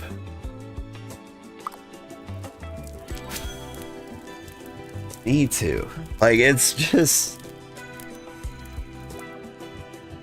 Like, it must be so relaxing to only do one job in this game, you know? Like, I gotta stop this. This isn't a life.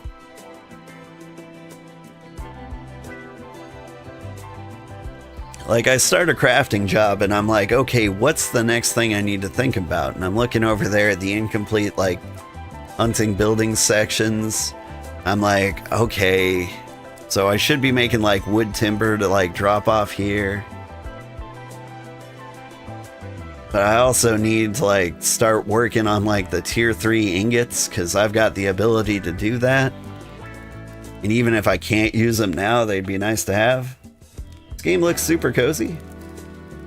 Who does just one job? Like, somebody's got to do just one job, right? Like, if you want your own little, like, solo settlement, like, you have to do every job. Like, all the huge empires, like, they're made of, like, a collection of people, like, working as a single unit. Like, if you go to, like, the Toadman stream, Telleril, great guy, by the way. He wrote, like, all the existing guides, basically, and he's got lots of spreadsheets and resources. But, like, he's a level, like, 50 scholar. Gotta be, like, 60 by now. But, like, all he does is, like, sit at, like, the desk. And that's what he does. He sits at the nerd desk and people just, like, funnel resources to him.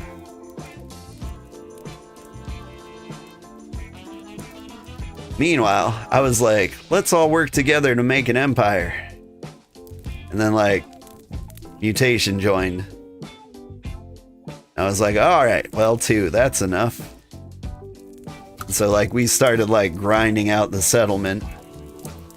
They were doing, like, hunting, leatherworking, and tailoring for the longest time. And so I could focus on other things. I think I'm starving to death. There we go, problem solved. And so, like, they were doing those 3 jobs, and I focused on all of the others. And then Mutation decided to put another 180 hours in the game, so now they do every job. Your Scholar 1, have a flint quill.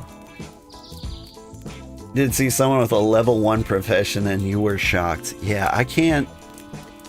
Like, you can't beat the tutorial with, like, having level 1 and everything. I feel like the tutorial is focused on getting you to at least level 5 and everything. Give you a taste of every single thing. My taming's level 3, that's pretty pathetic. Just because I don't want to load another zone to deliver things. So far you still have 4 flint tools. Well, like the job I felt like doing the most was smithing. And so that one ended up really good for me. I didn't realize I had an uncommon pickaxe. When did that happen? But like smithing was kind of like one I fell in love with. So like even if I didn't want to be a smith, like it was just nice to have all the higher tier tools.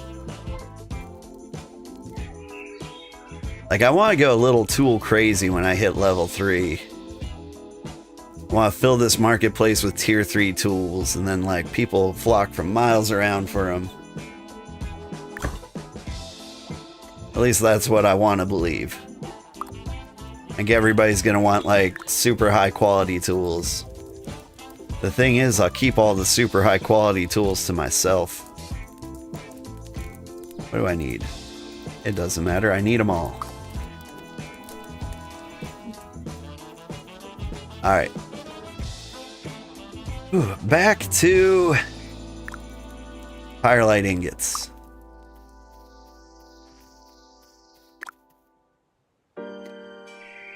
Hammer you guys. Thanks, Granddad. You're onto her asking for a hammer because you need a tier 2 hammer to upgrade yours to tier 3 and you cried.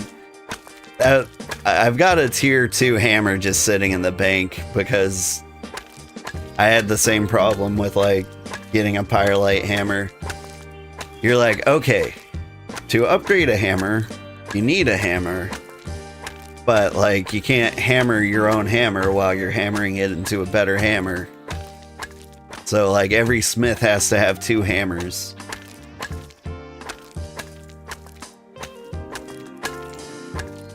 Yeah, someone out there said this game looks super cozy, and it really is. Like 100% by the definition of cozy, I feel like this is it. Like, you can see we got jackals. Like that's the worst, like least cozy part. And we like put our settlement in like the harshest area. That jackal's bugged, and so he's just like hanging out. But like very rarely, occasionally a jackal will wander into the settlement and you have to deal with him.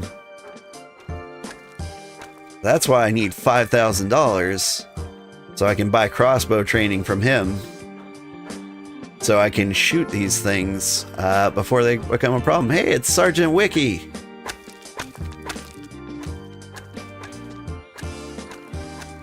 Hey, Sergeant Wiki.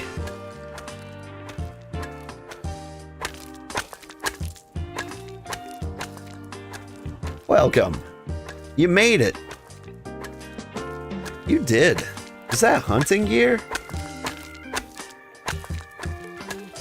Yeah, I wish you could examine other players. Adept Leatherworker. Is that like level 50? I think that's the Leatherworker hat. I think Leatherworkers have the coolest hat. They got like the little paperboy hat. Hunting and leatherworking together. Yeah, good mix. Also, you got your little Khajiit ears. Very nice. It's a good look. So excited for my level 40 stuff.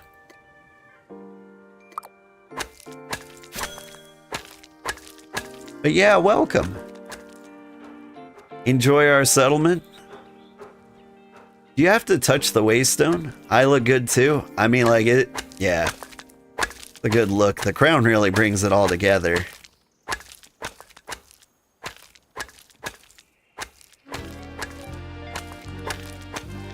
But yeah, you're welcome to join the claim, join the empire, do whatever you like.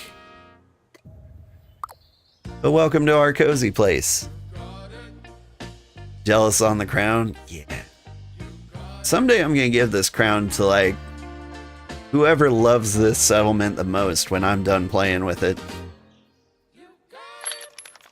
Like, I think there's gonna be somebody here who like is stuck with us the entire way. Like, I could give it to mutation maybe. But like, I don't play the same game forever. Like, it's just not who I am or who I be.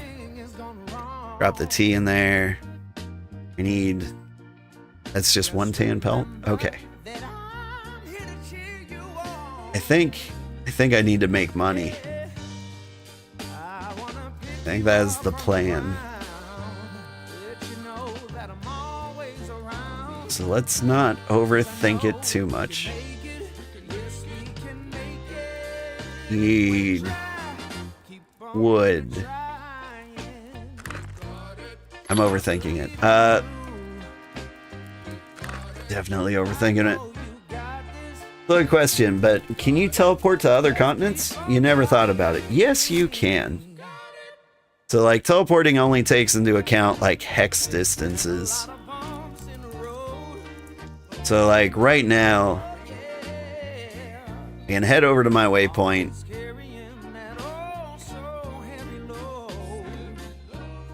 Please? Okay.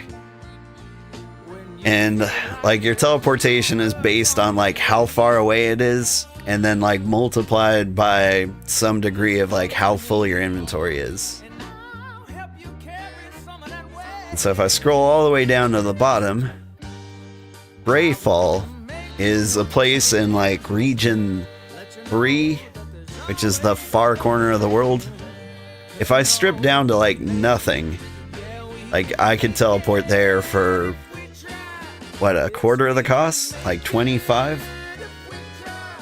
So yeah, you can go to like anywhere on the planet you feel like. The problem is you just can't carry most of your stuff with you.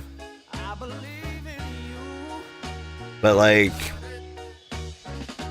one thing you can do is you strip naked, like drop all your inventory stuff, teleport to like where you started. In our case, that would be Redfen.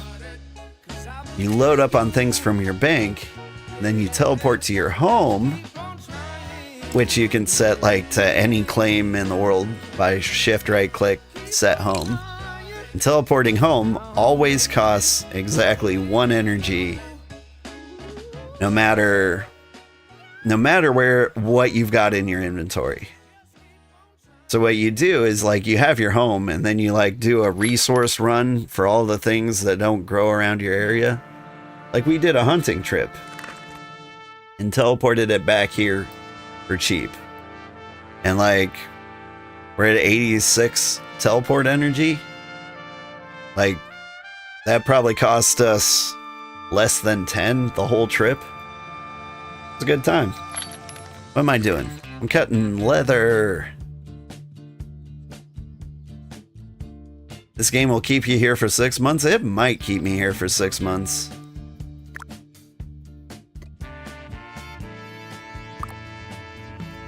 Like,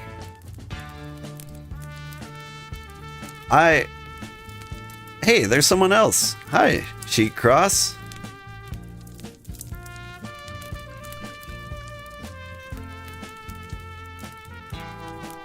Welcome.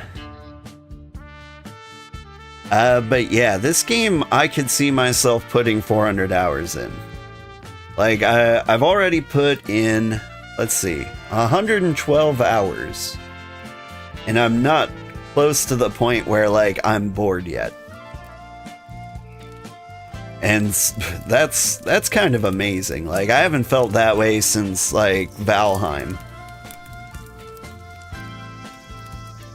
Like Valheim I played for like 100 hours solo, and then I was like, this game is great, and I got my friends to play it. Then I played 100 hours with them. Then they released the next area, and then I played another 100 hours. And they released the third area, and I played another 100 hours. Now I'm like, I can't... Yeah. Long story short, like, you can play so much of this game without getting bored. Especially if you have, like, something to do on the side. Great game to stream. Good night, Mutation. Thanks for hanging out. Thanks for getting our tier 3s up and running. You are putting in, like, the most work for that. You're just saying 100 hours now? Yeah. And, like, do you feel like you could put in 100 more?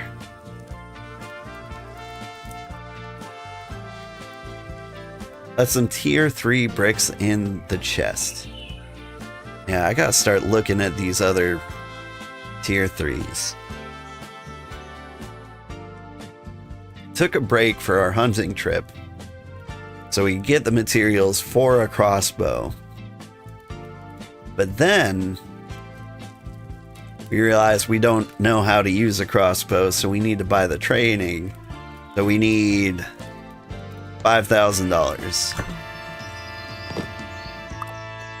I could steal that from the settlement, but that feels a little wrong.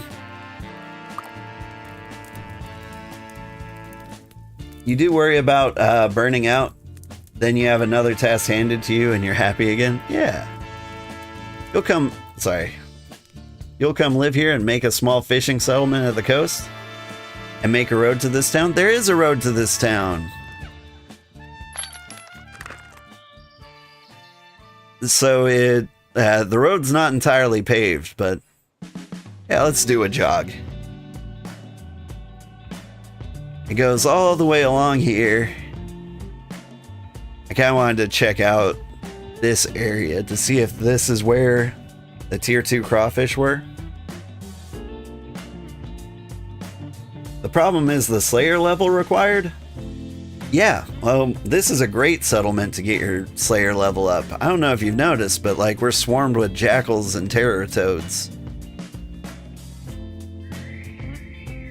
And we haven't gotten the entire road paved. But like, this is cartable. It should be wagonable too, but I haven't tested that yet. That's another $5,000. The water looks amazing? Yeah. It's half the reason we chose this settlement. Like, fun elevations were a requirement, but also nice water features.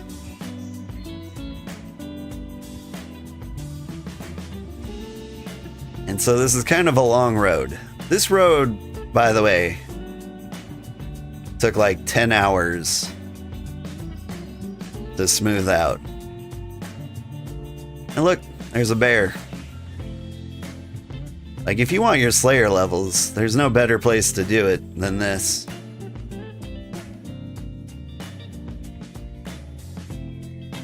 I think we might have lost him a little bit. Oh no. Are you okay?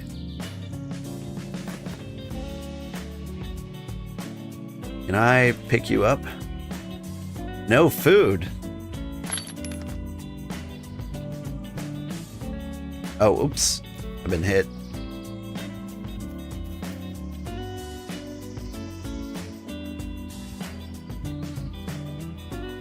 I think you might have found the weird rock. Oh, I'm in combat. Can't trade you food. Let me put on armor. That's fair. That is a thing about the settlement. There's this weird part in the road here. Like, this step you can't stand on because there's this giant rock like hidden down here. And for some reason it blocks the path up here. We'll clear it out eventually. But like, it's a weird glitch that like, basically like the resources you can't pass are like a huge column. Hey, I'm no longer in combat. Hold still. Said no food. Here, you can have half my food. Yes? No?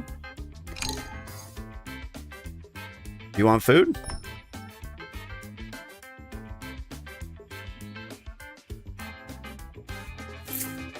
There we go.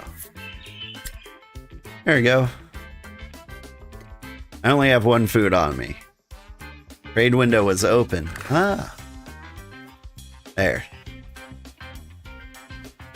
So, like, the road goes back around here. Like, we try to keep it more or less to the river. And, like, eventually we'll straighten it out a little better.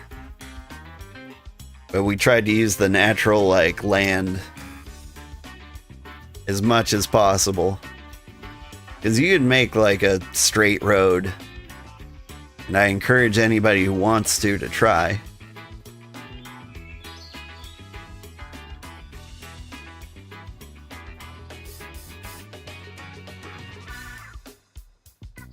And we head around here.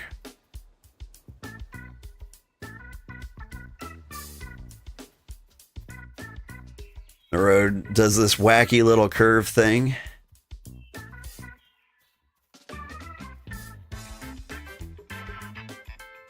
It goes down, down, down, down, down. And then if you have a cart, you have to like zigzag here. It's not too bad. But it goes all the way to the beach. Like ground level beach.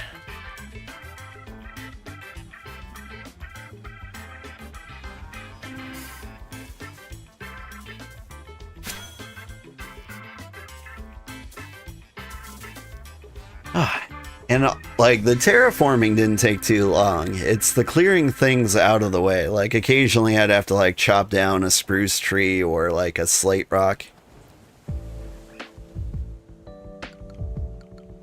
Absolutely.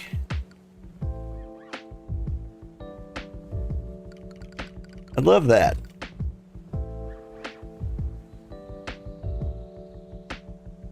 Let's see. Did you become a member of the settlement? Here. Can I add you? Sergeant Wiki. 2 eyes. Okay, you're now an officer with storage and build permissions. Alright. Feel free to take any materials from Satomura, the capital.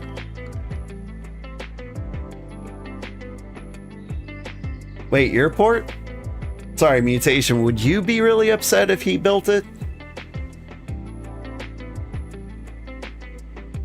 I thought maybe, like, you were just building it because you kind of had to. Nobody else had offered. You were kind of looking forward to it. What? You were working on tier 3 for everyone. Sergeant Wiki, did you hear that? Are you still listening to stream?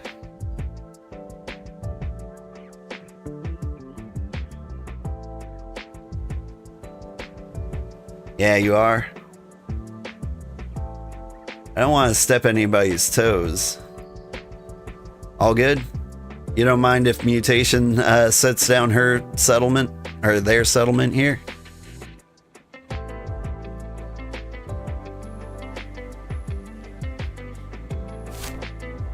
If you'd like, there's lots of other cool places around here to set up a settlement. If you're feeling really crazy, you could do one in the Snowy Peaks. And there's a big lake over here. Like anywhere in... No, all good. If it was his plan, he was here first, that's true. But feel free to set up any other settlement you want. There's lots of other cool places.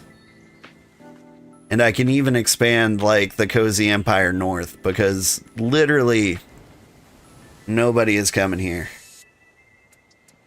Like, we could expand up here to make tons of room for anybody who's looking for a place to call their own.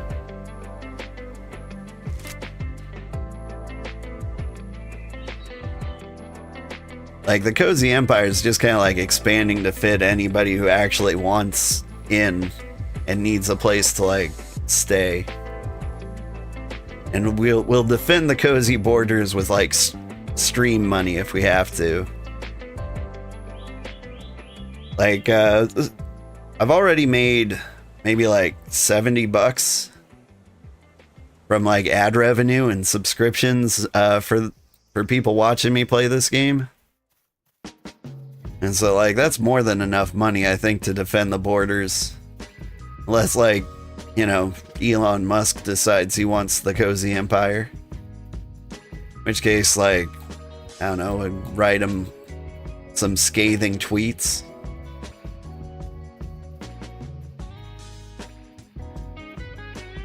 But, yeah.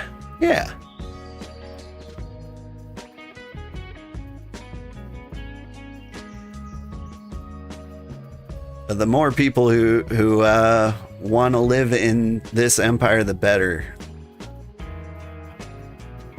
But hey, is that something you're interested in? I'll expand northward. You see a good area you'd like, I'd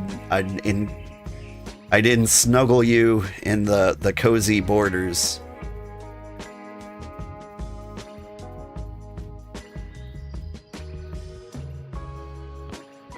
Like, you could, like, mutation settlement is more for like port trading. I know they're not much of a fisherman, and there's lots of cool places to fish around here.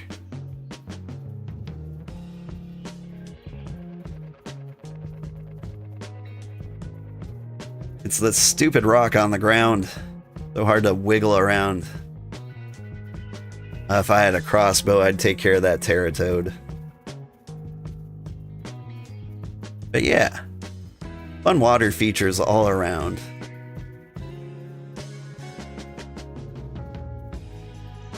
Like, check this place out. Like, there's not a lot of fish right here, but you got like...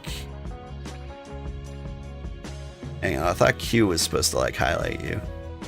We'll be good. Hey, there are 2 tier 2 crayfish. Mutation wasn't lying to me. So man, like a fisher from tier 2 to tier 3 could have a great time here. Sorry, I'm gonna explore the other side here. This is like one of the prettiest areas.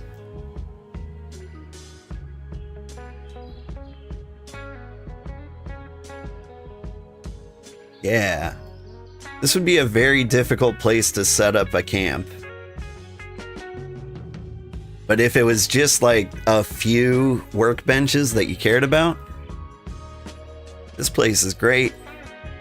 And you've got like easy access to the snow biome up here.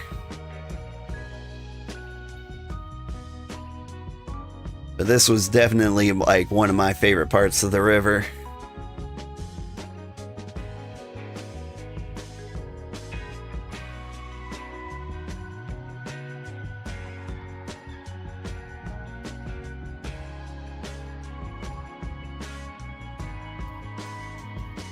This area is real beautiful for sure, right? And you're also like right next to the city. So like if you ever did need anything, like it's a very short walk. Like here we are, look, there's the trading tent. We snuck in the backside of the city.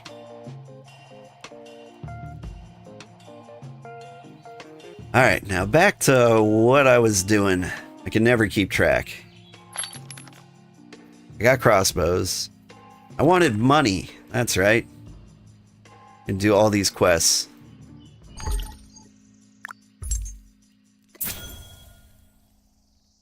You want wooden ingots? I can make wooden ingots.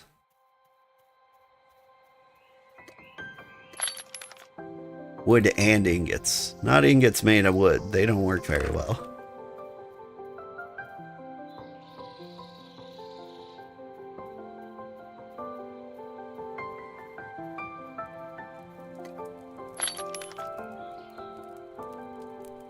Sergeant Wiki joined the Empire. Thank you. Welcome aboard officially. Do I really need tier 1 wood? What am I doing? Drop these hides in here. Drop the crossbow in here just so it's not taking up space. Yeah, tier 1 tree.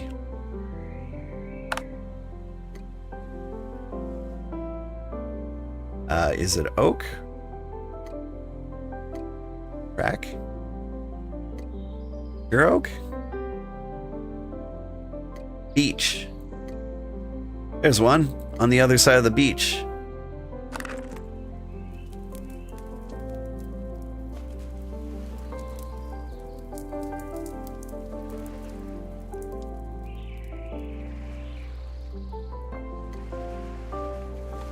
You need a level 40 smith? Give you a call? You're with the Vodopov Empire? Are those... So I saw like the Volkov Trading Company, but you're Vodopov? Where are you? There's Umbilica, Oldenheim. It's getting to the point where I can't find empires. Volkov. In the same region? Near Artisan Union. Like, I don't even know them. You guys in here?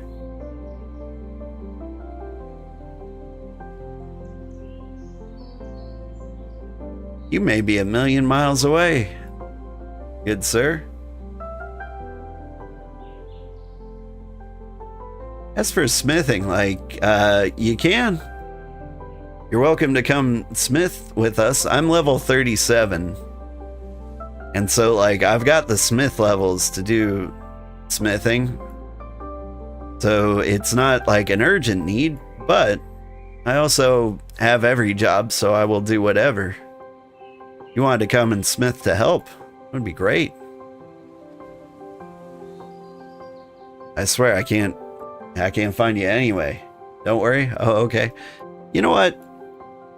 You're welcome. And if you came over here and started smithing, I'd just do something else. I have all the jobs. I think really I need to hunt more than anything else. Seems to be the thing nobody can get enough of. I genuinely couldn't find you, sir. You saw Vodals on the map? I passed them.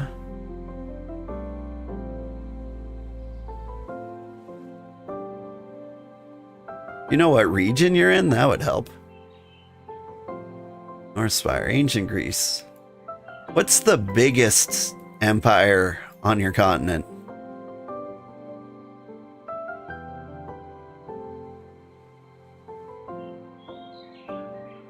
There's Yggdrasil. Oh my god, the map is huge. You're region 6. That would be over here. Dragonland, the Tarot card, Reach, the Municipality, Retopia, Warsong, Dragon's Throat, Friends Clowning, Vault Owls. There you are. That's an interesting place. I was actually kind of considering this area to settle too. So you're in like the Autumn Forest, aren't you? That was an option for us. We used to be much closer. I was trying to find a place like near here to settle, but like everyone expanded so quickly. I wanted to be up here. Or down here. But like when it was clear we were gonna have to leave. Like we found this place that nobody wanted to live and we moved there. No, not near Red Forest, but close. That makes sense. I know like that archipelago. Man, where am I? This way. This archipelago I think is mostly Autumn Forest, so like a lot of people live in it. But you're in like the Calm Forest? Lucky you. I assume that's Calm Forest. Can't really see it. What am I doing? I'm chopping a tree. Let's see. At tree's range. If I drop cart right here, this tree should be close enough that it'll transport directly into the cart. But yeah, I shouldn't have like said we don't need you as a smith. If you'd ever like to live here, you're welcome to. Like, no job is actually needed up here. Smith was just kind of like a weird one to hear because like it's the job no one else but me has done.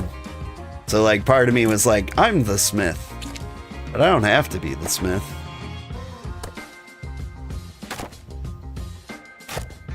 Like, the whole reason I'm leveling up like all the jobs in the world is so I can do the jobs that nobody wants to do. And of course somebody wants to smith. Smithing's fun. You get to make all the cool tools.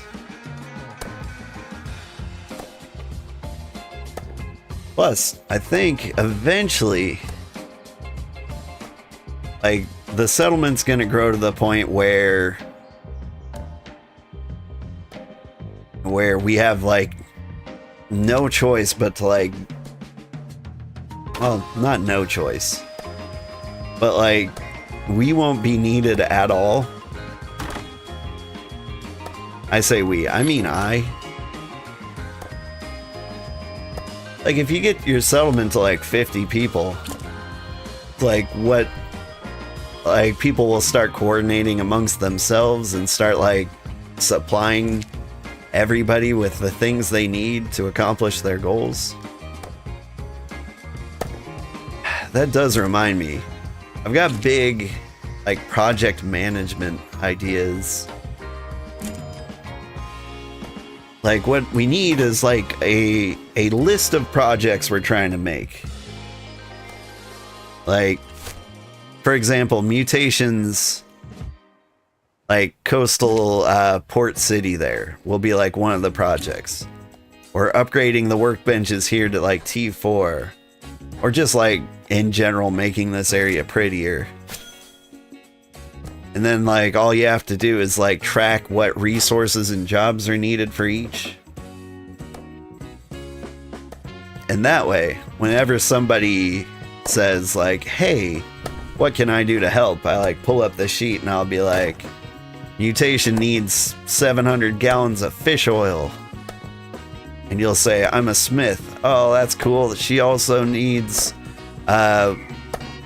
ore concentrate. Be honest, all jobs are the same. You cut the raw material into small pieces, you let it cook, and then refine it again. Yeah. Like, that's mostly it. I feel like there are some slight differences.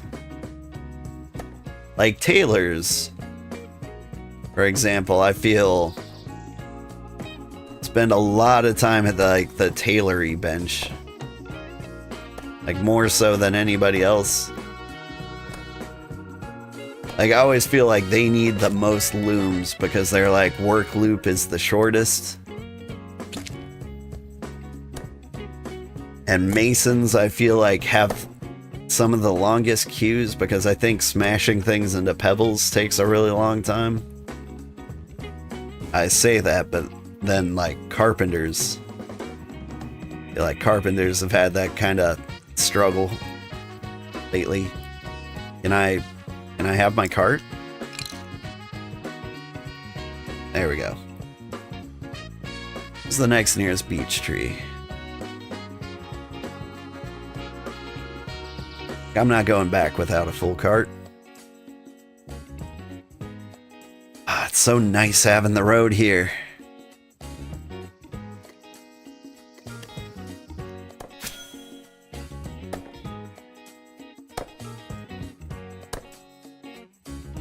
That's right, I was getting my foraging up to 30. That's like a dream I had once.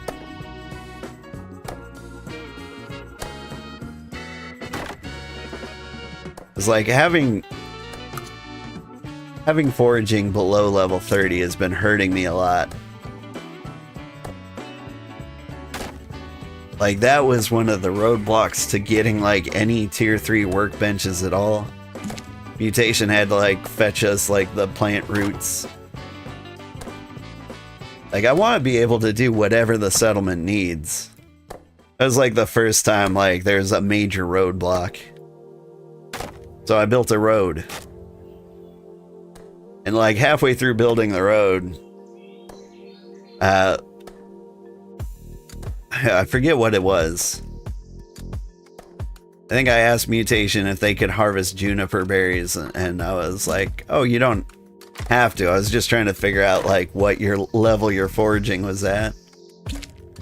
They were like, 30. What's yours? And I'm like, 27. And then they had this epiphany, like, oh, I'm the only one in the settlement who can get plant roots. Then they did the trip. They got to use, like, half of the road that I had built. Struggle bust through the rest of it.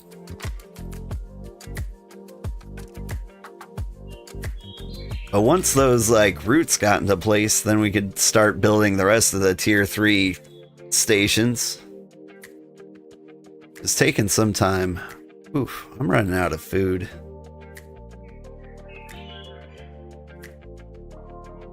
A good thing I went hunting.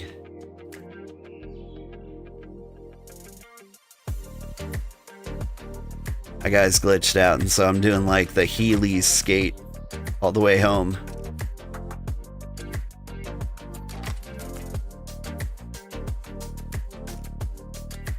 This place is really pretty, too. Like, these are just, like, the weirdest water things. Like, the fact that we were able to, like, pave the water tiles up here. Yeah, that just looks cool. The physics defying, like, waterfall, you know, maybe I could live without. There's something, like, aesthetically unpleasing about, like, a waterfall that, like, falls on both sides like that.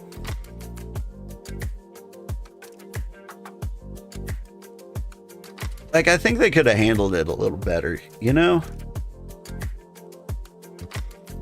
Like, when they were making the rivers and stuff, like, make it start from, like, the highest point and head towards the ocean. And just have it, like, carve through hills. Like, I feel like they needed to tweak their world generation a little bit more before they went to full release.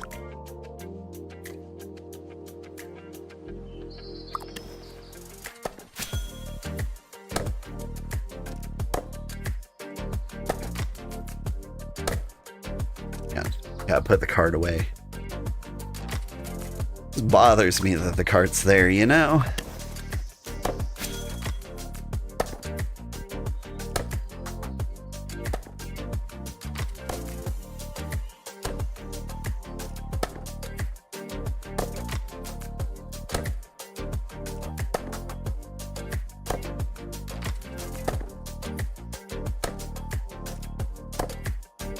Yeah.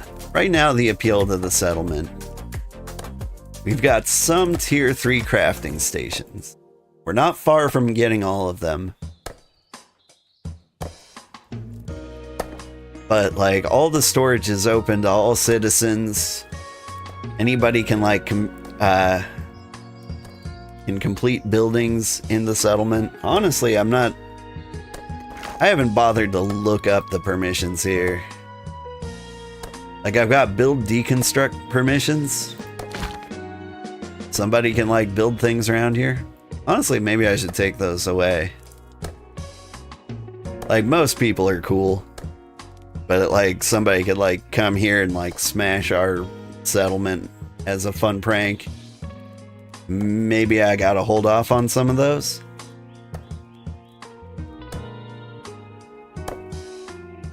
But, you know, that's just part of the game. Like, they could smash it, and then they have to, like, haul, like, tier 1 or tier 3 lumber out of here to get it to their settlement.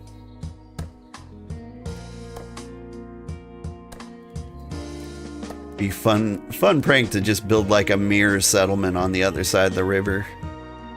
Smash everything, haul it over there.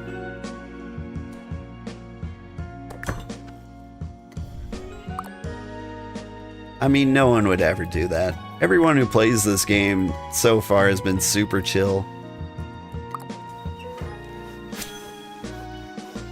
Like, the least chill example I have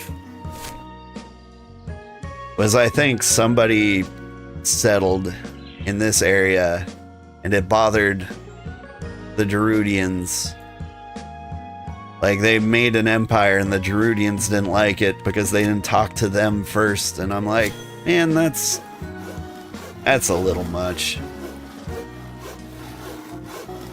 This is the first time I ever heard of like an empire threatening to destroy another one. Because that whole concept's just kind of dumb.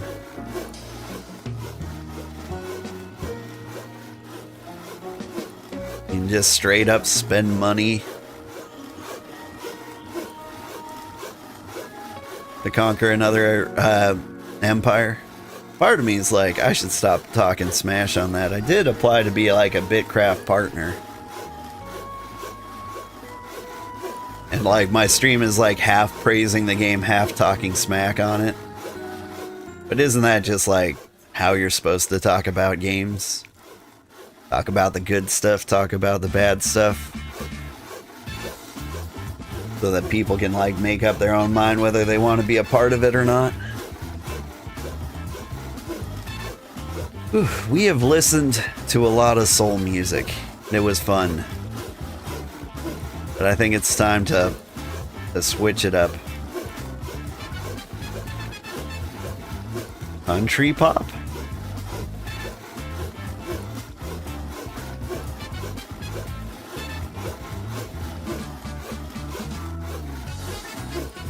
What does country pop sound like?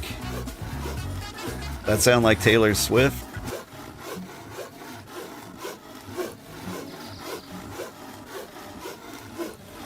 A gentle swang?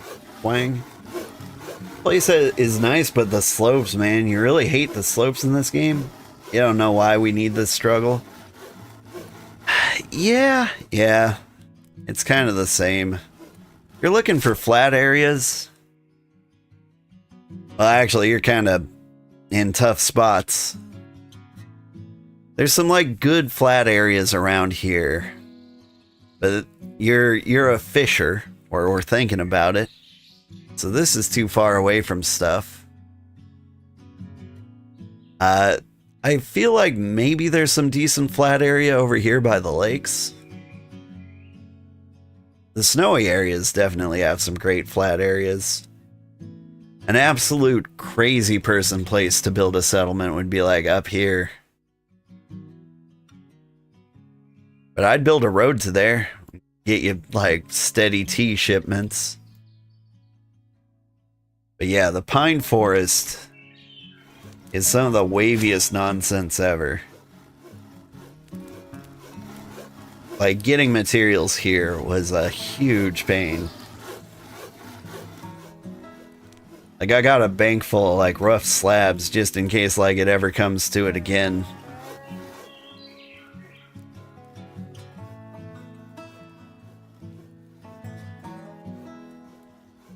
MG 1 second away from, forgetting set home. Whew. I mean, like, that's not too bad. Like, if you teleport away without forgetting to set home, what you do is you drop your stuff in whatever bank you're close to, teleport, set home, teleport back. Like you lose like 15 energy. Unless you're teleporting to the other side of the world, then you lose 60.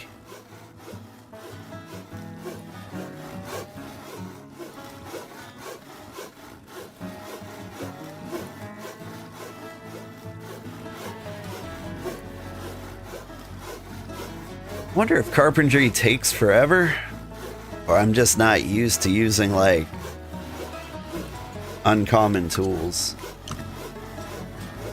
Been mining and smithing a lot lately. It feels like it goes so much faster.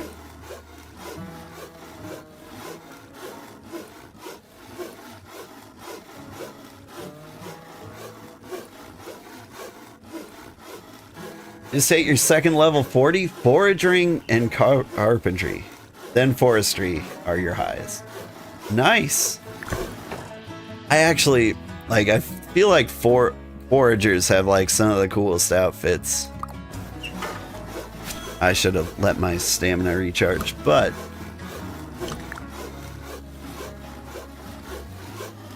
Forester has pretty cool stuff. Where's the forager outfit? My foraging isn't level 30. I don't think I've seen foraging in a while. Is that the cool one? Yeah, it's the Mongolian suit. I love it.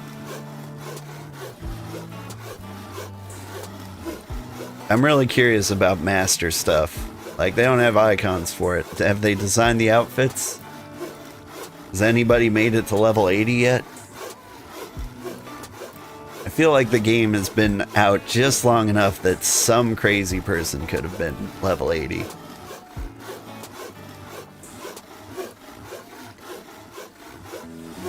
And so you got carpentry, level 40. So you get this outfit, which is kind of nice in some parts. And foraging. We checked out foraging. I'm looking at forestry. And like, I really like the professional forester outfit. Like, that is a cool outfit. That's an outfit of somebody who crept out of the woods. What was foraging? Mongolian. Yeah, that's right. I think fishing looks really cool too. Like, you look like a waterbender. Hunter? Hunter looks cool. Like we just saw that shirt on Sergeant Wiki, and it looks nice on him. I can get like my Santa Claus coat, that would be fitting. I haven't looked at Scholar in a while. Little nerd outfit. Super nerd outfit. Very cute.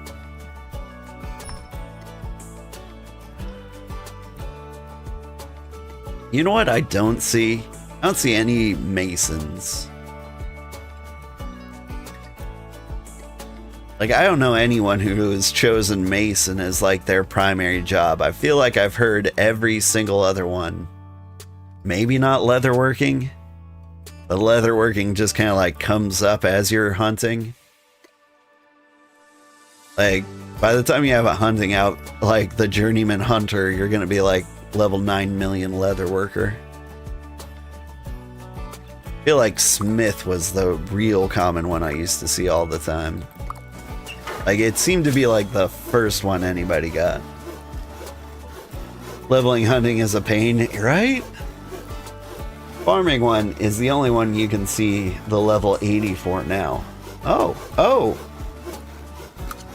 So like, out of like the things that they have designed. What am I doing? The Y section. So yeah, Mutation got this outfit first and was like, I don't like it. It doesn't look that much better. You look like a farmer, but here's the level 80 farmer suit. You get matador pants. Nice.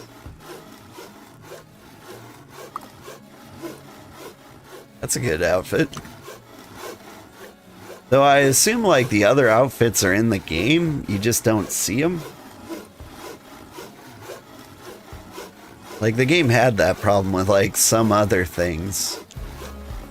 If you go to the vault,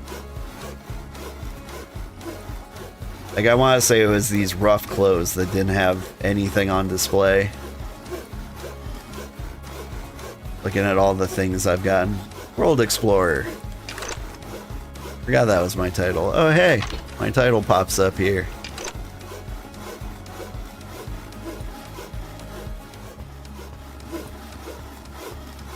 I was wondering like what you do to like get a look at what your title is. Apparently you press V. one point we need to get an owl. Because that seems to be a thing people do.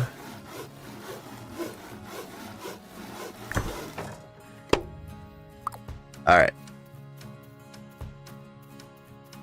Roomba, give me money. Not trade.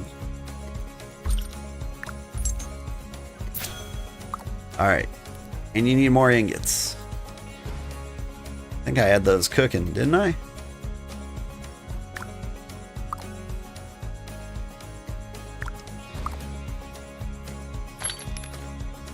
I kind of want to demolish this. Like, the kilns are hard to demolish because you're like, they're still useful a lot of the time. I remember what I was doing now. I wanted rough wood so that I could use it as fuel. Alright. Plus side, another way to make money. All these planks I just made. I don't know, what's a good price for planks? $4 a piece. Shrug.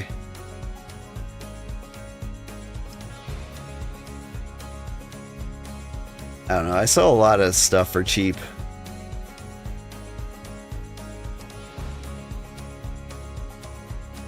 Owls are like tool and armor, making pure gambling. I do love gambling.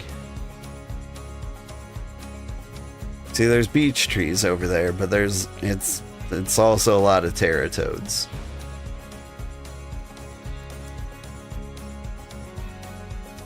Go on, point me to a better tree, please. Oh, there's one. It's actually kind of in the settlement. This time I'll remember the rough wood is just for fuel. When the storm is moving in, the sky goes dark and you feel the wind. Too much weight just holds you down. I'm having trouble. Select the tree.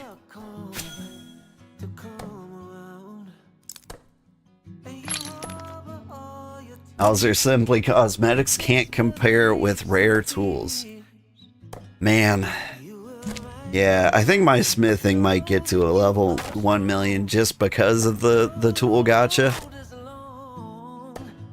Like, 1, I can sell a bunch of tools. 2, like, it's gonna be so satisfying to get like a rare tool. But then again, like, getting a rare tool is so hard. Like, you've got like a 1 in 20 chance of getting an uncommon tool. And if that pattern continues, you've got a 1 in 20 chance of getting a uncommon tool to a rare. So, like, let me check. I've gotten this written down somewhere. In my BitCraft resources, there is a helpful numbers and miscellany with a rarity Markov chain.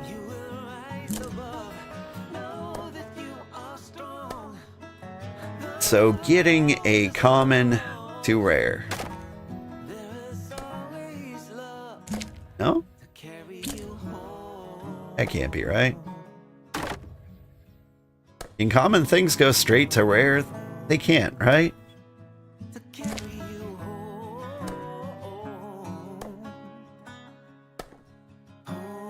I may have lost my mind. What am I looking at?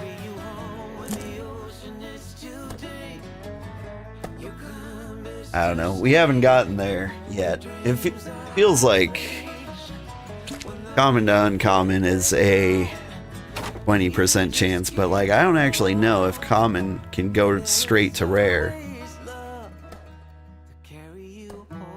Like, is that a thing?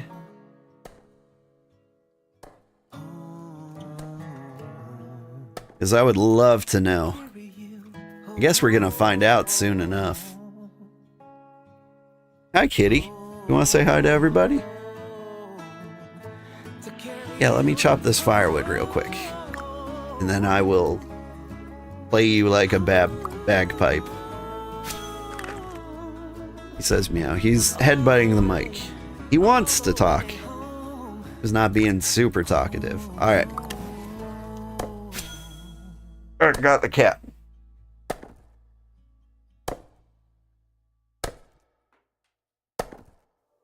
Ow. Don't claw. Just make noise. Okay, claw and make noise. Kitty?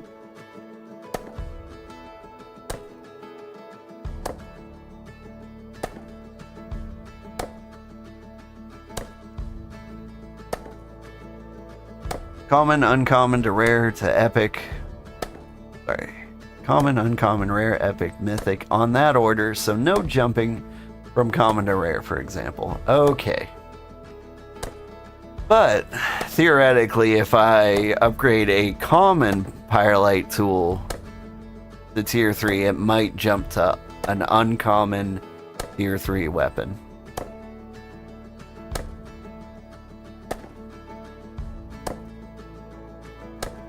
Like, I'm really curious. Sorry about the mic bumping here, it's the cat.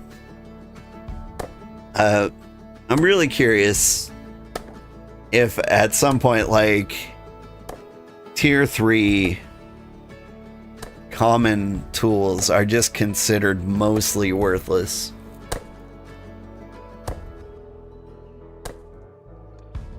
Like, at what point do you say, like, no, it's spoiled. It failed to upgrade, like, too many times.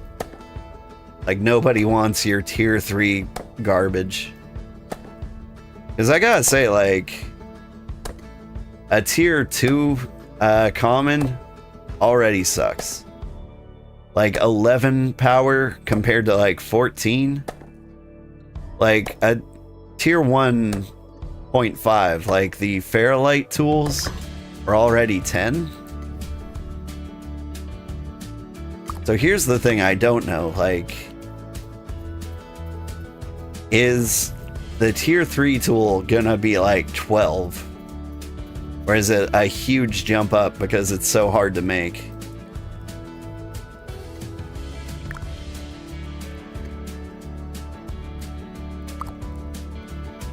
Nah, tier 3 commons are considered trash. What are their powers? I mean, they're trash, sure, but like, can you do more with them?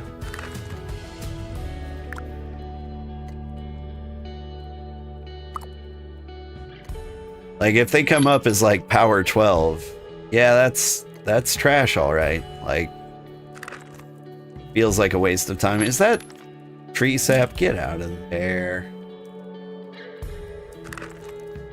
No wonder that chest is always full. Someone tree sapped in it.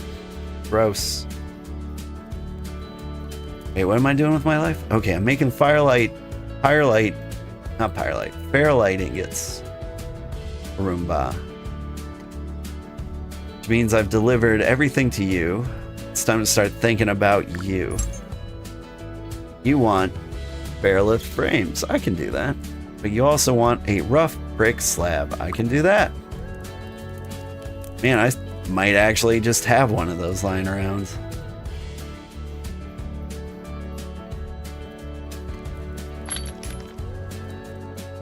No? Didn't I? You also want like a tier 2 slab. I'd slab them up a nice tier 2. Got some clay. I mean, bricks.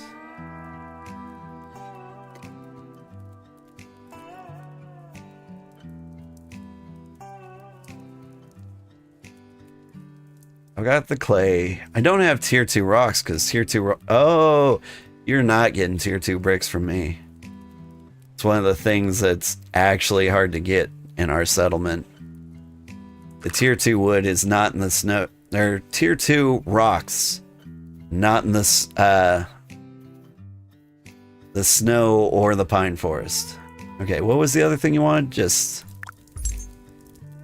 regular slab and iron fences. Okay. That I might be able to do for you.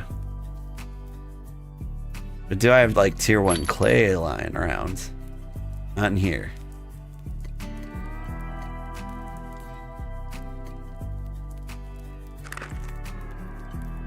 My bank's full.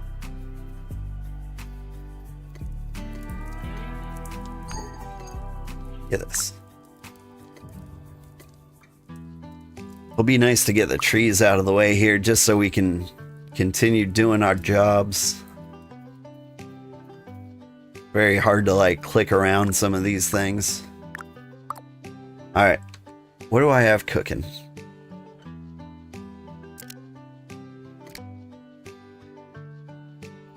Tier 1 brick slab. Do I have tier 1 rocks just lying around? Apparently I do. And clay. Guess tier 1 brick slabs are a thing. Alright. Butter.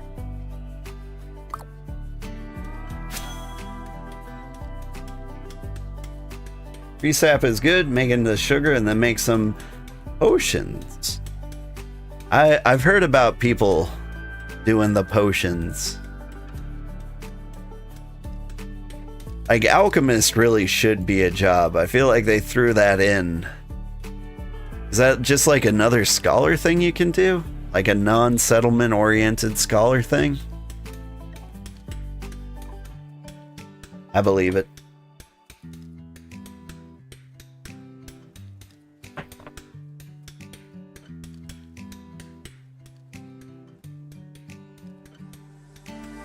I don't know, every potion I've seen requires like 4 ingredients. And so it seems like a huge hassle to go and get. But aside from that, tree sap is also used to make tea. I forget what the other ingredient for hot tea is. Actually, maybe I can find out. Item. Tea? I haven't discovered this recipe. What about you? Just flowers and water? And chilling tea? Flowers and water? Nice. Yeah, scholars feel useful for once. I mean, like the progression empires, like, I imagine they feel pretty useful. Like, they're literally never away from their desk. I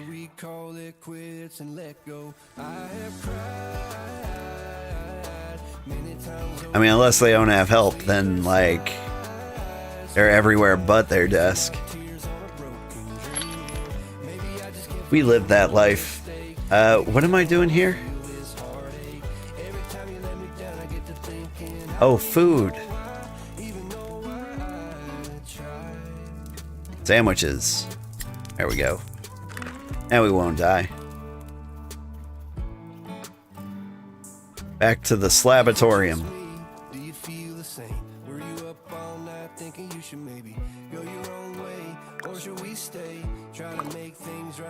I'm trying to make money so that I can use the crossbow, but like, is that ever gonna happen?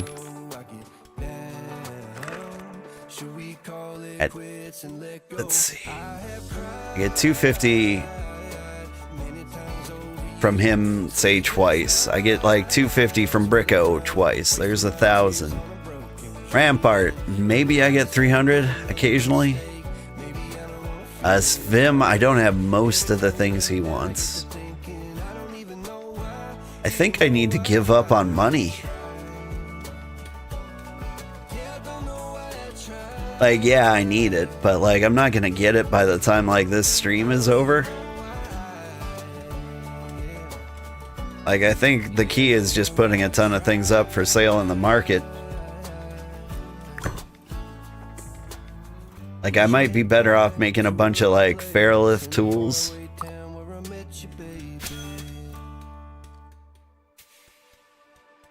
Maybe I could sell some stone slabs up there.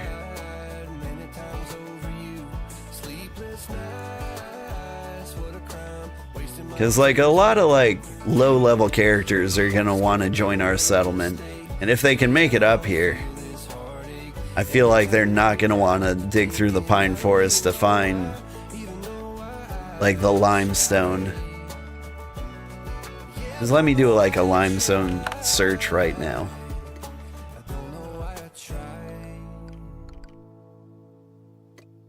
You nearby?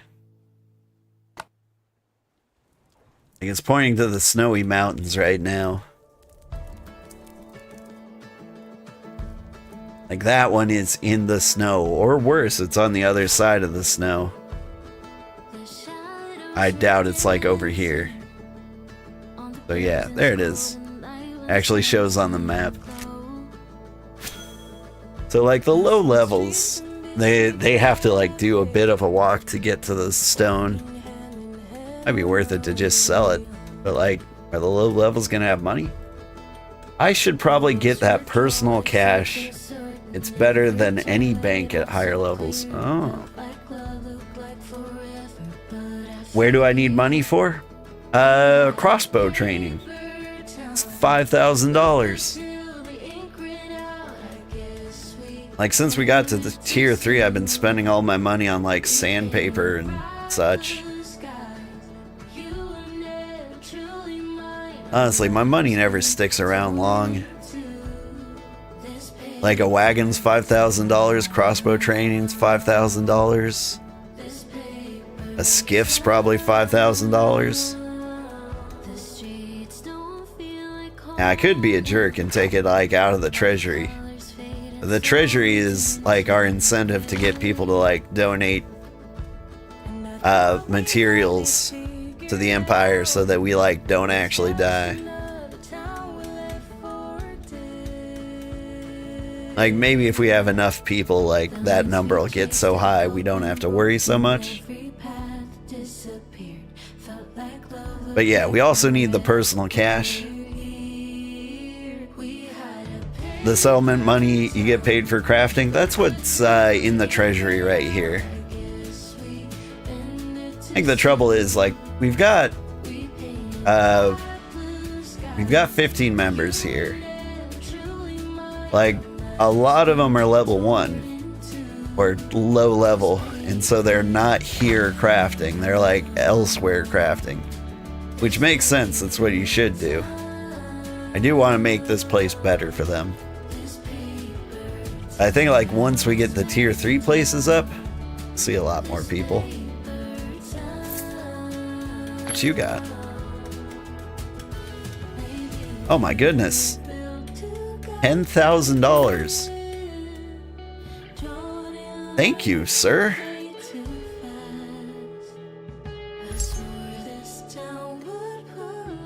That was very kind of you. I'll let you choose what I should spend the other $5,000 on. Your donation to the town for now. That was very kind. Hang on. I've got something for this. You know what? You straight up deserve a kneel. I am in your debt, kind sir. Thanks, Granddad. Hey, thank you for the follow. Majin Buddha. They can always farm. You spend enough to upgrade, so spend it on whatever you like. Alright. I think I personally... Well, shoot, what can I afford? Rico? Wait, wagons don't cost money? Wagon logistics training. There we go. Can I buy that? Apparently I can.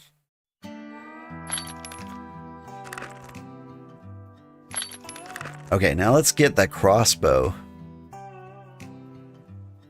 I've been looking forward to this crossbow for a long time. Okay, withdraw.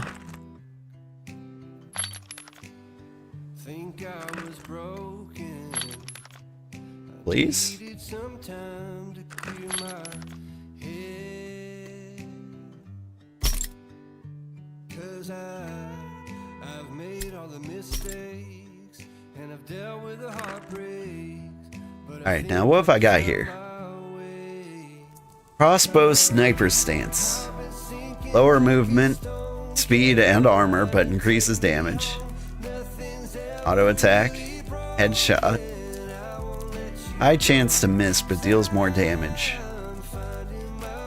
And I can hamstring people. Okay. Alright. Time to do some tests. So 1. Free Slayer points. It's a jackal. Ew. Whoa, that really does lower my speed. Is this my speed now?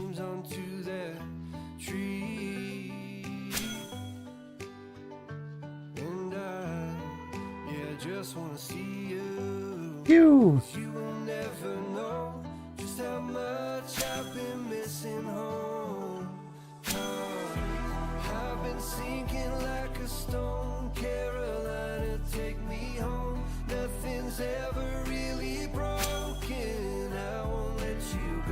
This is pretty nice.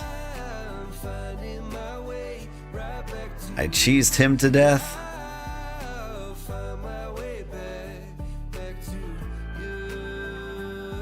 Now the next test is that Terratoad over there.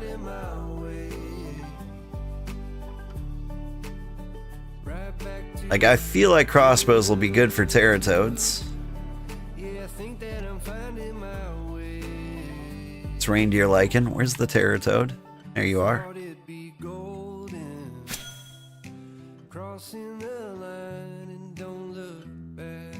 Oh, quick, eat a sandwich.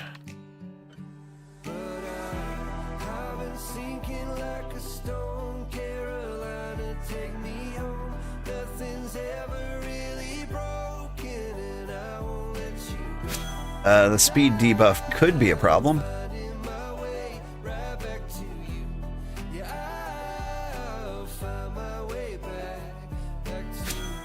But no, oh, okay. All life just got so much easier. Because if I get the opening shot on a Terratoad, it looks like I win.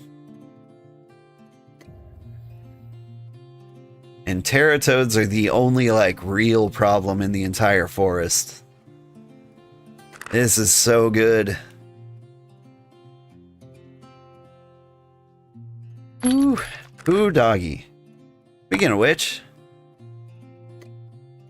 never actually looked at my crossbow here. Common. Okay, figures. I was like, it's doing so much damage. Is it bad? Is it good? It is good. But like, it's not like the quality. What was I doing? Like, my whole life has changed now. Thanks, Granddad. Thank you for the follow, Blanky? Blanky?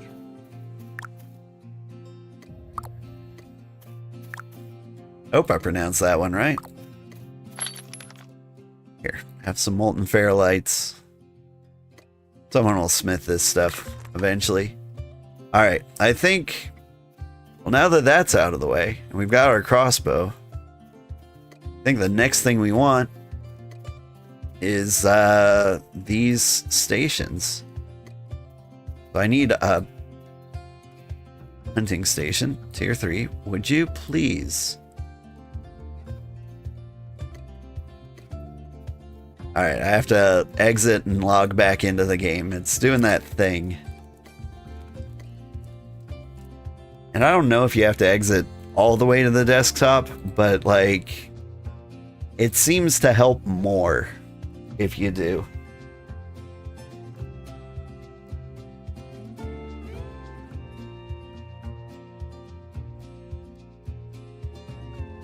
And like, the game has a known memory leak. I think they might have solved some of the memory issues, but not all of them.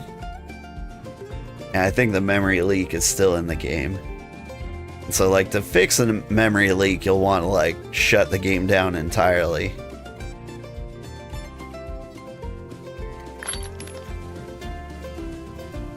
Tier 3 slabs, Tier 3 lumber. Tier 3 slabs, Tier 3 lumber. At least this one seems kind of doable.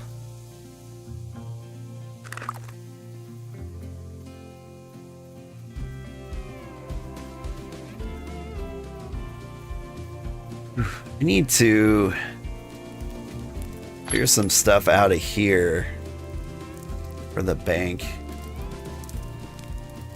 I could just sell a bunch of meat. What are resources that everybody wants? I got fish bulbs? Dang.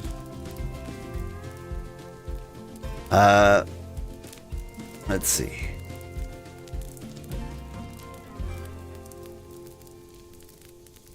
I don't need these like weird amounts of things.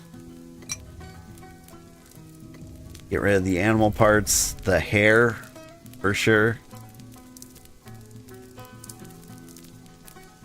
Like I should sell things that are useful to people, right?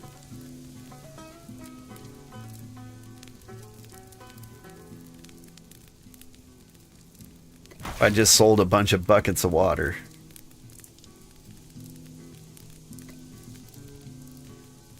I don't need 100 tannin, right?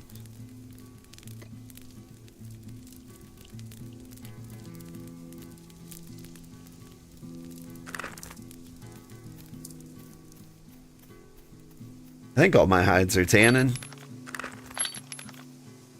Okay, most of them. I sell the lower tier tannin. Alright. First of all, glittering junk sounds like $4 to me. Great. Jackal fur, $1. Water buckets. Sell them all, $1 a piece. Basic tannin, all of them, $1 a piece. Crushed rough shells? What am I doing? Oh, these are things people are buying. So like somebody wants a pyrolite machete. I see. And somebody wants simple leather. Okay. Rough animal hair.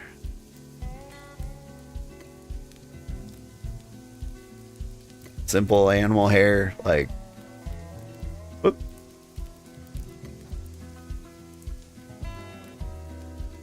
And we sell the planks. Rough planks are cheap. Simple planks, less cheap. And sturdy planks, less cheap. This must be the most boring part of the stream, right? Nails are cheap. Cannon's always cheap, and that was the one I shouldn't have sold. I think I have more of that, though. Okay, but somebody posted sell orders for crushed rough shells, rough gypsite, simple leather.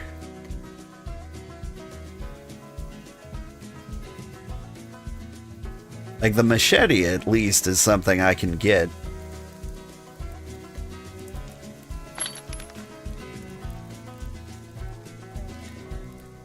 I need 4 ingots. Shoot, I have those. I can get that guy exactly what he needs right now. Leather. Somebody wanted simple leather. I can sell that too.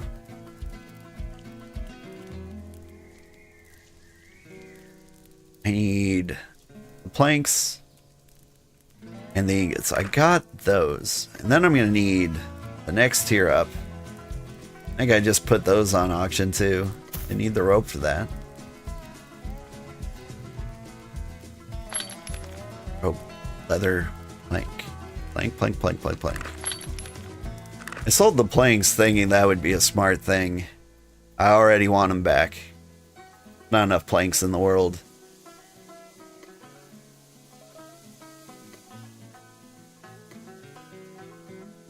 All the junk I sell. Okay, I want all of you.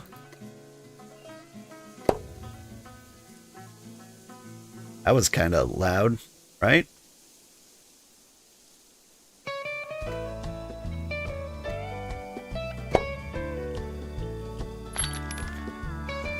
Cool. Sell order. Somebody wanted simple leather?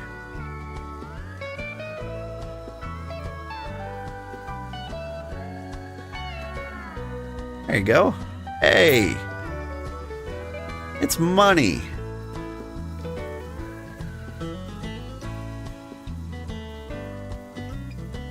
I like that. I like that a lot.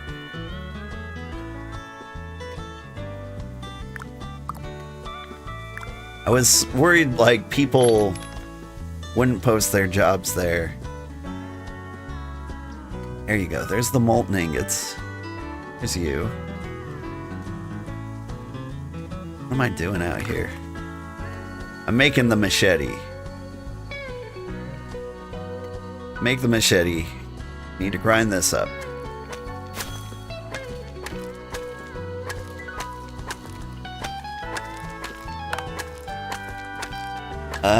Let's see. Machete. I'm making a Fairlith machete. Takes those things. And I think I have all of these in my hand right now, right? I got the planks, I got the leather, I got the rope. I'm gonna have the ingots. So I make that. I can upgrade it. Ingot, rope, leather, plank. Yeah. And the best part is jackal fur should probably go for 20 at a minimum. Yeah, probably. So the thing is, I am selling a lot of things a lot cheaper than they should.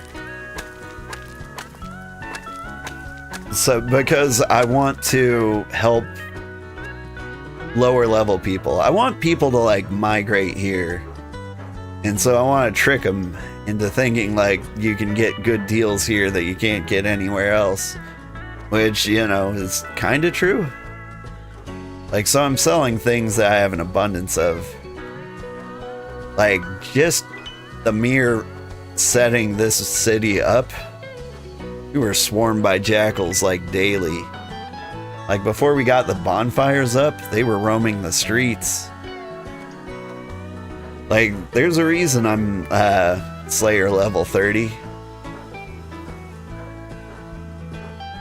I remember people like running through the streets screaming for help, and me not being able to do it because I'm like, I can only take one jackal at a time. Ah, good times. Anyway, the cozy settlement is getting much cozier now that the jackals are mostly gone. Except for this one.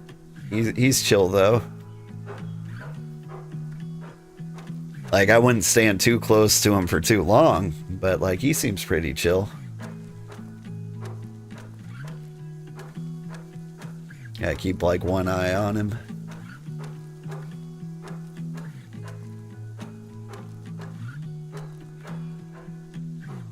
Yeah.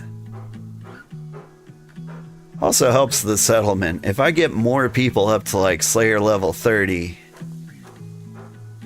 then we can all have crossbows, and then like you don't even have to leave your crafting station to like save someone from a rogue jackal.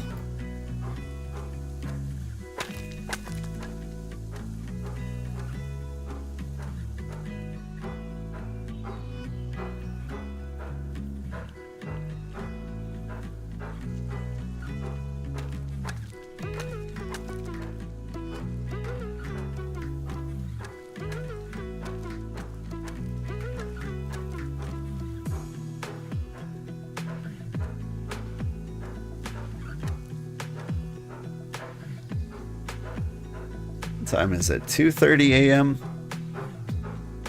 Yeah, I'm trying not to stay up. Whoa. For 12 straight hours again. Tiz, hey, how's my night going? It's going pretty good.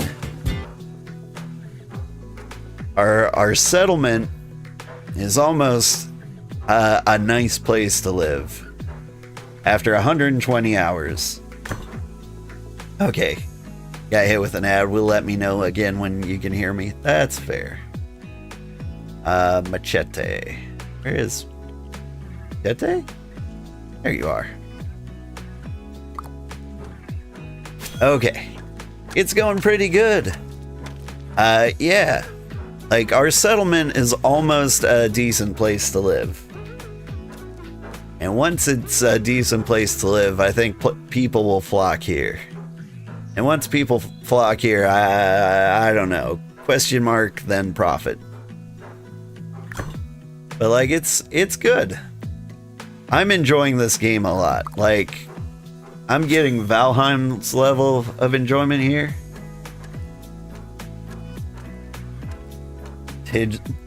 Which would mess up the whole Raiders get some free ad time thing. Yeah. Part of me wishes I never signed up to be an affiliate. Like, I feel like the benefit I could get from like pulling in an audience without ads might actually outweigh like the value I'm getting from ads. I think that's what Asmongold did for the longest time. Okay. Somebody wanted to sell this, and I got it. There you go. Money.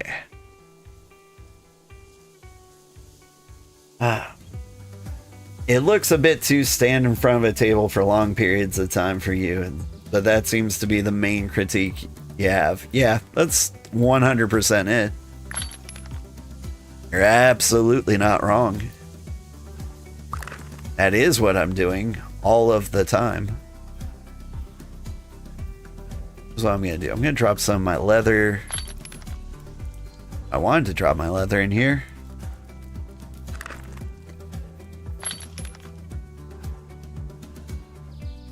Got a scholar box. Here's a stuff box.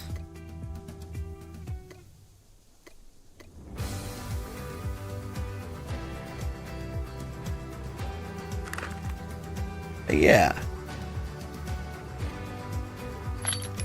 Like, if you're looking for more intense gameplay, it feels a little more intense if you're like leading a settlement. Because then, like, you're not just standing in one place constantly, you're running around like I am.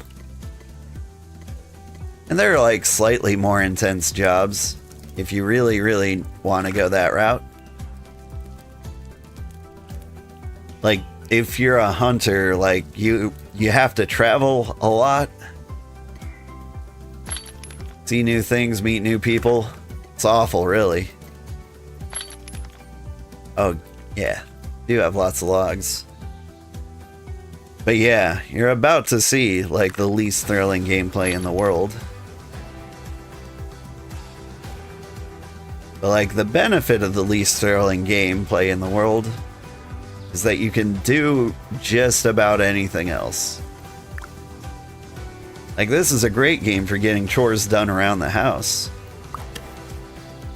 Like, I queue up a big stack of wood to chop. And then, like, now it'd be the time where you go and do the dishes.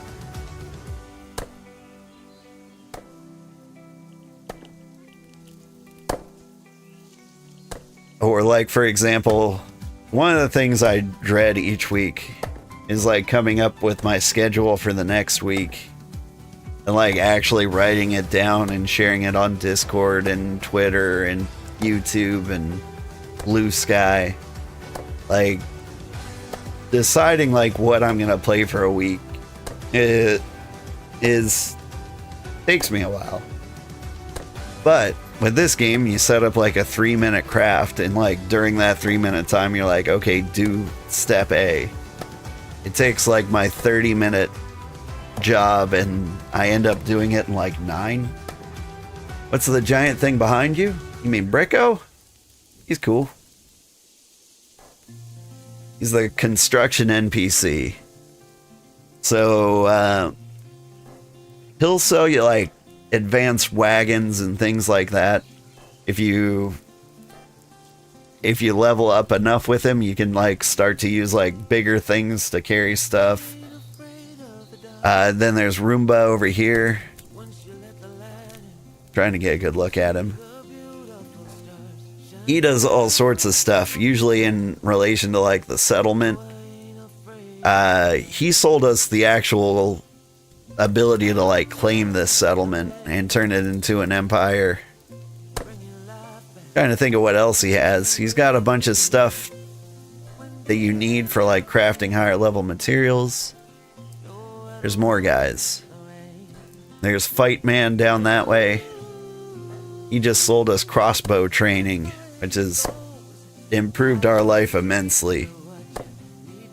Very hilly regions over here. And now if I ever want to like grind levels, or I can just shoot a jackal in the jackal pit.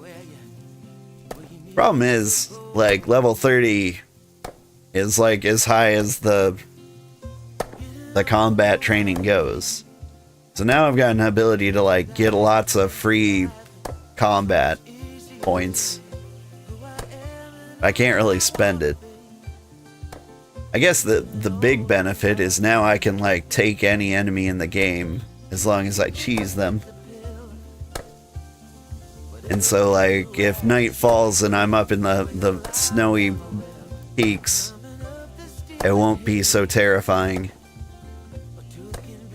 At least if I drink enough hot tea. As long as I've got the hot tea, I can fight anything up there. You know what would make me rich?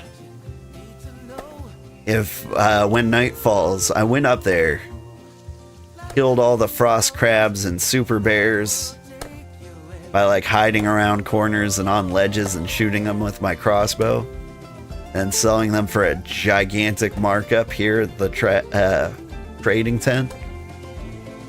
I could make a killing.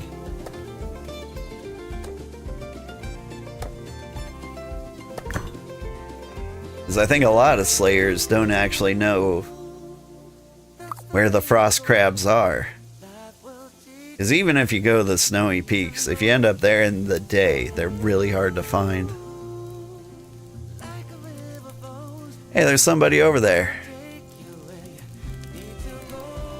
The Red King of Smiles. Hello.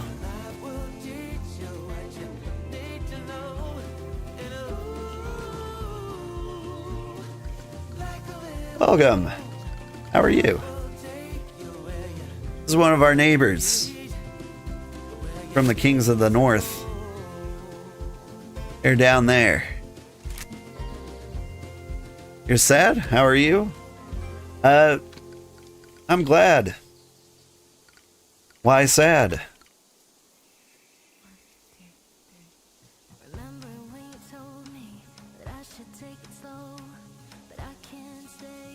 Thanks, Granddad. Agdriel, thank you for the follow. See if we can help sad person here. What do they need?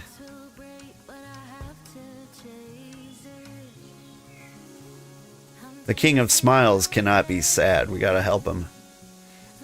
Join sad group called Kings of North.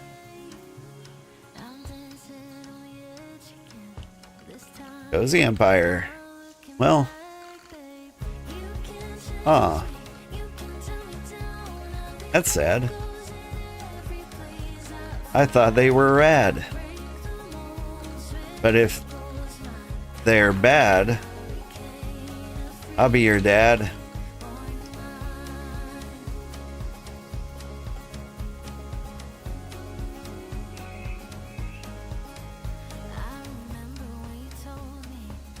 Is that too much? Should I have not gone with dad?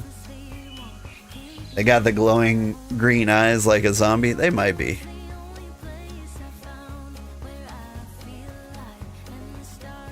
We got some chatties here. We got some chatty members. Also a Discord.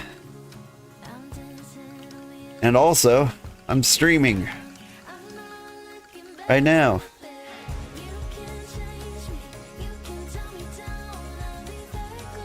I'm streaming. Dad, you're more of a grandpa. That's true. I'll be your granddad is what I should have said.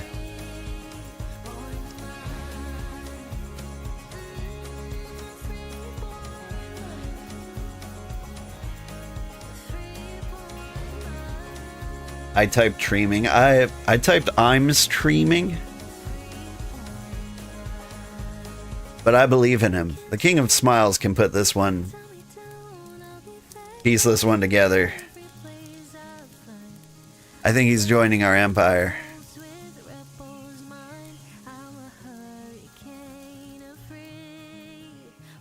I believe in him.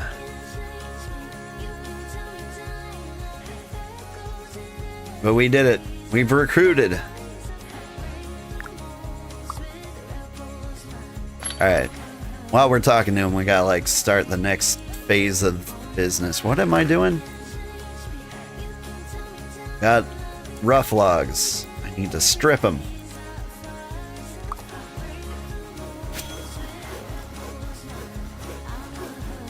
Alright, I think he's thinking. Keeping an eye on him. Seeing if he pledges allegiance.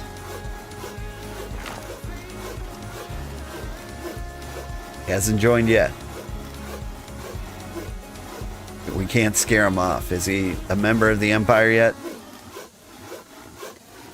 Where do you see all players? Here. Not there. I'm waiting to see the cloak change. You remember Glow? Glow is chill? Oh yeah. Loppins. He's our ambassador.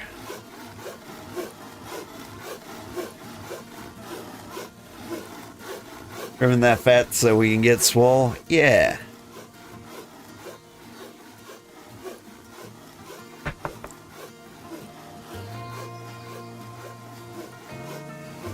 One of these days, like, I hope Ambassador Gloppins kind of like annoys somebody a little bit.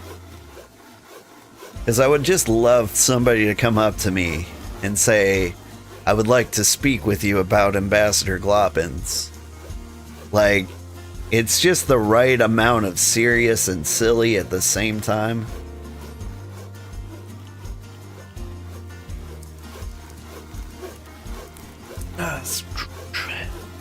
Dang, you're crafting your harvesting gear? Yeah. I've been like doing all my stuff in like a full suit of armor. For one, I look radical. But for two, like, I am often attacked by jackals and don't have time to change clothes. But now that I have a crossbow, like, all I have to do is outrun the jackal and I'll be fine. Theoretically.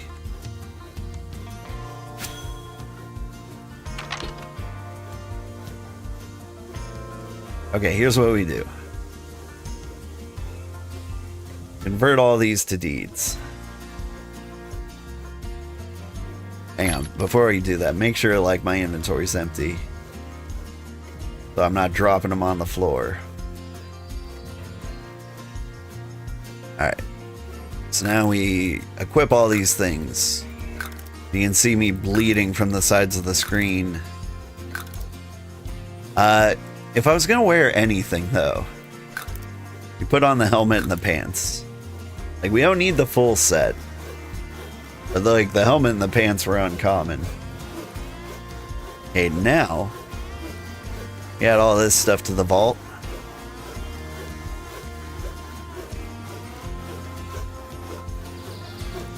But now we look like peasants, and we can't have that. So we slap on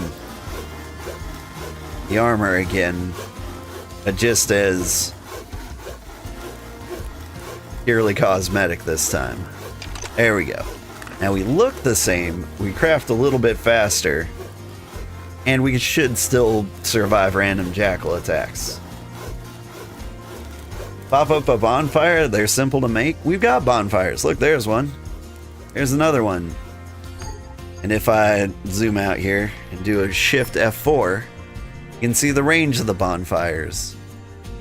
I think the bonfires should cover a lot more range. Because like a jackal can spawn like right in here, but like I feel like they shouldn't.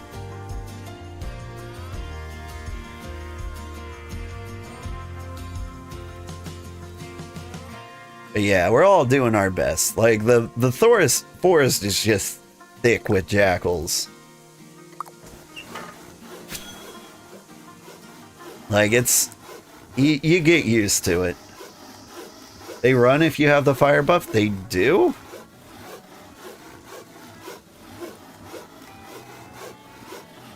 They do?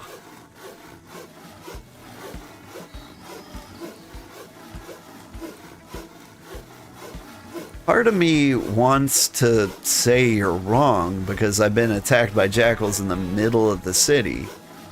But like, when I zoomed out, like there are gaps, so maybe I just was standing in the wrong place at the wrong time. Like over here was like a prime area to get attacked by jackals. Ah. Okay, but what if you don't have the fire buff and then you walk somewhere there that there is a fire buff? Like I'm not buffed, they decide to attack me and then I walk into the buff. Do they leave me alone? Also might explain why that jackal hasn't attacked us at all. He's just constantly in a fire zone. Like that jackal just can't get to us. That guy, he's just confused. I'm gonna be like the Darwin of BitCraft jackals. I will understand everything about them.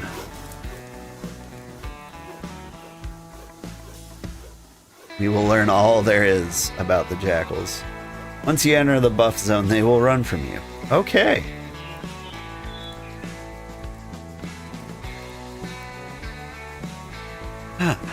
I feel like I've fought enough jackals. I'm like remembering the places where I fought jackals. Over here. Every time I think of a spot I fought a jackal, it's a place where the fire buff just happened to not be. Eat fish bulbs, we're crafting. Alright, this is the fastest I've crafted in a while. Carpentry level 38. Is that my highest? It is. I think carpentry might end up being my first 40. And also that I can get these high tier crafting stations for everybody. How do you see the coverage area of your bonfires? Shift F4. That's a fun hack.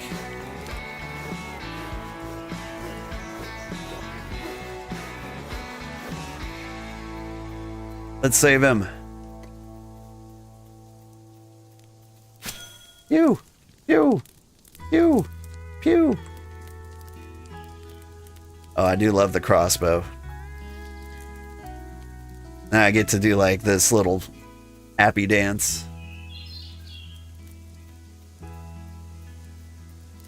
I can't tell if he's a member of my settlement or not. I don't know if he's chosen.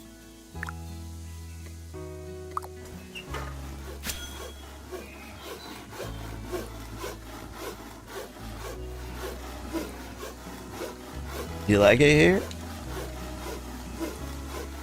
What am I working on? Tier 3 workstations.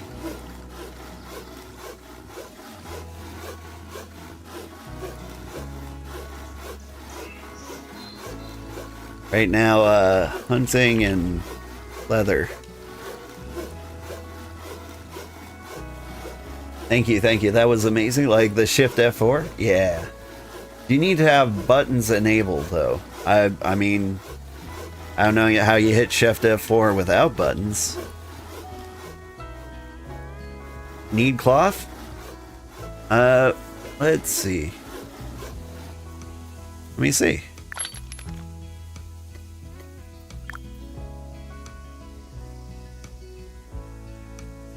Five tier 3 rope.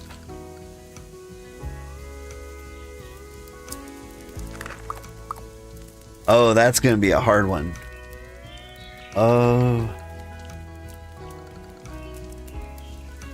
that's a real tough one.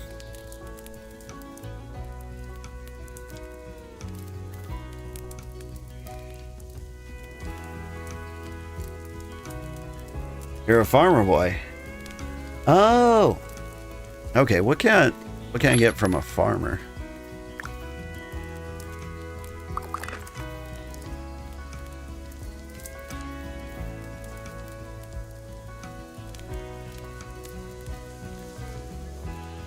I'm playing a ton of filament tier 2.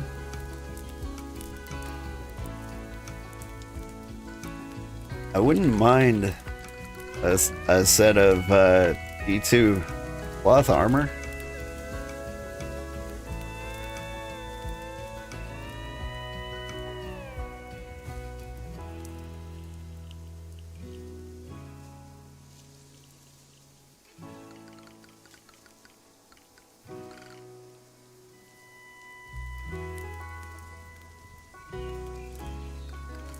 I'm still using P1.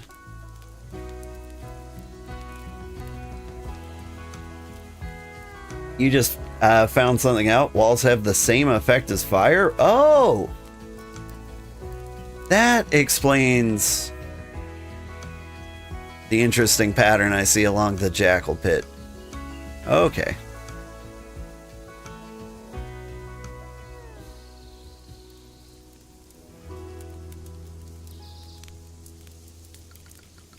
Is it the same buff?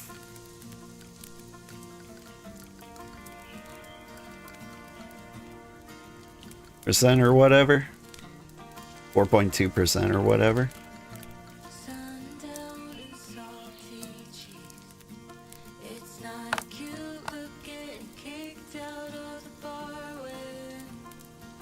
Maybe 4.6. Ah, right. Not worth it.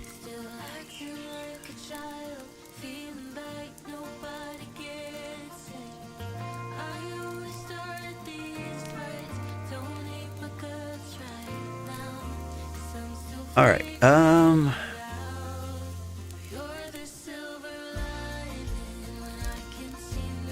Well,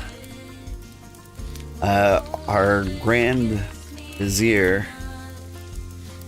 Mutation wants to set up a new settlement on the beach. So, cloth would be nice. Let me see. How much cloth would that be? Got another guide here.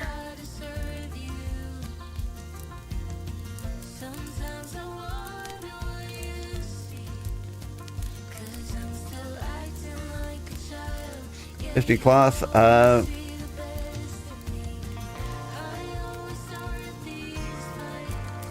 All the ones I'm working on.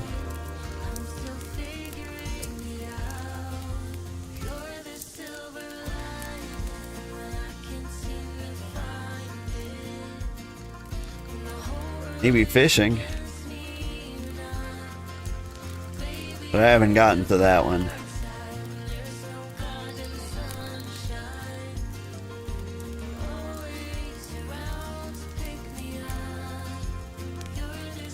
Also have the same effect, but it goes 2 blocks out from the wall. Gotcha. I think that would really mess up with like the animal pathfinding if they can't enter that area.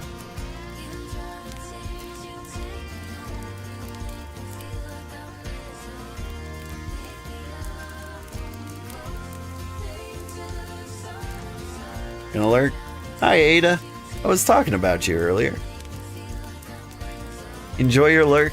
Have fun playing PAX Day. Let's see. These guys need rope. I'll put it in order for 50 cloth sheets. Mark it. Oh yeah. Hang on. A man wants water buckets? I got those.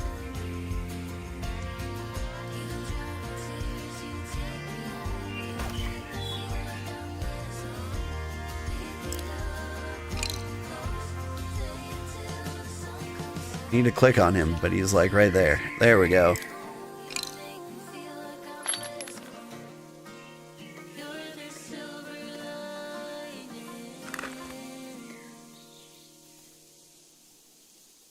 Okay, let's see.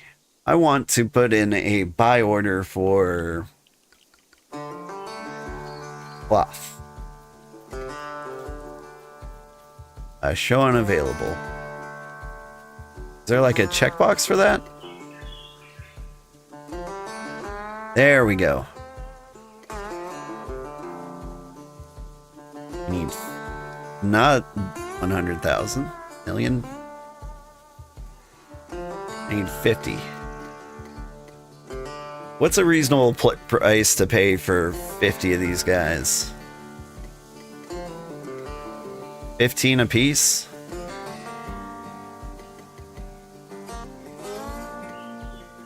About 17 a piece. Here, my dude gets half of my money. There we go.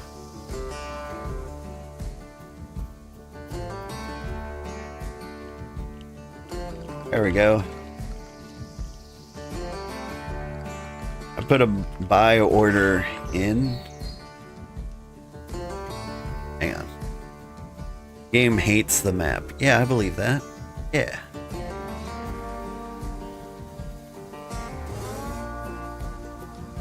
For 50 cloths.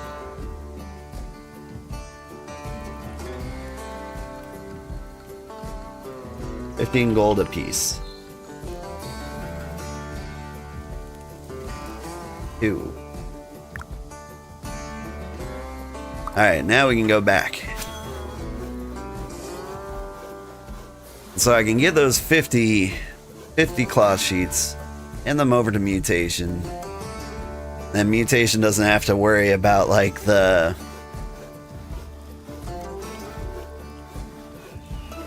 cloth research portion of a new settlement. They've still got to make like the refining juice.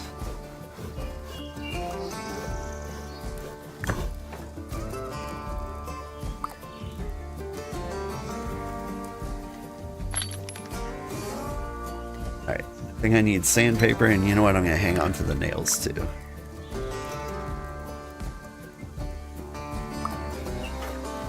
Whew. I think we're actually going to hit level 40 in carpentry. That will be our first 40. Like if we just like stick to making these tier 3 stations.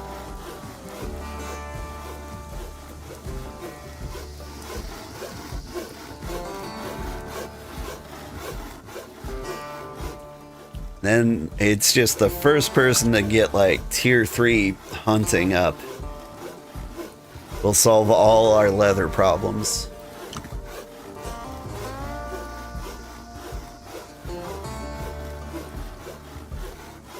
By the way, we got a pretty big crowd in here. I'm gonna drop a link to the Discord. if you would like to join the Cozy Settlement or hang out with all of us, that's a good place to do it. I also have like several helpful Google Sheets and various things for BitCraft information. Or just want to hang out and talk about other games. We will play other games at one point. Part of me thinks I should like start playing Dune after this. Because like Dune is like a Game of the Year contender, and I try to make sure I play all the games that could be Game of the Year. Like we already did like Clair Obscur, that was great. Monster Hunter Wilds. Like Clair Obscur so far is like winning for my Game of the Year. Even though I'm putting 400 hours in this. Like this game is kind of like a particular set of interests. This is like a chat room with a game wrapped around it. Like that's the appeal of this game. Like if you're an extrovert gamer, or an extrovert gamer who just wants to like talk to people while like doing whatever, like this is a great game for you. You're an introvert and you feel like you need to be more social, this is also a great game for you. Just because of like the forced interaction aspect. Like yeah, you can do everything yourself, but at some point you'll get so frustrated. You'll want to smith your like tier 3 tools. You'll be like, I need wood. But wood has nothing to do with smithing. But I need it to fuel the smelter. And then you accidentally make a best friend.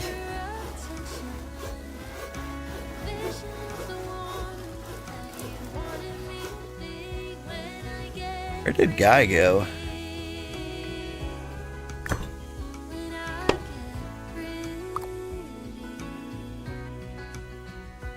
Did my guy like just go back to the Kings of the North?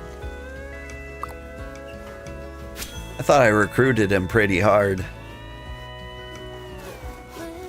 Like I thought he was defecting, but maybe he just wanted to make some neighbor friends. Like that's a good deal. Like the Kings of the North popped up faster than we did. Makes me wonder, they already have these tier 3 crafting stations.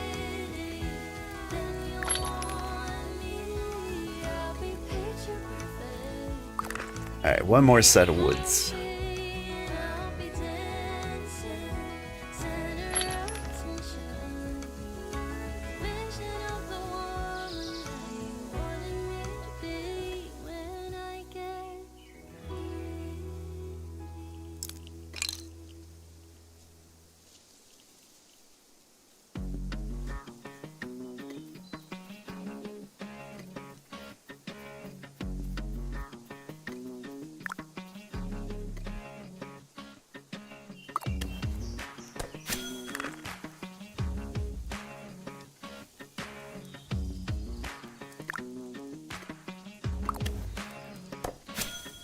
Oh, the tier 3 rope was scaring me. Like, so like getting tier 3 roots up here was horrifying. But with tier 3 rope, like you don't have to worry about that so much. Because you just need to like be somewhere that has tier 3 stations and you can gather the plant roots there, turn them into like plant fibers, and then like you can bring them here at your earliest convenience. Okay. Yeah, that place was scaring me for a second. I was like, how are we gonna get more plant fibers up here, or plant roots up here? But you don't need to bring the roots, you just need to bring the fibers. Honestly, if you wanted to be a level 9 million forager, Like just selling roots and fibers would be enough.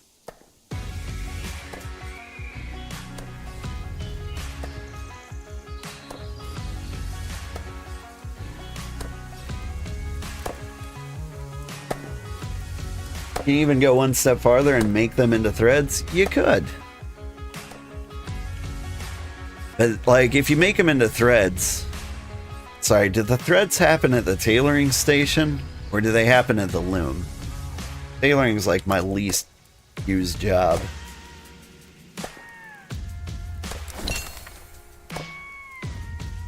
Which is weird. Level 25. That means I put in like 10 solid hours of tailoring at least. But okay, if you do it at the tailoring station, then that makes a lot of sense. For one, like that would reduce the amount of inventory space I think it takes up.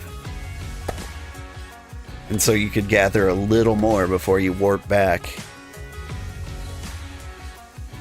I could be crazy though. Like I don't know what the stack ratios are. But it's worth considering.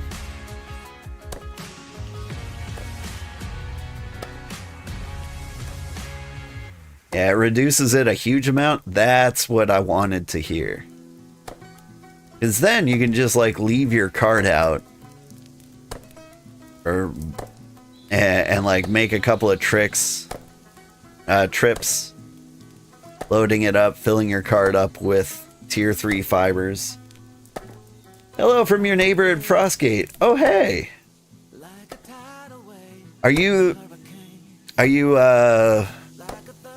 was it Red King of Smiles? The guy who was just here? Or is Frostgate another empire? Frostgate?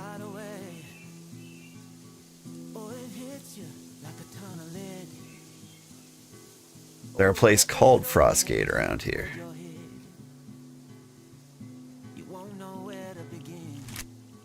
I'm not sure where you are, neighbor, but I'm happy to see you.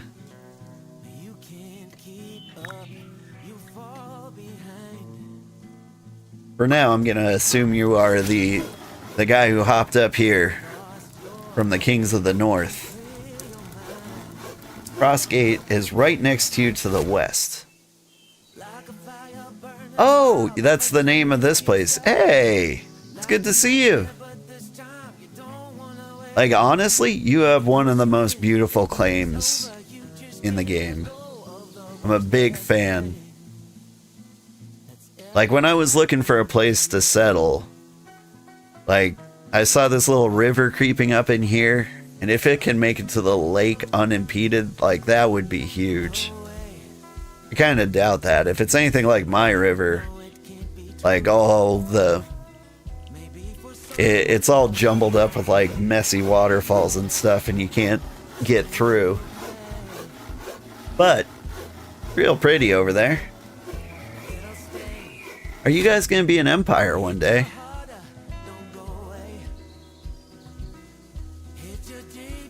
Or if you consent to it, like, you could also be part of this empire.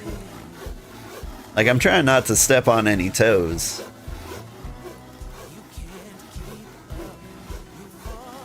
Like, I'm trying to be like a super friendly neighbor and leave plenty of room for everybody to empire up if they want to. There's a road right next to the river? Nice. There's a road next to my river, too. It's not paved yet, but, like, we made it. Yeah. Yeah. I imagine you guys had the same problem we did, and that's that doing anything involving a cart was impossible. So I spent, like, 10 hours on Friday making a road from here to the beach.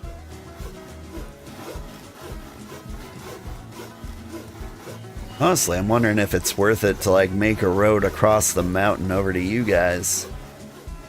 It might even be a shorter trip in a lot of cases. You guys have a road. We built a road across here where it's nice and flat. Maybe someday we'll connect settlements by road as well. Yeah, that's what I was just thinking.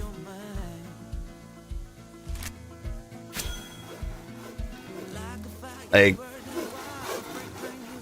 tea is simple enough to make. I don't think there's like tier 1 flowers here. But we're friends with a good cook at the Venture Trading Co. And it's not like tier 1 flowers are that hard to find.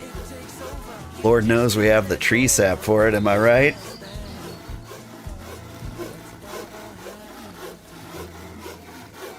Think tree sap is made into sugar?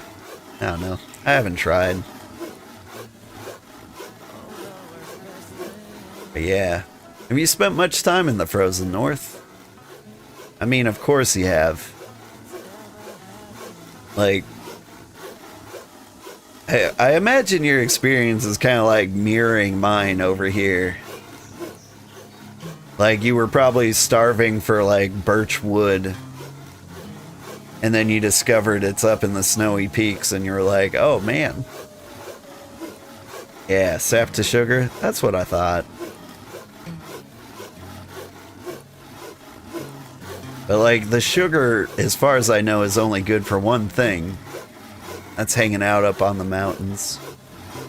Oh, by the way, neighbor. Let me see if I can see it from here. Having trouble making it out if it is up there. But there's a fun tower. Go up the road right around here. I don't know if you've seen it, but there's like a big temple up there. I think once you're like level 60, you can like activate your heart or something. I don't know. I still haven't done the Mending Hearts quest. I feel like I'm way behind on the story. Coordinates? Yeah, I wish I could give it to you. You know what? Let's take a moment and just show you.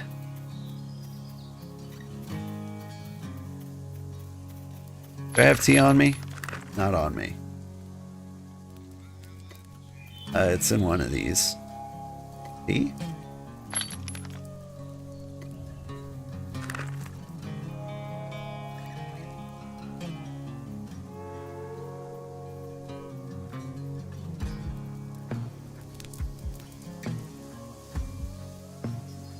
Oop. Hup. Oop.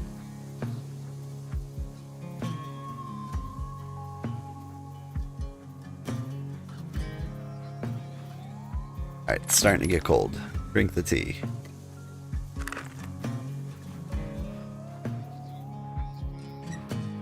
Did the second heart upgrade. Now gives 110 HP stamina plus 10 heat resistance. Really? Wonder how much heat resistance you need to survive in the desert. That would be cool.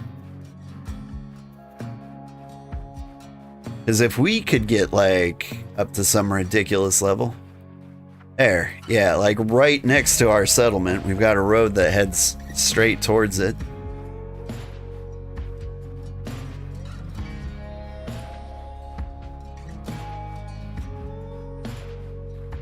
Here are the Yaggies. Your tier 6 guys. We got frost crabs.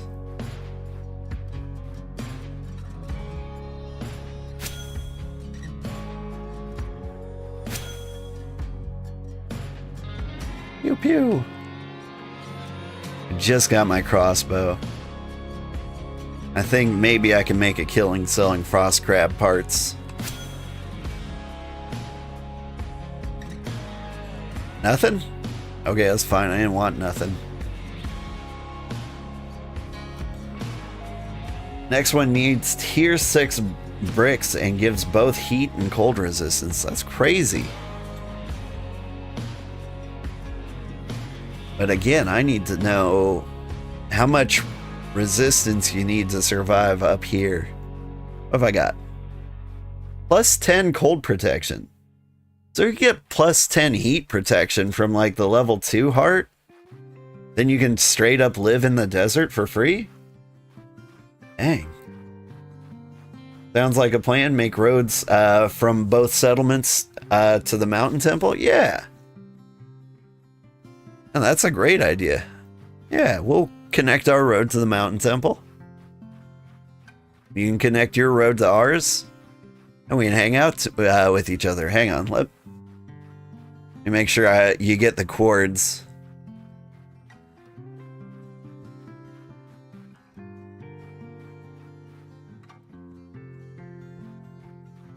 Trying to get it like 2,000 even.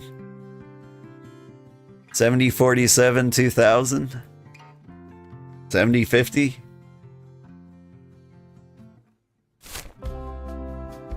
Exactly 2,000 east.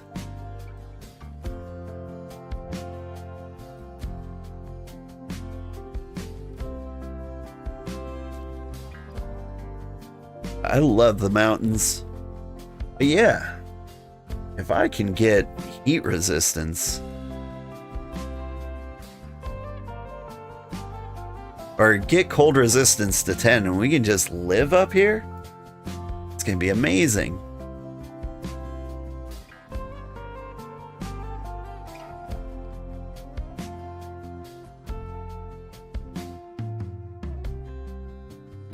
Like, we could have the first settlement up in the snowy peaks.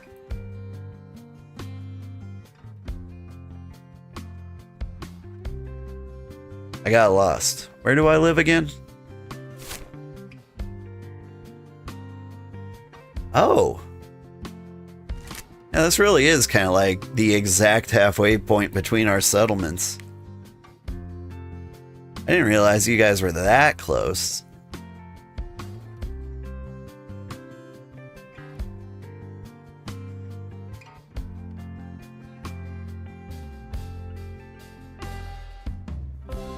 Uh-oh, I see an alpha bear. I don't think I have to worry about him, though. Now that we're geared up.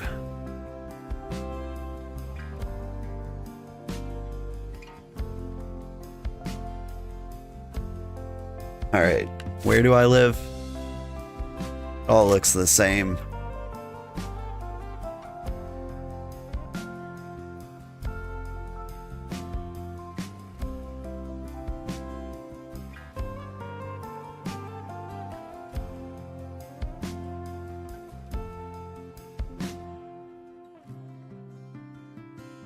These berries, cranberries.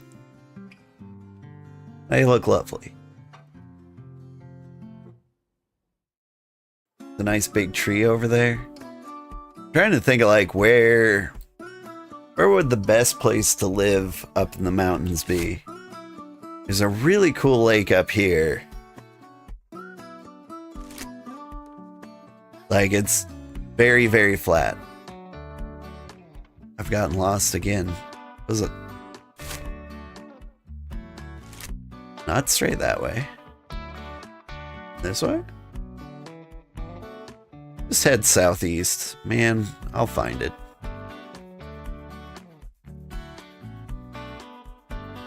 Oh, I'm dying of frost.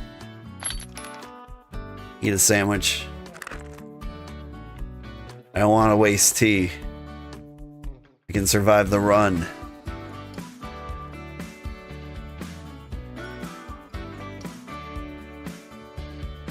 Ooh, another thing I'm curious. I feel like a recent update.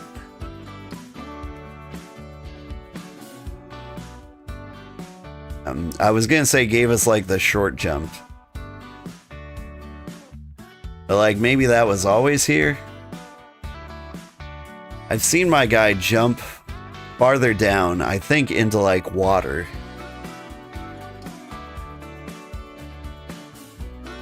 And so I was wondering if like not climbing was a thing.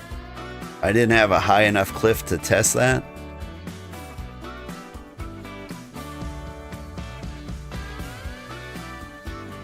Thanks for making the trip. Yeah, no problem. Anything for a neighbor. And if you ever need a cup of tree sap, you know where to find me.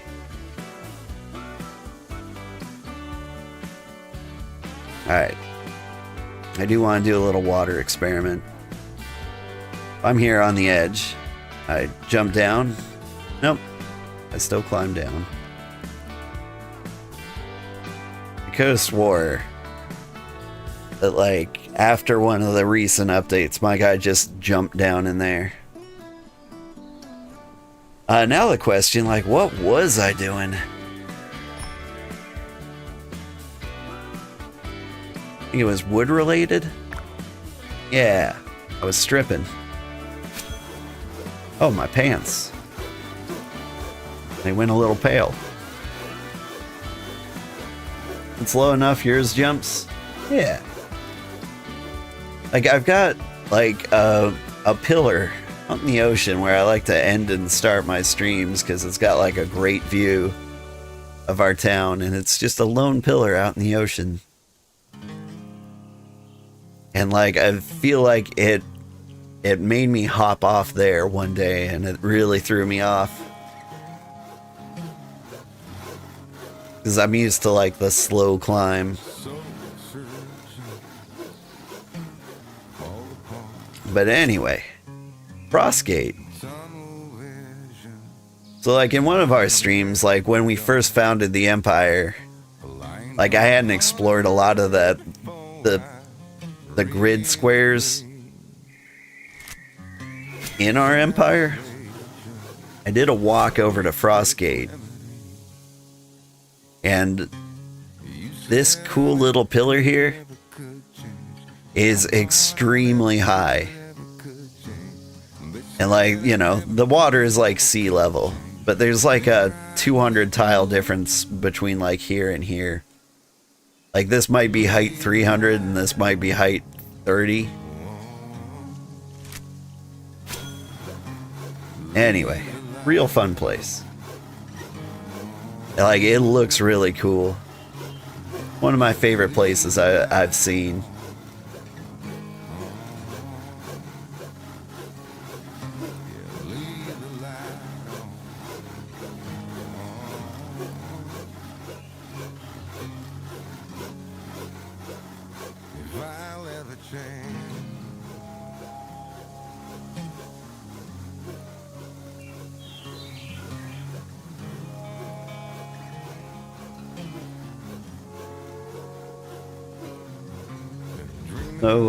So I'm thinking about, like, the things I want to do.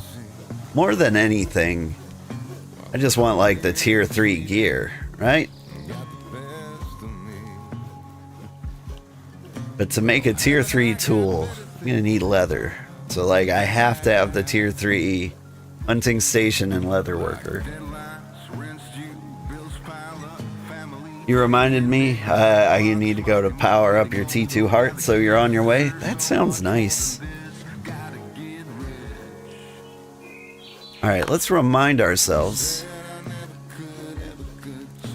I need insulating wires, right? Oh, hey! A €2 tip on YouTube. Thank you so much. Baby Lemon looking up to our Lemon character, standing in a superhero position. That... What? Baby Lemon looking up to our Lemon character, standing in a superhero position. I can't tell if you typed that message or if that is like a restream translating an emote weird. Like, if you did type that message, I feel like you're making some kind of Lemon Party reference, which, you know, not saying no. But yeah, I am. I'm married. I'm saying no. But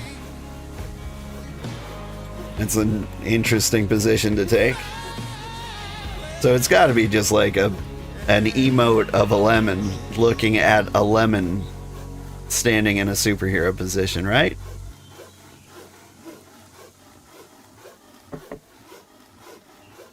Anyway, thank you so much for the €2 tip. I really appreciate it.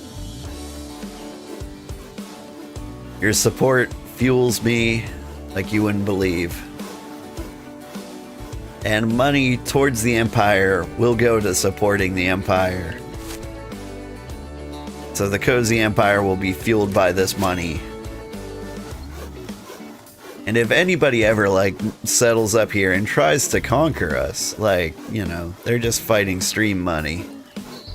Not real money.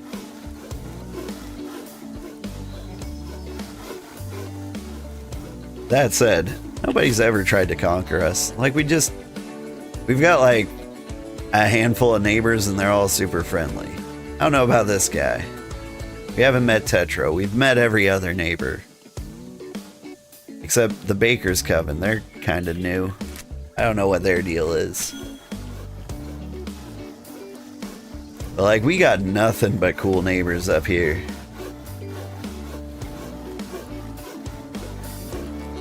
I couldn't be happier about it. Like, this really might be, like, the coziest place to settle.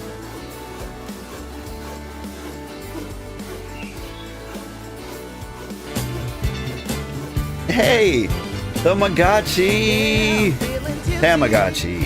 Thank you so much for the raid. Like the little baby eggs. Welcome! How are you doing today? I appreciate the raid. I am Old Man Sugarheart. Call you Tamo? I would love to call you Tamo. How are you doing, Tamo? What have you been playing? You playing cozy games too? Your character kind of looks like a bunny. You were playing BitCraft? You wouldn't happen to be the Holy Bun Bun Empire, would you?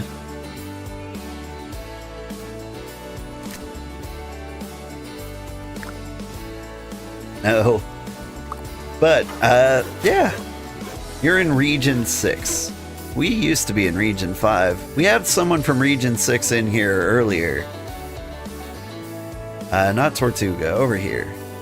The one from Voldol's stopped by and was saying hi.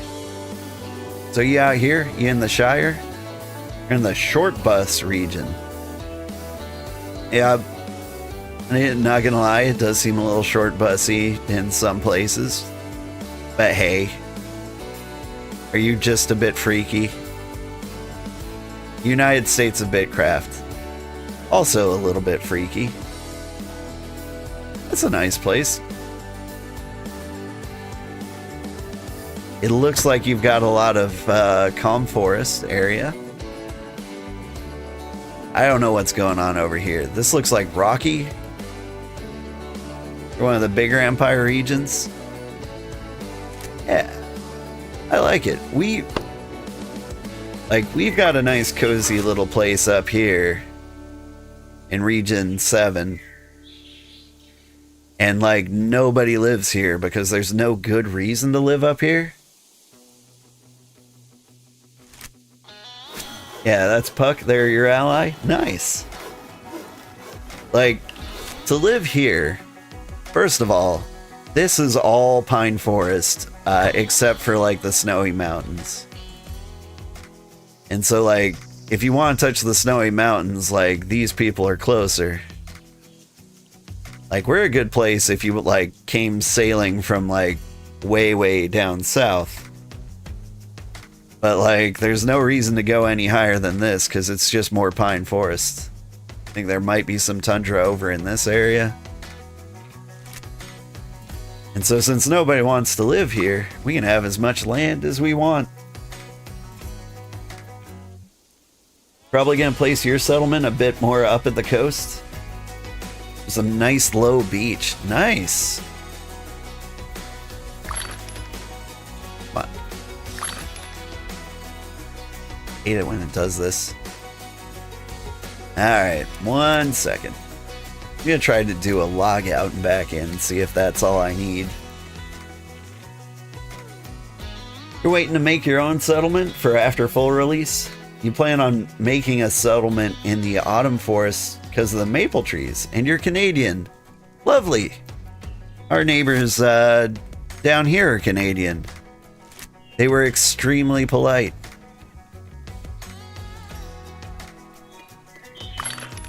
Unexpected error. Okay. Hang on, I'm gonna exit all the way out of the game. And it sounds like ads are playing, so this sounds like the best time.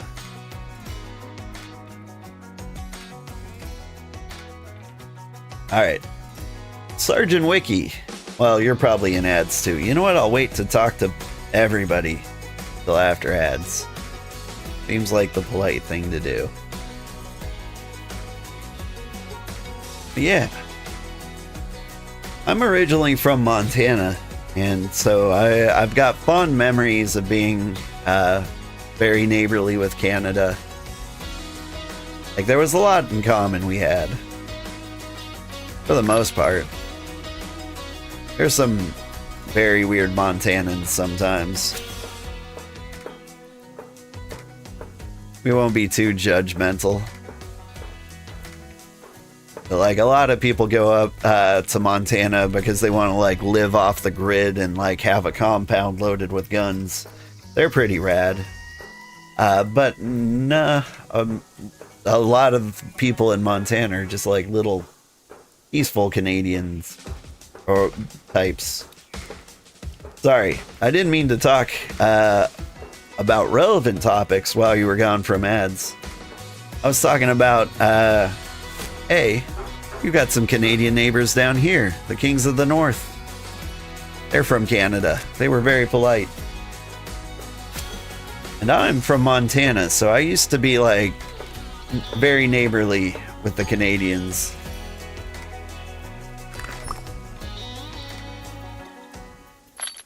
And then I went on a rant about like a certain population of fairly crazy Montanans. You know, the ones that want to like live off grid and like a weird shelter. I can make more timber for that guy.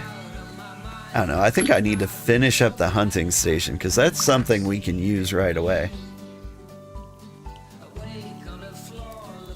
Your group is doing an of BitCraft theme. Lol and Lil Mimish.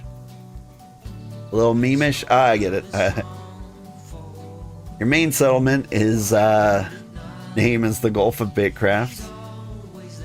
You want to name your settlement the National Park of BitCraft. Oh. And you were aiming for like let's see, you said you were aiming for Autumn Forest. It looks like a good chunk of it was taken up over here. I don't know where you're gonna find Autumn Forest. Region 5 had all theirs taken up. Like, you can't see from here. But somewhere in the world there's Autumn Forest. Maybe on this side of the planet? Your Autumn Forest is pretty bare. We visited one earlier in our stream, like over here. Ooh. Yeah, hang on. I think I found a spot. It's a long ways away. I'm loading up a map. If you want to see like a map of BitCraft, I've got a channel in my Discord. Yeah. There's a decent amount of Autumn Forest up there in Region 7 that doesn't seem taken. And there's another one in Region 9 over here that you might be able to get. Never mind. It looks like a brutal nightmare. Ugh. Oh, right. You're not doing yours till after full release. You said that, and I got all excited. One of the funnest things about the game is like finding out where you're gonna live. Like, it's kind of like watching, you know, like House Hunter TV shows, you know? You get, like, obsessed. You're like, oh, man, they're not going to take that place. That basement's going to flood. They want to knock out, like, that load-bearing wall. Oh, no, open concept. Like, you know, you get, like, obsessed about people who are living wrong. Right. I was making sturdy brick slabs. I remember now. You just don't like making things just for it to get erased? Well, it is going to be like a year or two.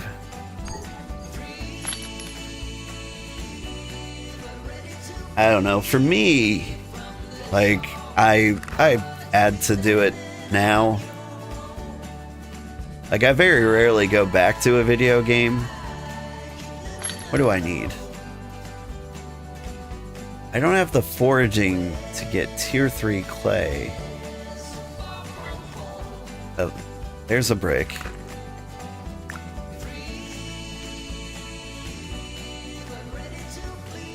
I need to finish up what I was doing. Man, I'm a mess. What do I need to make this? Tier 2 planks. Oh, that's easy enough.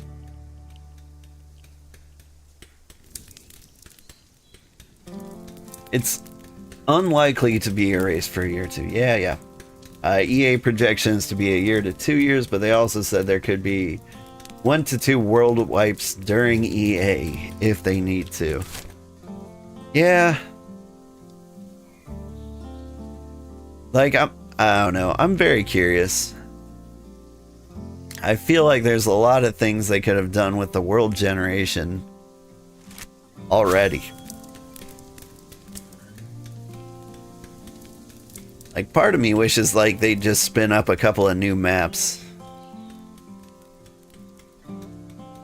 Like, the way the world is laid out now, it's very hard for like a solo player to like grab a nice chunk of land in like a starter area.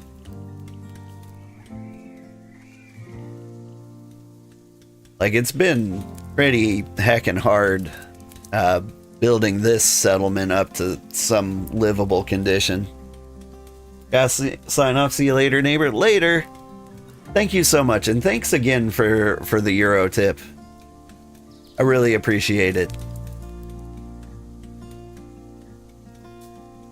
I appreciate you, all my European friends. Speaking of Europe, isn't it like 9 a.m.? Maybe it's closer to like 10 or 11. And of course, it also depends where in Europe you are. Alright, I need planks. Got planks.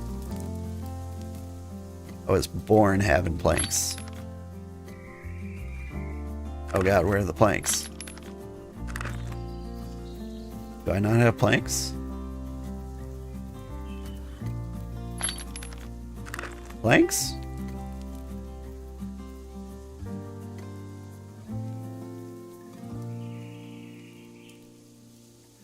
What did I do with my planks? I had planks.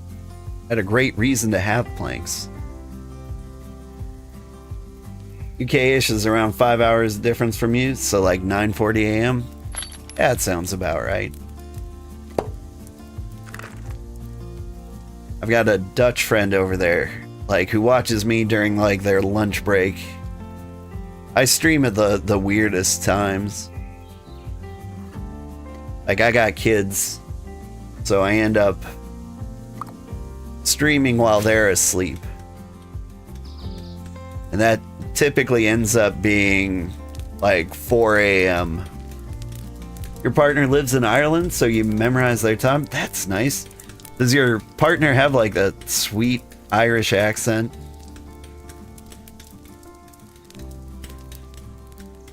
Like, honestly, that's like the best. You're Dutch too? Nice! We've got the Dutch.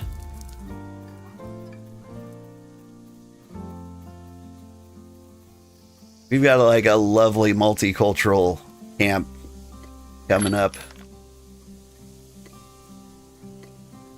We don't have any real Japanese people, but we have people who speak Japanese. And so it feels multicultural. Also, pretty sure Gloppins may be from some area of the Byzantine Empire. He seems like a passionate Orthodox Christian. Which, you know, you could be anywhere. But especially around, you know, Greece, Lebanon, Russia, Ukraine. Who knows? Anyway, your partner has a sweet Irish accent. I love that for you. Like, there's nothing hotter than a different accent. And frankly, it doesn't even have to be like a good accent. Like any accent at all. Like, I've got a thing for like Minnesotan accents. Like, I didn't want to. I was just born this way.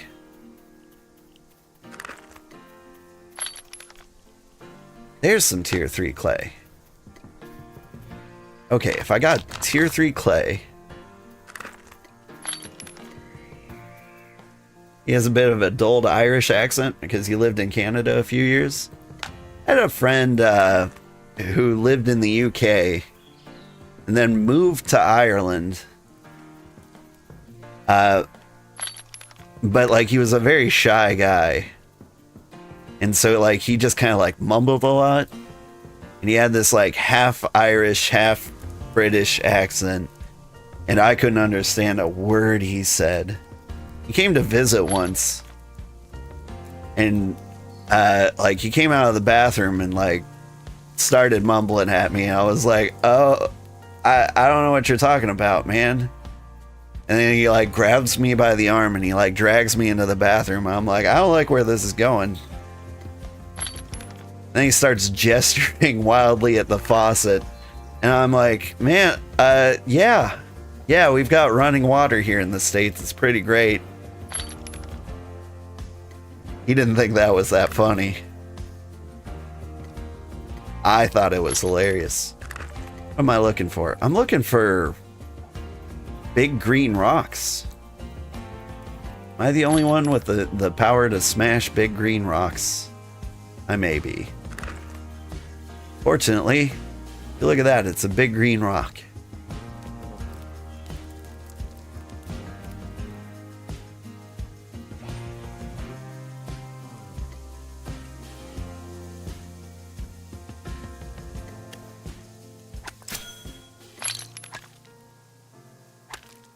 I'm also very happy. He was the first person I ever met from the UK, and I got to ask him, what was the deal with the red coats? And he gave me the best comeback I've ever heard, and he said it was the best camouflage available at the time. Like, he was just super prepared for that. Like, Thanks, Granny. I don't know how he came up with that off the top of his head. Damo, thank you so much for the follow. I'm excited to like check out your stream after this. Like, I want to know what's happening in region 6. Because I gotta say, like, the Shire really kind of inspired me. Like, we were always going to be the cozy empire. And the Shire was like the first empire that popped up that I was like, that place sounds cozy. Region 6's mods come in a lot. Oof. I've lived in 2 regions now. I've lived in region 5, and region 5 was great, but like these 3 empires, the Ottoman Empire, Tortuga, and Gerudians, like, they all seem extremely serious. Oh wait, what's going on here? Am I dropping things on the ground? Nah. We got a geode.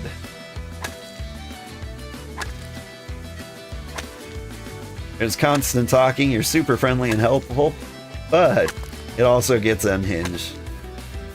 We're not allowed to say chum in Reason 6 anymore. I see where you're going with that. And I already understand why the mods are getting called.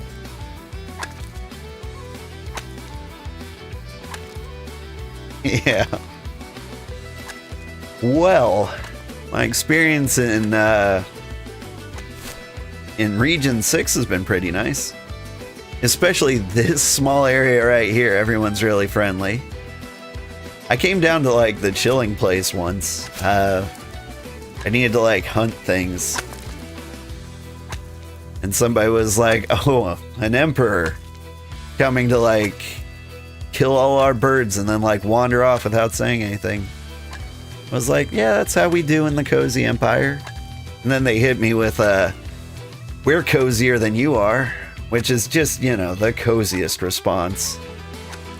Very hinged, very normal. I'm like, sounds great. You do have a nice place here. And like, I feel like they didn't know what to do with that. They were trying to gatekeep coziness on me. Then you just like parry it into like some polite agreement, and they don't know what to go with.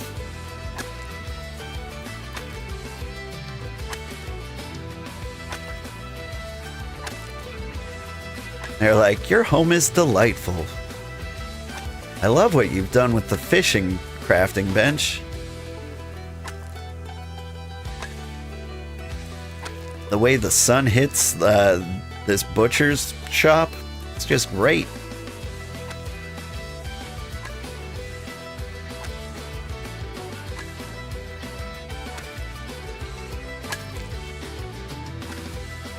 Hit me up if you ever need some snow. That's what we've got here. We got frost crabs. We're just riddled with crabs up here. It is nighttime. Maybe I should go on a crab hunt. I feel like crab parts might be like a good export for us. Same way to go about your wife? Yeah, yep. Yerp. I know that's right.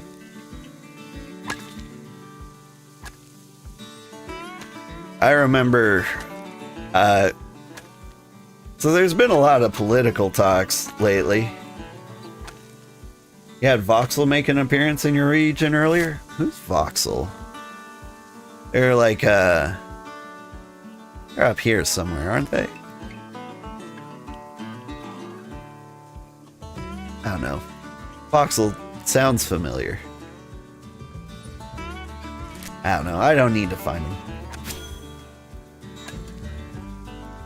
There's a small group that sat down a tower claim dead smack in the edge of 3 empires. No, Voxel is a dev. Oh! Interesting. I don't know the devs of this game very well. I saw like the 2 co-founders and like I watched a few of their streams when I was hyping myself up for this game. They came in and removed that person's claim because they were basically being problematic. Yeah, I could believe that.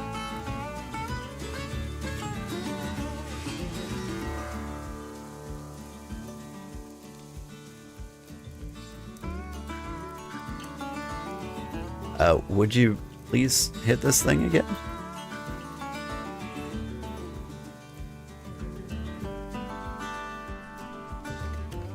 There we go. Had to get the angle right, apparently. Voxel is one of the most active mods in the official Discord. Ah. I've been using the Discord as my own personal wiki. Since it's so hard to find information, like the best way to like find out how to do stuff in this game is just to like do a Discord search to see if anyone mentioned the problem you're having.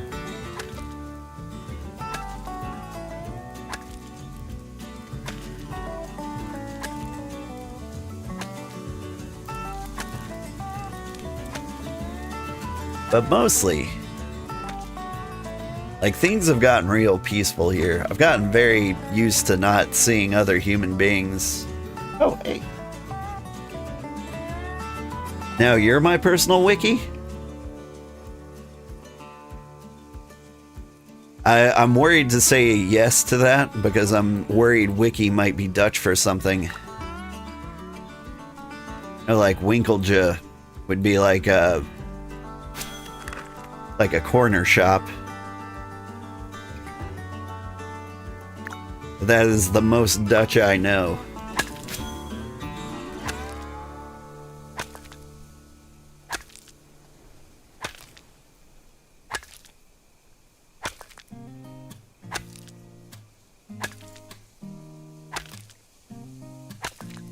I think my wife has been up to the Netherlands.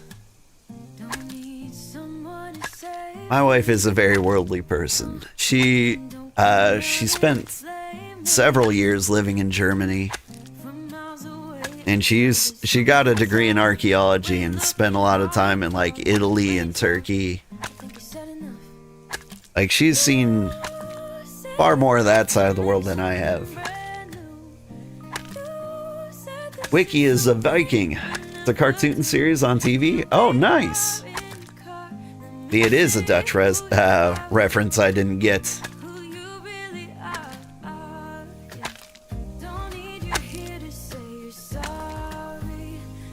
I'm trying to think of our cartoon Vikings.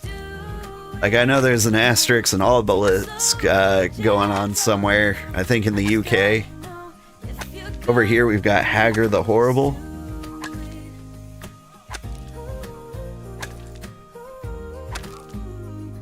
There's the Lost Vikings back when Blizzard made, like, Super Nintendo games. Nobody remembers those. The Lost Vikings was an amazing game, though. Anybody else play that? For Super Nintendo? Let's be honest for a second. Yeah, you'll be in over your head, babe. I still remember some of the passwords to, like, some of the levels. Like, Inflate is one that, like, sticks with me. Because Lost Vikings had, like, 4 character passwords. But they would always, like, make a word related to, like, what you do in the level. Well, there was a level that was spelled NFL and then the number 8. Inflate. Super Nintendo, you were a young kid. You're 35. Yeah. This is part of the reason why I'm old man Sugarheart. Like, I'm not extremely old. Like, I am a lie. I expect to be very old by the time, like, I make enough money to do this for a living. You know, 100 years from now.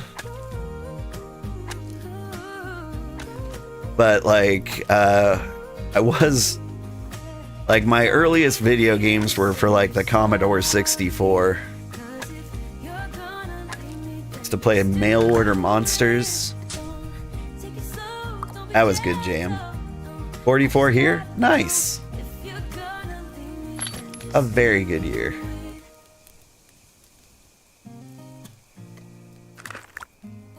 I'd tell you how old I was, but I like keeping it up in the air.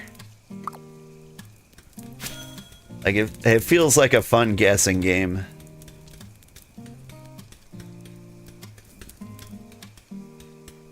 Like, it's really interesting, like, hearing people, like, guess how old I am. You're guessing 22? Well, damn. Really? 56? That's the problem. Like, I can't correct you without, like, telling you. 10? Nah. No. But I have gotten, like, teenager and 20s before. I'm definitely older than that. I remember, like, the Pizza Hut X-Men promotion. Like, where they had, like, really cool X-Men cups from, like, their 90s cartoon show.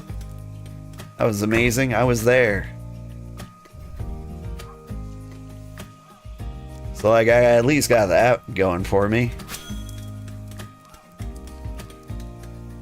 Now, I want to say, like, I grew up with the best Weird Al songs. So, like, I'm not Frank Zappa lover old, but yeah, 50s.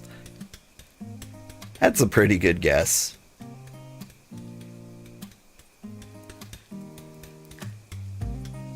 One of my favorite things is somebody guessed how tall I sound, and they nailed it, like, in their first try. I was trying to like guess why people are trying to figure out why people would guess my age so young. Cause like I'm not 20, but like I couldn't figure out why people thought I sounded 20, and I was like, I'm a really tiny person. Like maybe I just like come off a little bit lollipop gildish, you know? Nah, you're guessing like 40? Yeah, I like that guess. Be honest, did you Google how old the Commodore 64 was?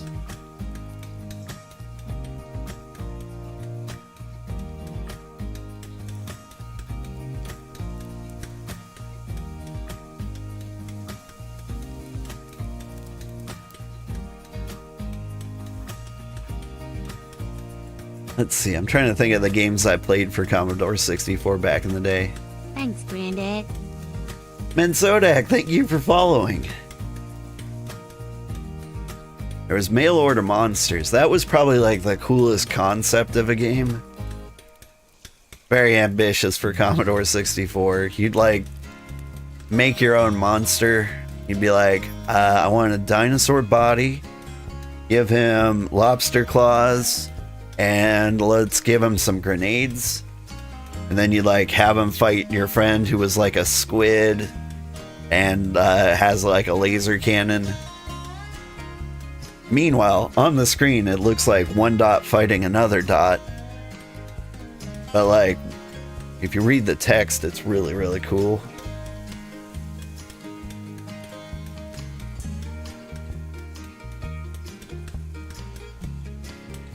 There was also like Goofy and the Matterhorn. That was a fun one.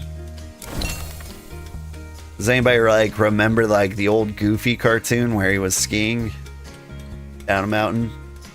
And you know, he'd fall off over and over and over again, and he'd go, Yahoo!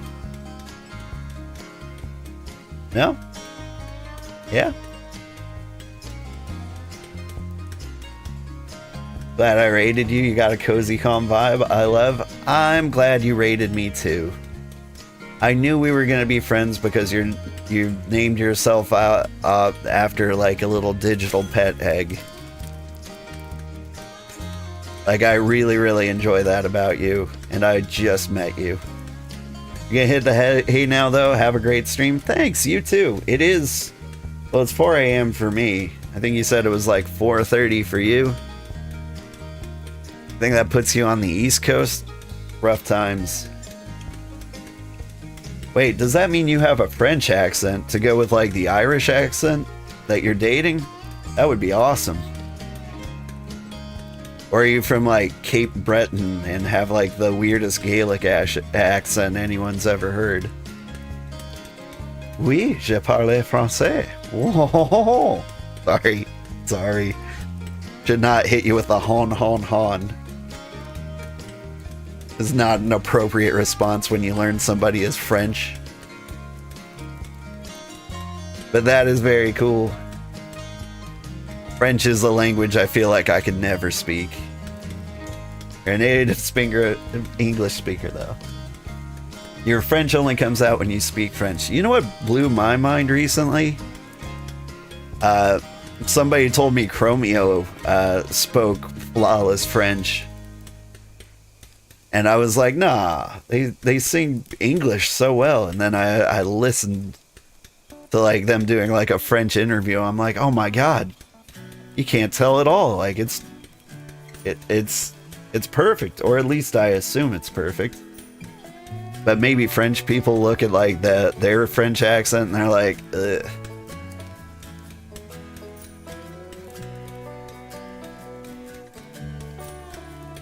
But you're French Canadian, so you don't mind the ho. Nice. From what I've heard from their obscure developer interviews, like the French people are allowed to make fun of the French people, but like when everyone else does it, it's super rude.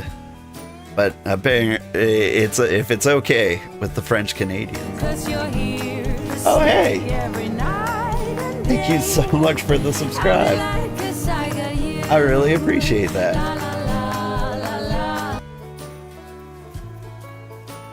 That was a clip of me getting hugged by Mikola in the Elden Ring DLC.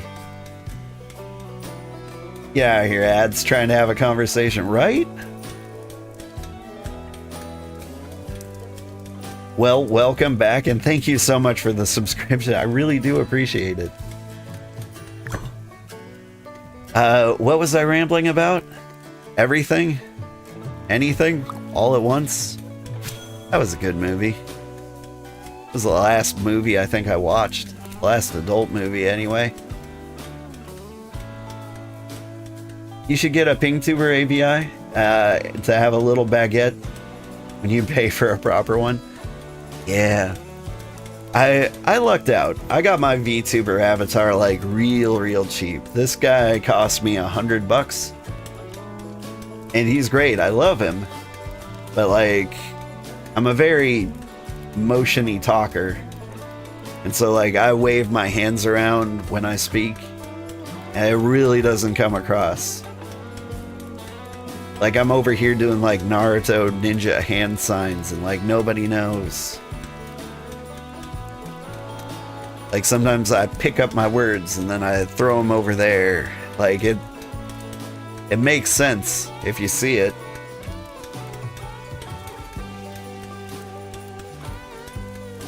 You love it. He's adorable. I like him too. What I did was I gave the artist a picture of me, picture of my elderly uncle, and a picture of Santa Claus. And I'm like, I'm gonna somewhere in between there. Thing is, like, all three of us look the same. Like, my uncle is just what I'm gonna look like in the future, and Santa Claus is like the cartoon version of what we look like. You're thinking about what you want, but you're thinking a little animal, either a raccoon or a red panda, pixel styled, and a little TV egg screen like old Tamagotchi. That's so cool. I would love to see a real Tamagotchi like VTuber or PingTuber. Love it. The artist did a bang up job. They really did.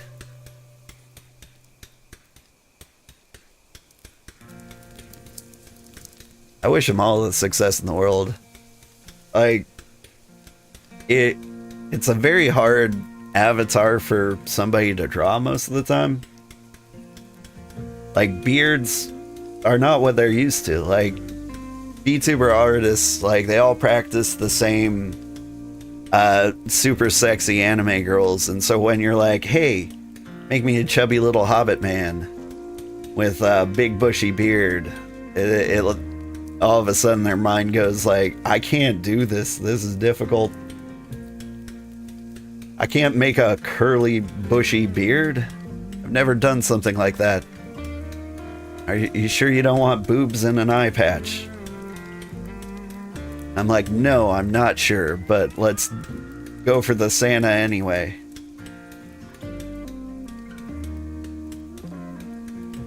You thought PingTuber would be better for the retro vibe? Like, honestly, like, I've seen PingTubers do, like, really well.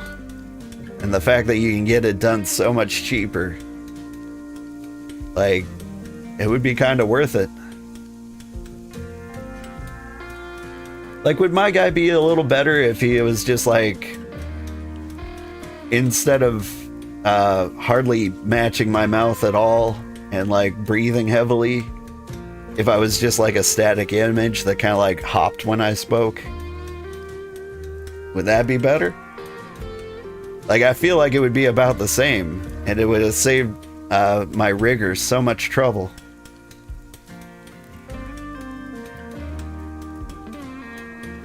Yeah, you don't gotta set up much stuff. Yeah, well, I didn't set up too much stuff either. I mean, like, I paid for the rigging too. So when they did it, they just kind of like, well, I could have gotten it done for cheaper. I even thought about like doing the rigging myself, which I can do, just not well. I attempted it once. I tried to make my own video game once. I managed to make one game, and I published it to the Google Play Store, just like a cheap mobile game. I made $7.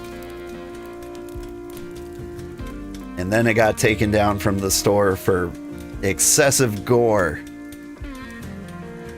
As it had an eyeball. Like, it was like a little marble that looked like an eyeball, but it was cute. Hey, $7 you didn't have, though? Hey, those $7 I still don't have.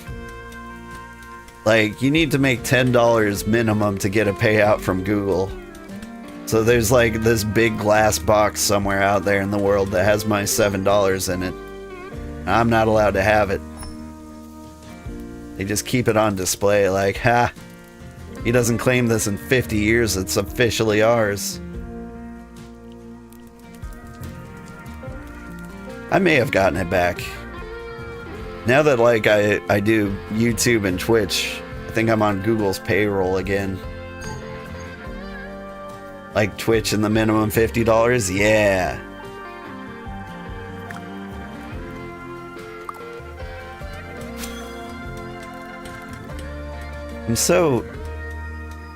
I'm like just thinking about it. I'm so pleased with how streaming's going for me. Like, I put in a lot of work, but like I've got over 50 viewers right now. That's insane. Never thought I'd see this level of success. Alright, what am I doing? I've got clay unfired bricks. I need some rough logs so I can cook them.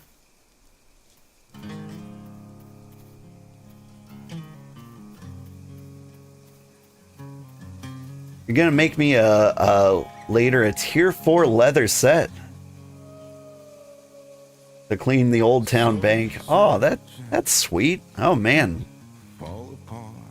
I don't even have like a tier 1 gathering set or a leather set. I never got around to it. What am I doing? Oh, right. Wood.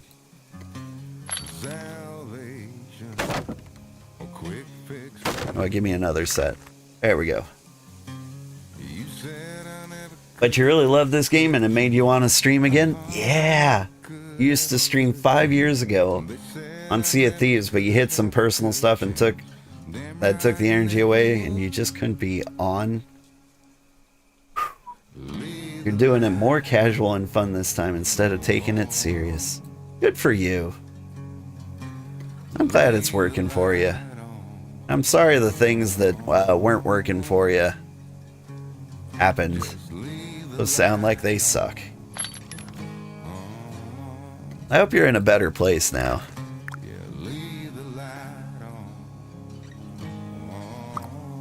I mean, you've got a partner with a hot Irish accent, like, I mean, it seems like things are going really good for you, right?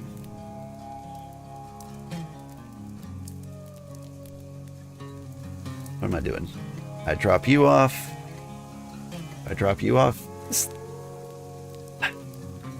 These boxes aren't big enough. What do I do? Make more boxes? Sturdy, large storage chests. But I can't make nails.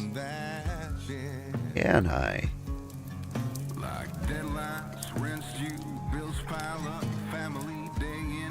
Over here. This is where you make the nails. But I've never made ore goop. But I can make ore goop now. Let's see what that's like.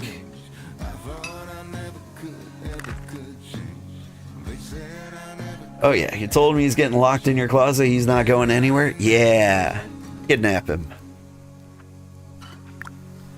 Tie him up. Bring him to the French Quarter of Quebec so he can't speak to anybody. Sorry, maybe I shouldn't promote human trafficking on my cozy stream. But it's okay if it's for love. Right? Damn, your old Twitch account streamed SOT almost 16 hours a day. because that hardcore. You're done with streaming. Never gonna do that again.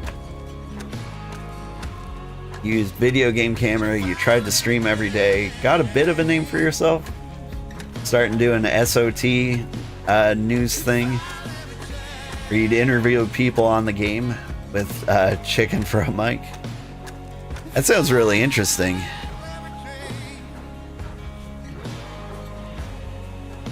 For me, I'm just like, one year I get hit with like the stream replay, right?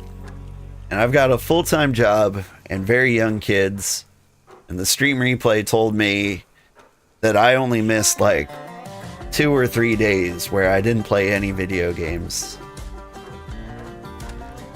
And I was playing an average of 40 hours of video games a week. At the time, I was working on a video game and ignoring it completely, and I'm like, I shouldn't be doing that. Like, I love video games, but like, I'm way too ADHD to actually make them. But here, if I just like turn on a video game or turn on a camera, play whatever new game I'm playing that week, maybe it'll work out. I chop up every video I do, upload it to YouTube, or occasionally put out like a nice guide or something. Growth has been nice. But now you're like, nah, no camera, go virtual person, casual, chill vibes. I mean, virtual person's just the way to go. Like, I think a lot of like real people, flesh tubers, they're called. I think they're beginning to see like how great it is to be a fake person on the internet. It's the best place to be a fake person. You haven't done any YouTube stuff, you're a little video edit inept. So you're kind of intimidated to make YouTube videos. So, hang on. Do I have a command for this? Yeah. So, like, I dropped a link to my YouTube channel. And if you just, like, look at it, what you'll see is... oh, hi, Just Maury. Hi there. Somebody has wandered to our corner of the universe, and they've gone crazy. Alright. Anyway. So, like, my YouTube videos, it's mostly me just... chopping all the videos into like little itty-bitty 30-minute episodes. And so like I'm not spending a lot of time editing. Like I can't. Like there just isn't enough time in the day. So I use a tool called like a Vidamux. Avidamux? Here, I'll type it out.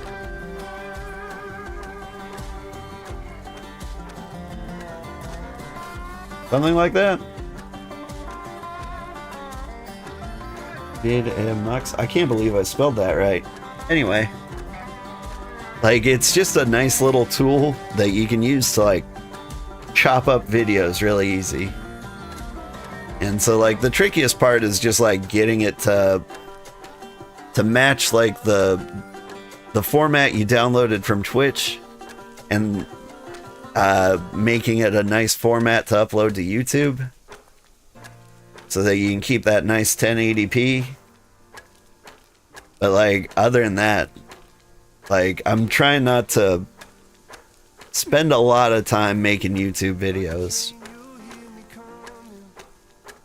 Like the hardest part was like setting up descriptions and stuff. Like typing things over and over and over again. Did one video edit a while ago where you slap clips together, didn't gain any traction. Yeah. I mean, like if you do a backflip in the woods and nobody sees it, like it doesn't mean the video, like the backflip wasn't radical.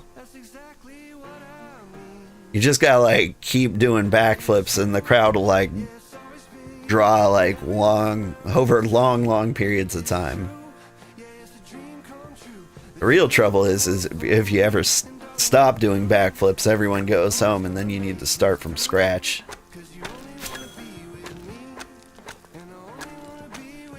Yeah, you don't want to push too hard into content creating because you know you'll drain your social battery fast. That's fair.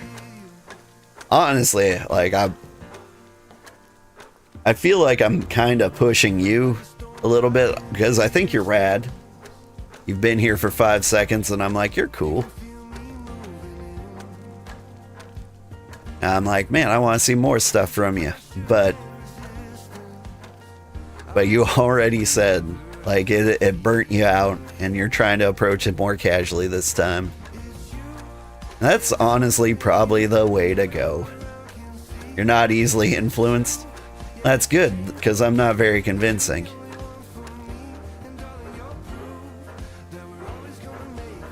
At least I hope I'm not.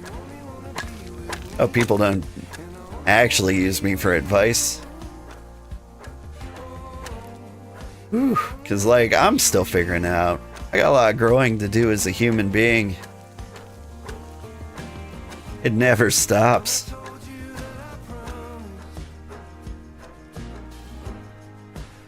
With any luck, I'll figure out how to live life by the time my kids are like 30. That sounds about right. Alright, do I have wood to cook this? I have a little.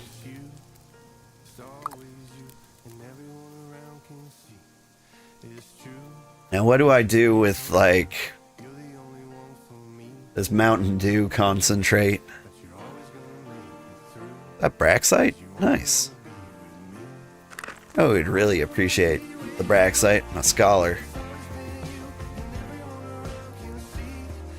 I'm really curious if just Maury was watching the stream, saw me post monster parts for super cheap, and ran all the way up here just to get them. If they did, like, more power to them. That's commitment to the cause. What am I doing? I want to make brick. Because if I make brick, I make this. 1 brick. So that's so many things completed. Kiln is cooking.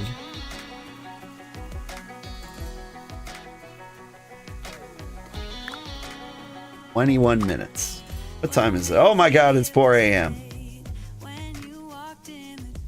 Yeah, no, Cozy Santa's kind of influential. That might be a problem.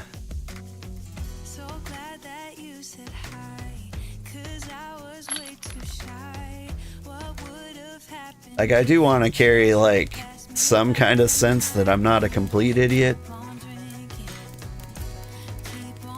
But there's no way.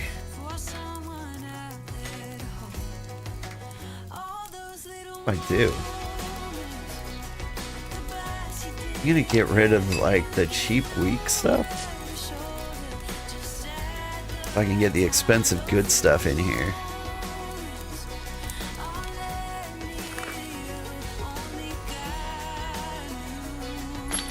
And then drop some Braxite in here. That'll blow the scholar's mind. The rarest of materials. Got nothing to drop in there. I don't even know if I can put them in my bank. But, sorry, let's see. You do like the idea of partnering with BitCraft for content? But the group you're with isn't very family friendly, so you're sort of like, love the semi-unhinged goofiness, but you also kind of like, maybe you should find a more tame area? Yeah, honestly, they haven't returned my calls. I don't understand why. I did make an off-color joke about Roblox streamers at one point And apparently, like, the CEO of Roblox has invested heavily into this game.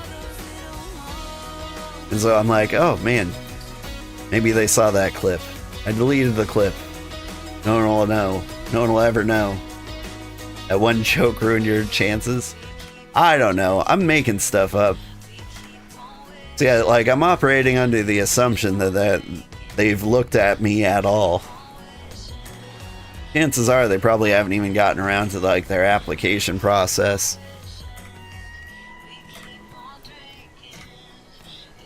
Because I don't know, I feel like the stream and the village and the empire is going well, and it's easy to find on YouTube. Like, it's doing well. I feel like a shoo-in for the BitCraft partner project. But, things are what they are. I gotta go to bed. It's 4 a.m. Thank you so much for watching, everybody. I had a great time. It's great to meet you, Tamo. It was great to meet you, Sergeant Wiki. Thank you so much for joining my settlement. I should remind you, everybody is welcome to join. I'm looking forward to having you. Drop my Discord one more time. And if y'all stick around on YouTube and on Twitch, I will find somebody to raid for both of you. Have a great day, everybody. Now let's see. Who is streaming on Twitch at this hour?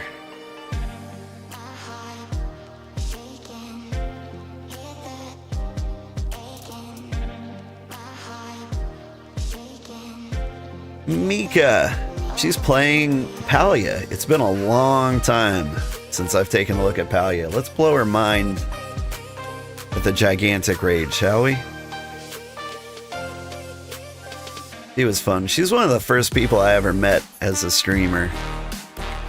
And she might be the one who taught me how to cook Ramley burgers. Say hi to Mika for me. Now on YouTube, let me see if I can find anybody. I'll do my best.